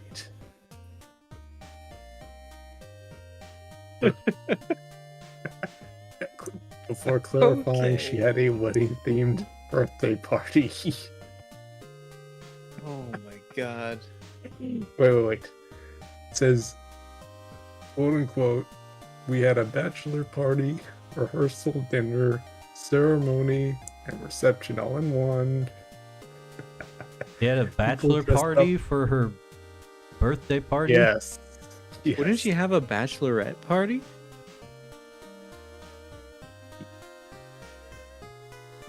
It's the noggin jogging. Let's not think about it. Also, wait. Here's the best part. People, quote unquote, people dressed up in the best costumes, from brides, divorce lawyer, drunk uncle, and a ring bearer. Not ring bearer, ring bear. They brought Frodo? They just they were a bear. The bare necessities. Yeah, I was just talking about that song earlier and how YouTube won't let me listen to it while I have the tab minimized. Even though you pay for the service. Oh, I love 2024. That reminds me. I need to start making MP4s of videos. Completely unrelated.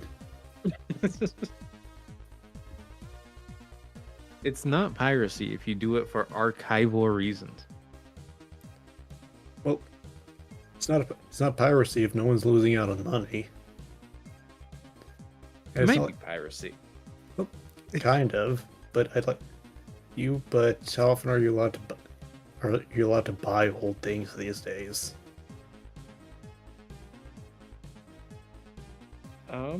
Yeah, I can't really argue that. All I would say Yeah, is that no one's stopping you from buying old things. Just people aren't selling old things. yeah. A little Why different, do you but always got to not simp really. for the corporation? I'm not a corporate simp. Devil's advocate, I'm- corporate simp, whatever. I'm not a devil's Yeah. advocate either. I'm just like saying it's not always the corporation's fault. Sometimes the trends we hate are our own fault. Well, to be fair, I think everyone who knows about emulation or piracy are probably so deep into the hobby that they've spent an embarrassing amount of money on it officially. Because You mean the If people you- like that are producing the emulated copies of things?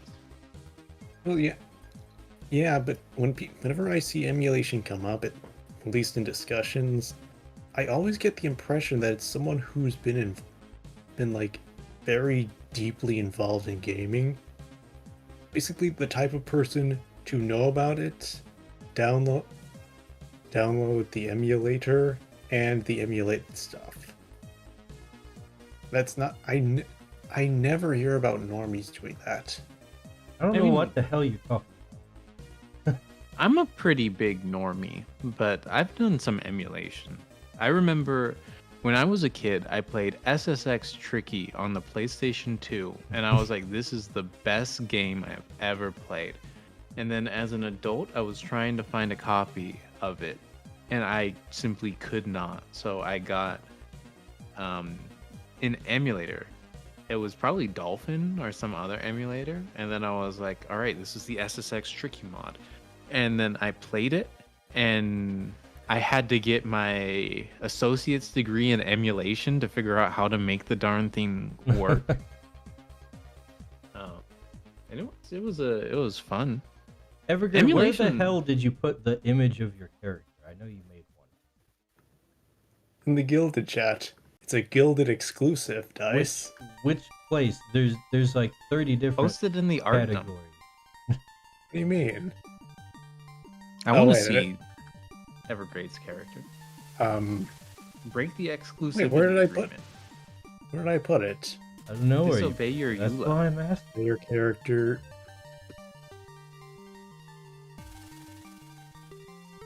I don't think I posted it in the Gilded chat. Oh my god. Put it in your player character forum post thing. Sure, I was finishing it up the day of, and I think I forgot to post it properly there. You put it somewhere. I just don't remember where it was. I know I put it in the Roll20.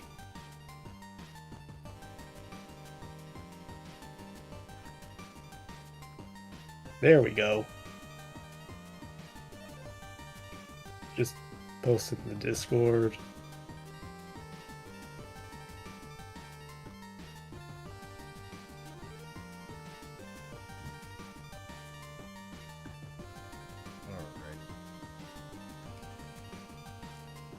But yeah, emulation is really cool and base and good. And honestly, it should be protected. Sure. I Yeah. don't think people who do it really, by and large, you really mean any harm. They just want to play stuff, and doing it by other means is unreasonable. You know what? I don't even care if they do mean harm. Neither do hope I. they mean harm. Sometimes Yeah, harm I- is deserved. Yeah, I know. Yeah, I know. At the end of the day, people just want to play games, is what I'm saying. Like there was all the Pal World drama, and I was thinking to myself the entire time I was reading about all this drama, I was like, you know what? I don't actually care. Even if all this stuff is true, I just hate Game Freak. And I hope they suffer. Oh my That's gosh. an interesting takeaway. Yeah, my morals are extremely flexible depending on whether or not I like the recipient of harm. It's not very true. Yeah. It's just Well, honestly, Things have only gotten worse ever since we started treating corporations as people. Yeah, True. I'm fine with that not happening. actually, yeah, I agree with you. There's nothing I can say. I used to think that from like a liability perspective, it is appropriate to treat corporations as people, but instead, I think that if you just hold the CEO and the management of a corporation liable, that is better and more meaningful and more effective. Because you can't sentence a corporation to death, but you can sentence a board of directors to death. And I think that's good. I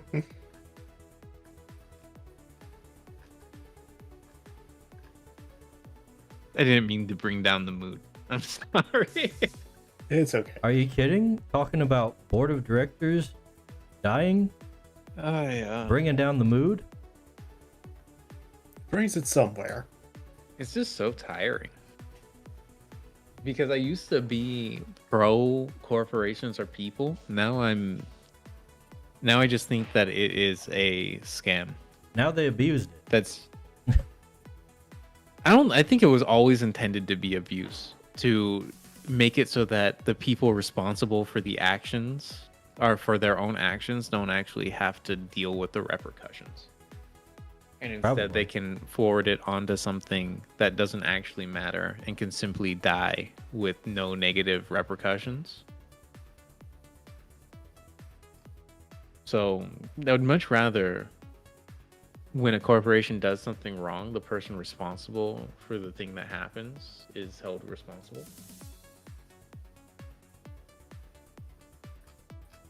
But alas, for the 50th time tonight, we live in hell.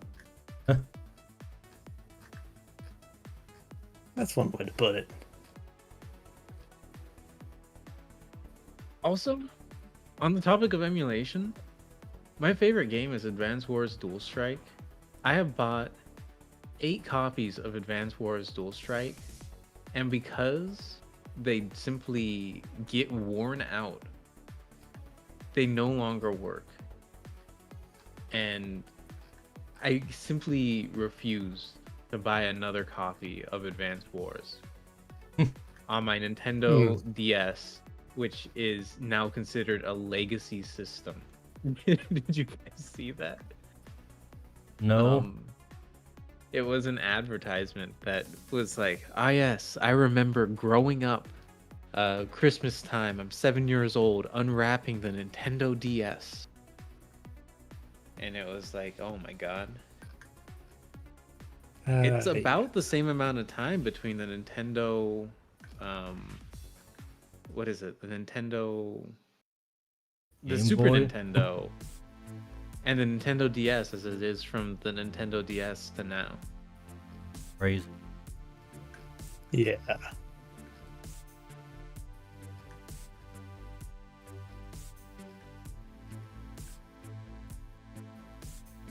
Is this a bib your character is wearing, Evergrade?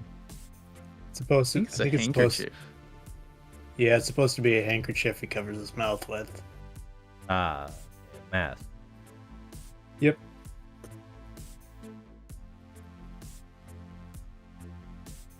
Member of Team Skull.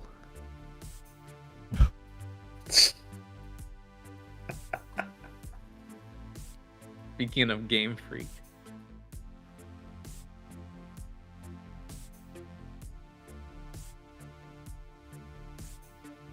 Yeah. No, it's just, Team I thought- Skull was cool. I liked Gizmo. Yeah. I like Plumeria. He was cool. Who the heck is Plumeria?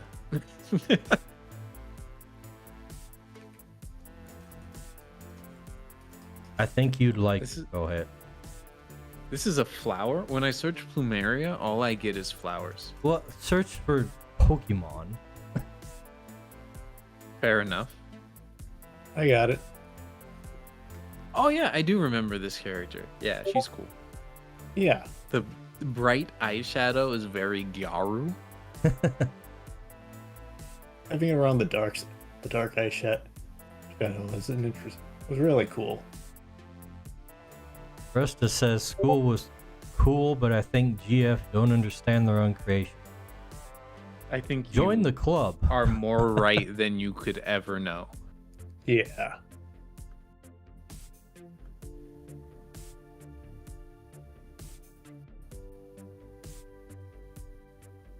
Why do you think I'm here making creatures?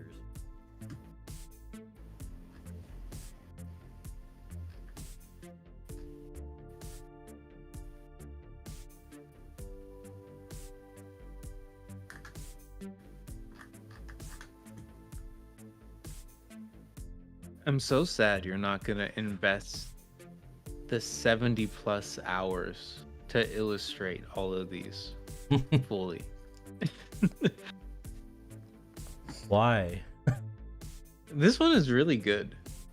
I think this one would make a pretty good composition as for an illustration. I think this is the weakest one. Mostly because I had to cram 4 characters in it. That's why I like it. It has oh, excuse me. Me and the boys on our way to hunt everything but psychics. The more characters you cram into an image, the more of a Renaissance quality it takes on. That is true. What era of paintings were there where perspective was just not used in any art and everything was flat? Medieval painting is like that a lot. Yeah. Maybe that's what I'm thinking. Funny thing is, they get like real detailed with the way they render the stuff, but then the perspective is just completely out of whack. You know, it's so crazy that there's just a group of people who have so much technical skill to draw, but they just don't understand perspective. Man, I wouldn't know anything about that. It actually boggles the mind. Because I feel like it's something that's just like rudimentary today. Like day one, learn perspective. What is Yeah. 1 point? What is 2 point?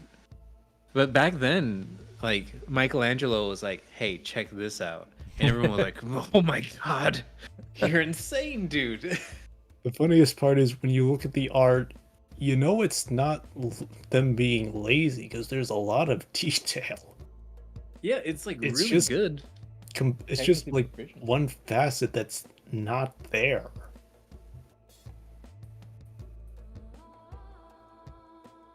But you know, it's okay because art back then wasn't for the enjoyment of people. It was like primarily documentary. It didn't need to look, you know, photorealistic. Oh, it was mostly portraits for rich people. Yeah. So that the people would know that they existed.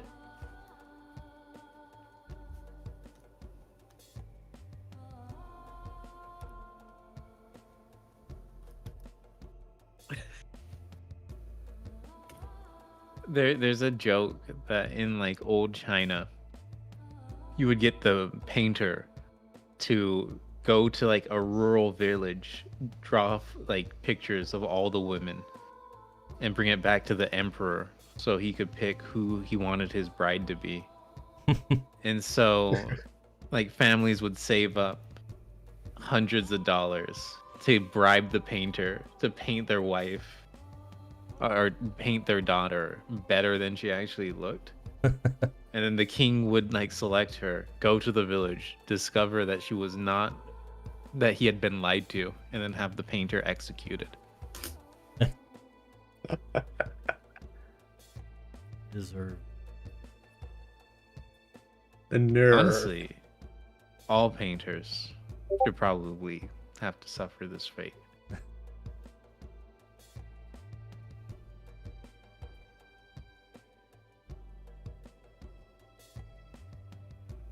That feeling when you think artists deserve rights, then you go onto Twitter. I'm 50-50 every time I hop on. I'm like, Yeah, somebody like- convinces me that we do, and then one other person convinces me that we don't. And they're usually like one post on top of the other. Yeah, I go onto Twitter. I see, I go online. I see some decent artists I know, and I think, why can't we get more respect? Then I go onto Twitter and see artists who support the most degenerate stuff while being the most awful people that the world has ever produced. And I think, do artists really deserve rights? Hey, I'm the second most awful person the world has ever produced. Thank you very much. Okay. You know, I'm gonna have to fight you on that. I disagree. I think you are absolutely terrible at being an awful person, Goeth, and I'm tired of pretending otherwise. Those are fighting words. You want I'll to show you fight? how awful I truly am. What about fighting herds? Oh, I loved them's fighting herds. It's an excellent Speaking game. of awful artists, What are you talking about? furries. You're trying. Unironically, some of the best artists. Have I talked at all? Have I mentioned my theory of minority exceptionalism? No, Because I I don't think that so. this is. I think that as a minority, you either have two options. One is get bodied by everyone because you're different. Alternatively, you can just be extremely good at something, and therefore people have to accept that you're different. And I That- think that's what has happened with the furries. That was the philosophy of some black thinker back in I want to say around World War One or two. Uh-oh. what was the rest of his philosophy? No, it was just he would tell black people, like, we need to be better than white people so they'll respect us. Oh. Hmm. And instead, what we have elected to do And is instead we have we- instead Yeah, instead they're on welfare. They didn't really follow that guy's advice. Man, it's so depressing. Because I guess that's the other thing, is because I think minority exceptionalism is a rule except in cases where people don't believe people have agency over their own lives. Yeah, well, when the government incentivizes you to suck, not improve your life because they're giving out welfare, that kind of messes with it.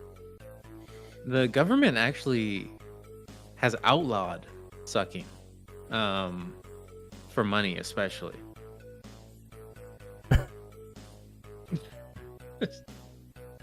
You know, that was a stupid joke. I'm sorry. It's okay, I chuckled. It wasn't. It wasn't great. I don't know. Wasn't I on form. chuckled a little and I got a smile. If it makes you feel better. You know, I'll take it. It's good enough. Take what you can get.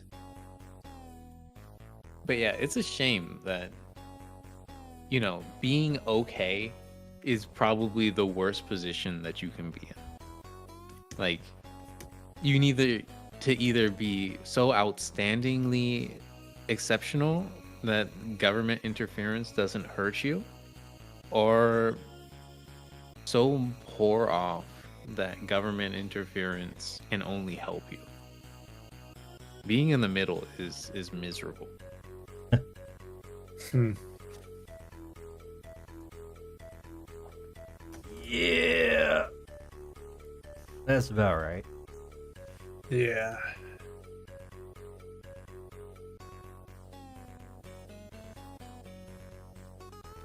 I think this one's finally done. Nice.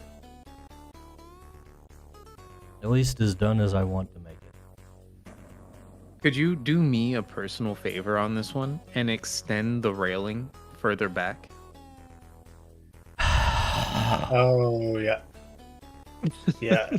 I I noticed that before. I forgot about it, but Koeth made me remember. So thanks, Koeth. You're Where would welcome. we be without knowing that? I In a was gonna just non-Euclidean ignore it and space. say it wasn't important. Don't worry about it. If I notice it, other people will notice it. It's not about noticing it. It's about do I care thing. Oh, I see. Do you? Not really. Well, I'm glad you that already you've done this changed as a it, personal so favor to not me much. then. Do now.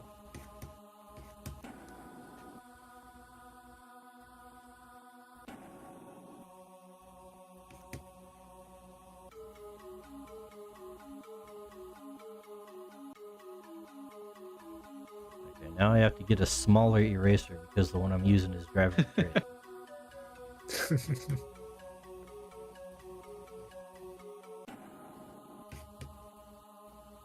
There.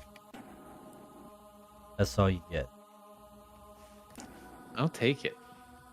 My That looks awful. I am no longer upset. But Koeth is happy, and isn't that all that matters, Dice? Not at all. I'm gonna answer for dice.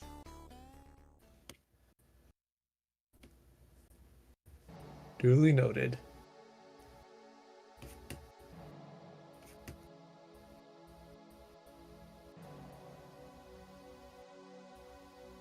All of these characters more than Cade.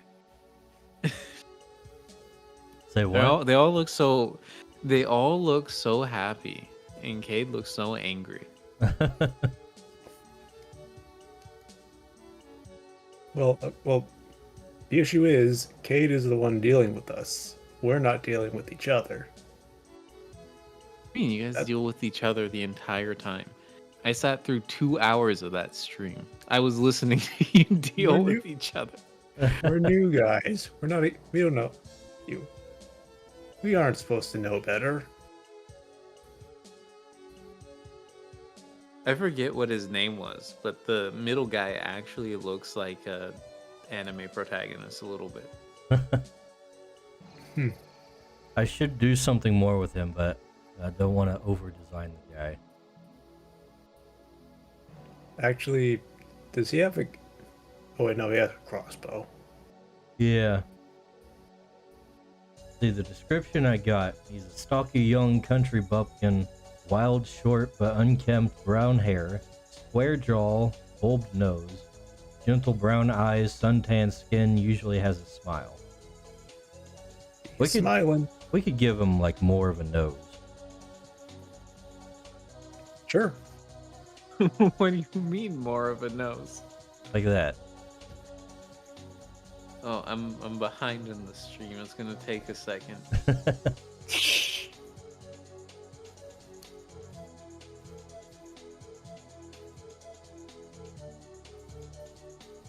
Yeah. I thought you were gonna go like Wicked Witch of the West for a second. Nah, here's what we do.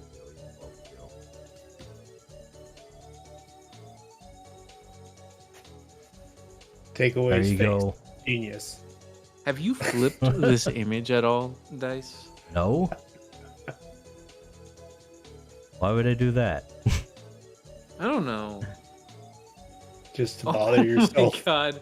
What is this nose? What have you drawn? Dice, you're supposed to draw him with a nose, not a beak. You've turned him into a cheapie. Doesn't look too bad, Flip. You've made him Iranian.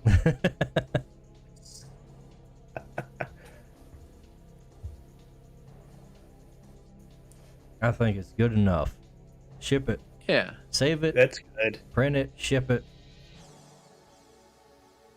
The mind's call for Patron. I don't think Patron's getting this one. I don't think Patrick's getting this either. Alrighty. I think we've done enough. Sure. Keep Patron out the mines. He's The whole- no longer a child. The whole point of this is to make it to be short and sweet. Are you gonna color these? No. That's why I'm asking. I'm just curious. It looks good. I thought about doing some black and white rendering, but I think even that is a little excessive. Well, if it's What just if you gray, just put a paper texture over all of them? Paper. Yeah. I mean, like what he usually does with the concept art. Yeah. Maybe. I try it out, but I think part of what helps with that is the colors helping the creatures stand out in those. Let me see if I can find the thing that I use. Because even if it was just like subtle, I think it would add texture. Give it the texture will give it a nice feeling.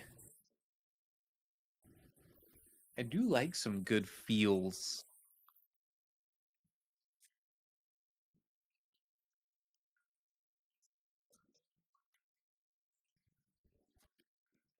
Here's what we'll do. Put everything in a layer, or a folder, rather.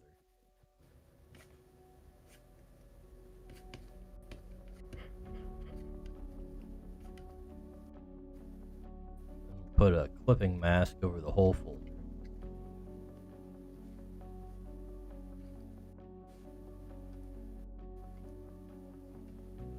You just like lower the opacity on it a bit.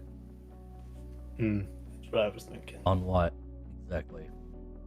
Oh, on the texture. The scroll texture. Yeah. Yeah, that was my main concern.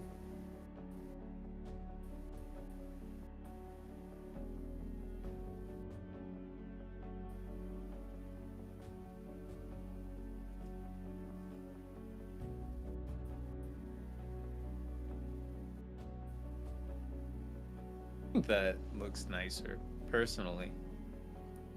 It does. Yeah, the lines stick out a bit better. That was my main concern. Are you gonna color the lines brown? Yeah, you didn't color your line art. What's up with that? Bro, I'm doing this efficiently. I'm not doing every single one individually. I'm gonna do that next, okay? I don't believe you. Prove it. There you go. We're putting them into folders right now. Create folder, insert layer. Close folder. New layer. Clip the layer below. Bada bing, bada boom. There it is. Happy now? Stream's a few seconds behind, so you're kind of lagging in my point of view, Dice. Why are you taking so long? There we go.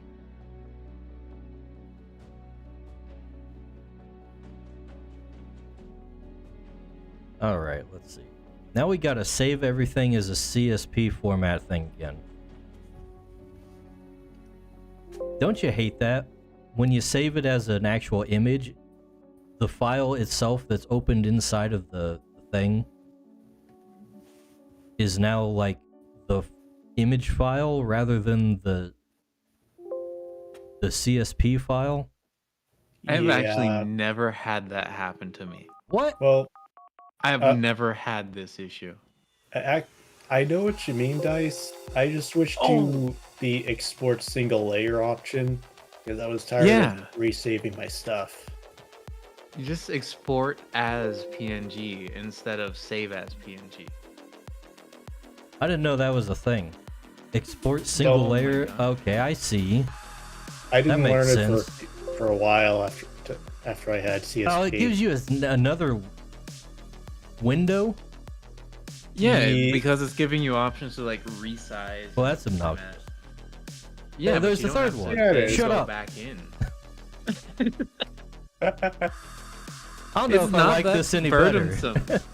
No, this is so much better. It actually is.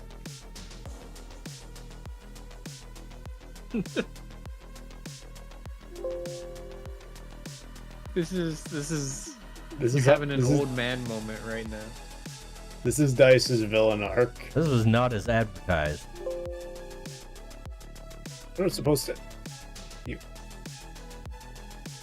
3 whole clicks added to my routine. I'm all about the efficiency, boys. I got so much stuff to draw. That's fair. I understand and relate to this. PowerPoint 101. The less clicks, the better. Yes. Which is exactly why removing the like buttons from Twitter would be a bad idea.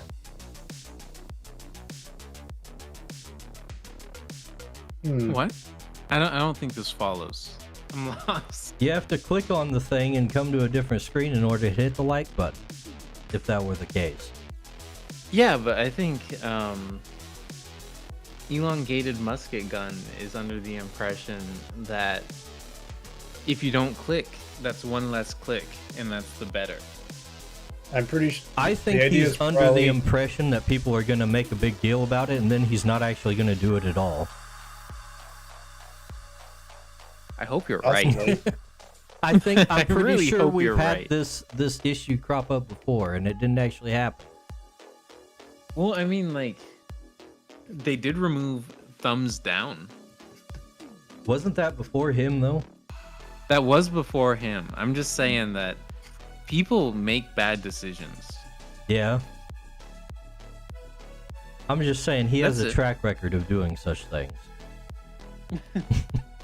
Well, I'm not going to say I disagree. I'm of the other mind that it's Twitter, and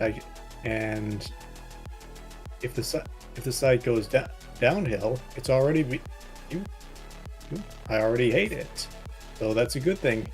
If the site improves, maybe I'll still hate it, but maybe I'll hate it just a little bit less. I don't know. I've met too many good people on Twitter. That's true. I still hate the site. I'll use it, but anyone who sees it as anything but a means to an end is setting themselves up for disappointment. I kind of think the site is okay.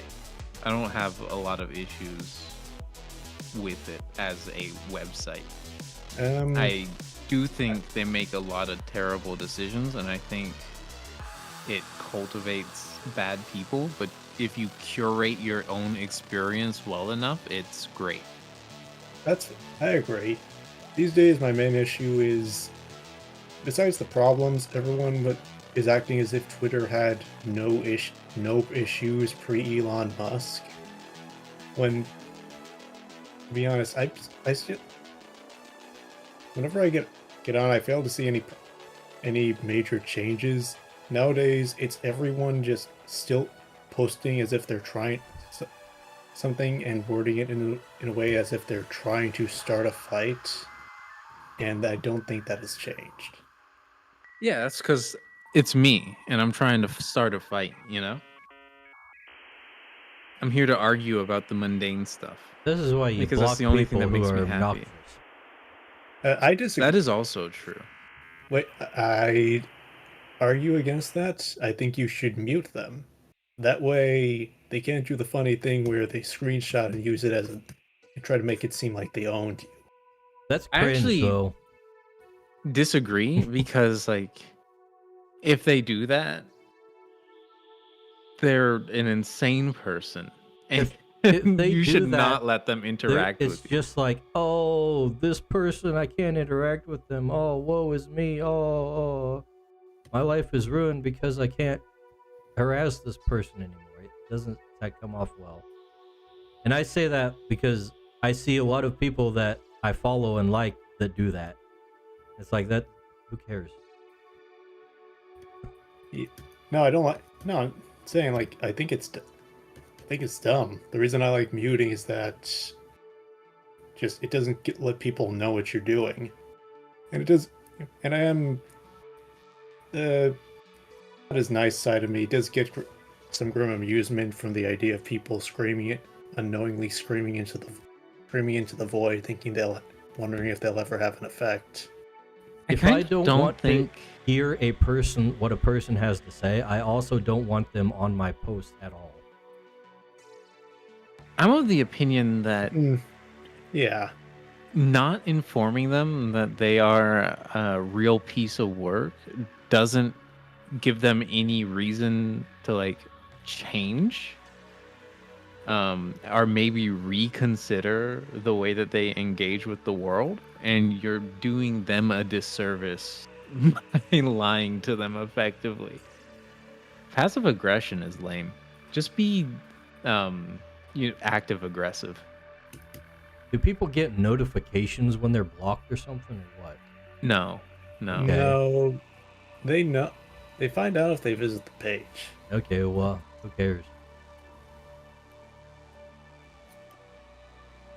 I'm a big Well, fan of blocking. I think it's pretty great. I agree. Every time it comes up, people act extremely offended, or as if they won some big battle with someone. Because they're insecure. Because they know that they can no longer like manipulate that person in some way. Like the offense comes from the fact that the person is no longer engaging with you, and you feel as though you had some sort of like right to their time. Like I think blocking is excellent. Like I've blocked every single oh, how interesting. 10 cool facts about X, Y, and Z. Every time somebody says something like political, I just block them. My life is excellent.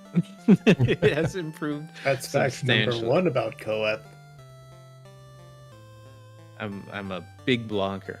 Now, I like the way you put that they think they have a right to your time, because that's like the vast majority of the reason I would block anybody is just I don't want to deal with them. I don't have time for it. And knowing that they're talking about me or to me and saying things that I disagree with, like, I don't really care if they believe those things that much. But when they keep doing it and interacting with me, it's kind of obnoxious. That's like something special.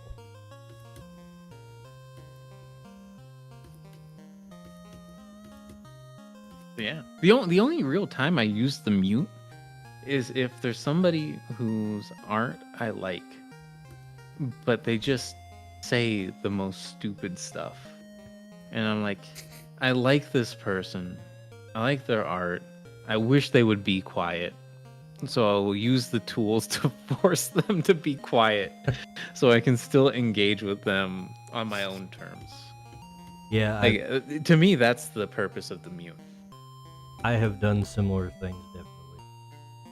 You're the only other person I know who's actually stated they use the mute button.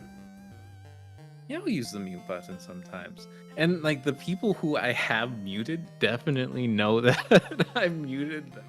Because I'll be like, dude, please stop. I'm not here for this. So why aren't you muted? You might be.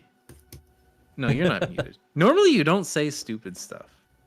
Or if you do say something, I'll typically agree with it. So I'm just like, whatever.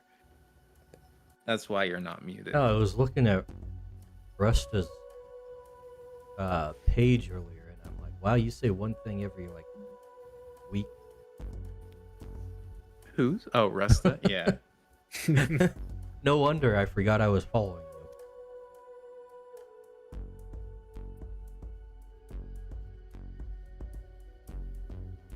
Let's see. Yeah, the tools are all there on the site to make it a nice place. It's just that for some reason people don't use them.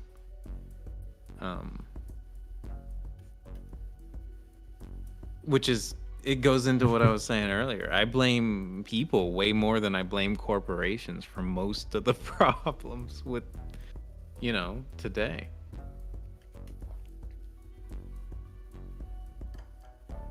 I had an illuminating thought to share, but I can't remember what it was.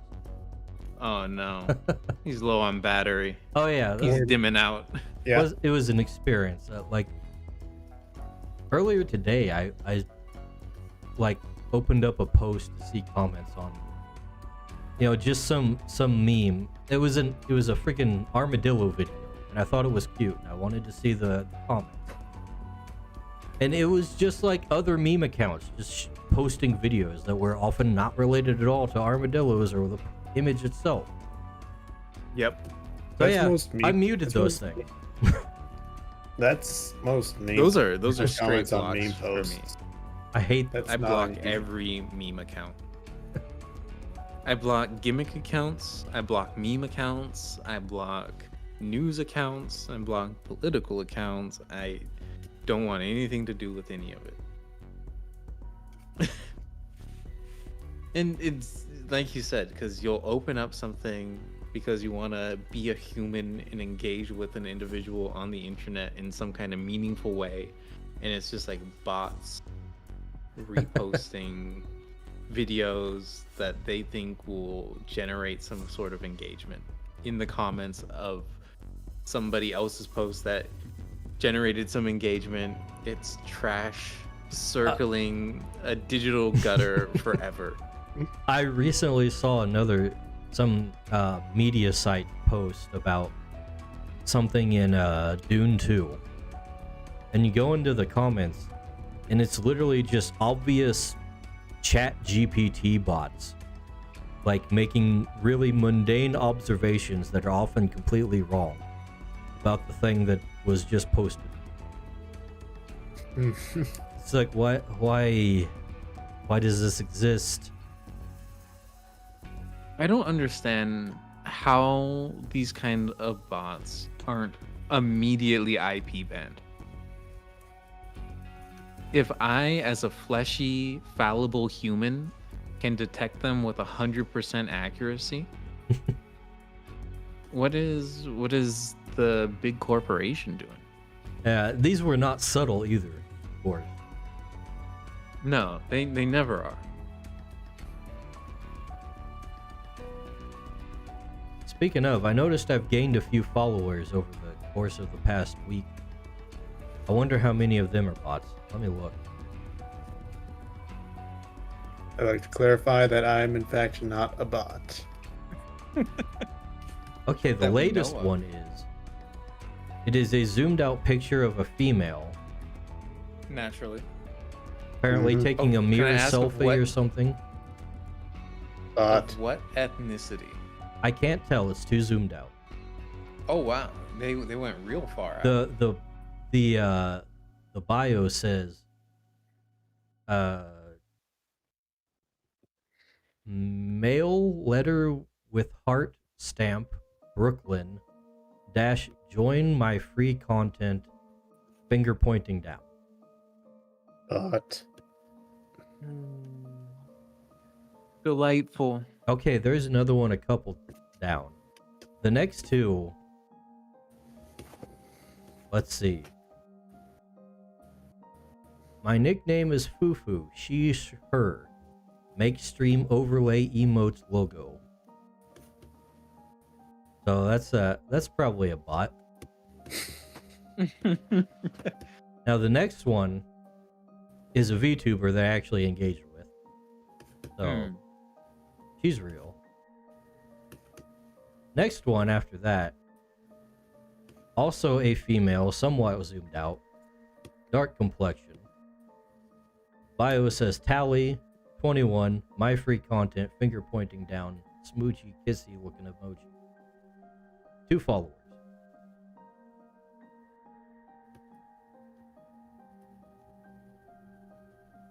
You know, I'm at the point where Damn if it, there's it's like another a one. private account, I'm like, yes, at least I know that's a real person. Because I'm always curious, because I want to know, like, who is interested in the stuff that I would create. So I go and I take a peek, and I look at what they're about, and I'm always depressed if it's a private account, because I can't, like, do some digital sleuthing. But I'm still like, well, at least I know it's real. Presumptively, unless the bots are making private accounts, and if that's the case, I'm afraid.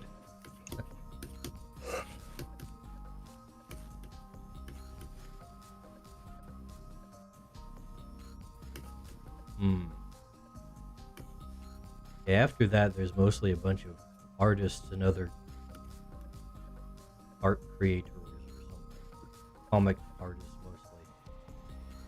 mostly. I find the further down you go, the less bot heavy it becomes, because whatever method they use to sweep bots does get around to them eventually. Yeah, that's why my follower account dips down every few days. Mm-hmm. Like, oh, I gained 3 followers. Oh wait, I lost 3 followers. I've also noticed that the bots don't seem to show up as notifications when they follow you. Yeah, I think It's like I have they've- also noticed this. It's like they've been pre-flagged.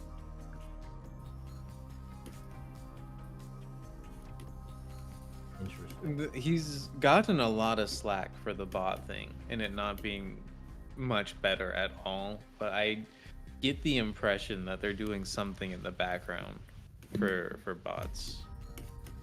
Maybe that's just blind optimism, which, you know, confirms to my pro corporation sentiments.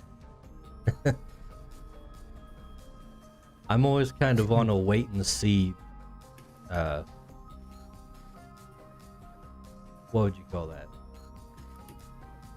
Status. Always doing wait and see when it comes to whatever Elon's doing. It's kind of a 50-50 proposition. Right, it's you throw a coin up in the air and you just hope it stays in the air long enough for the result to come true before it lands.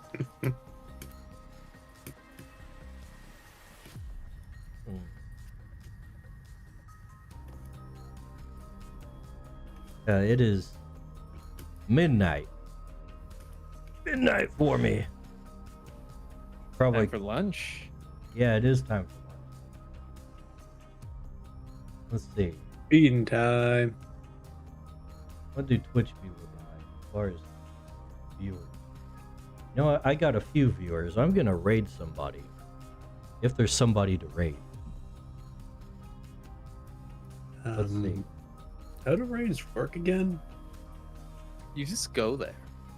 Oh, never mind. The only channels I follow are like giant VTubers.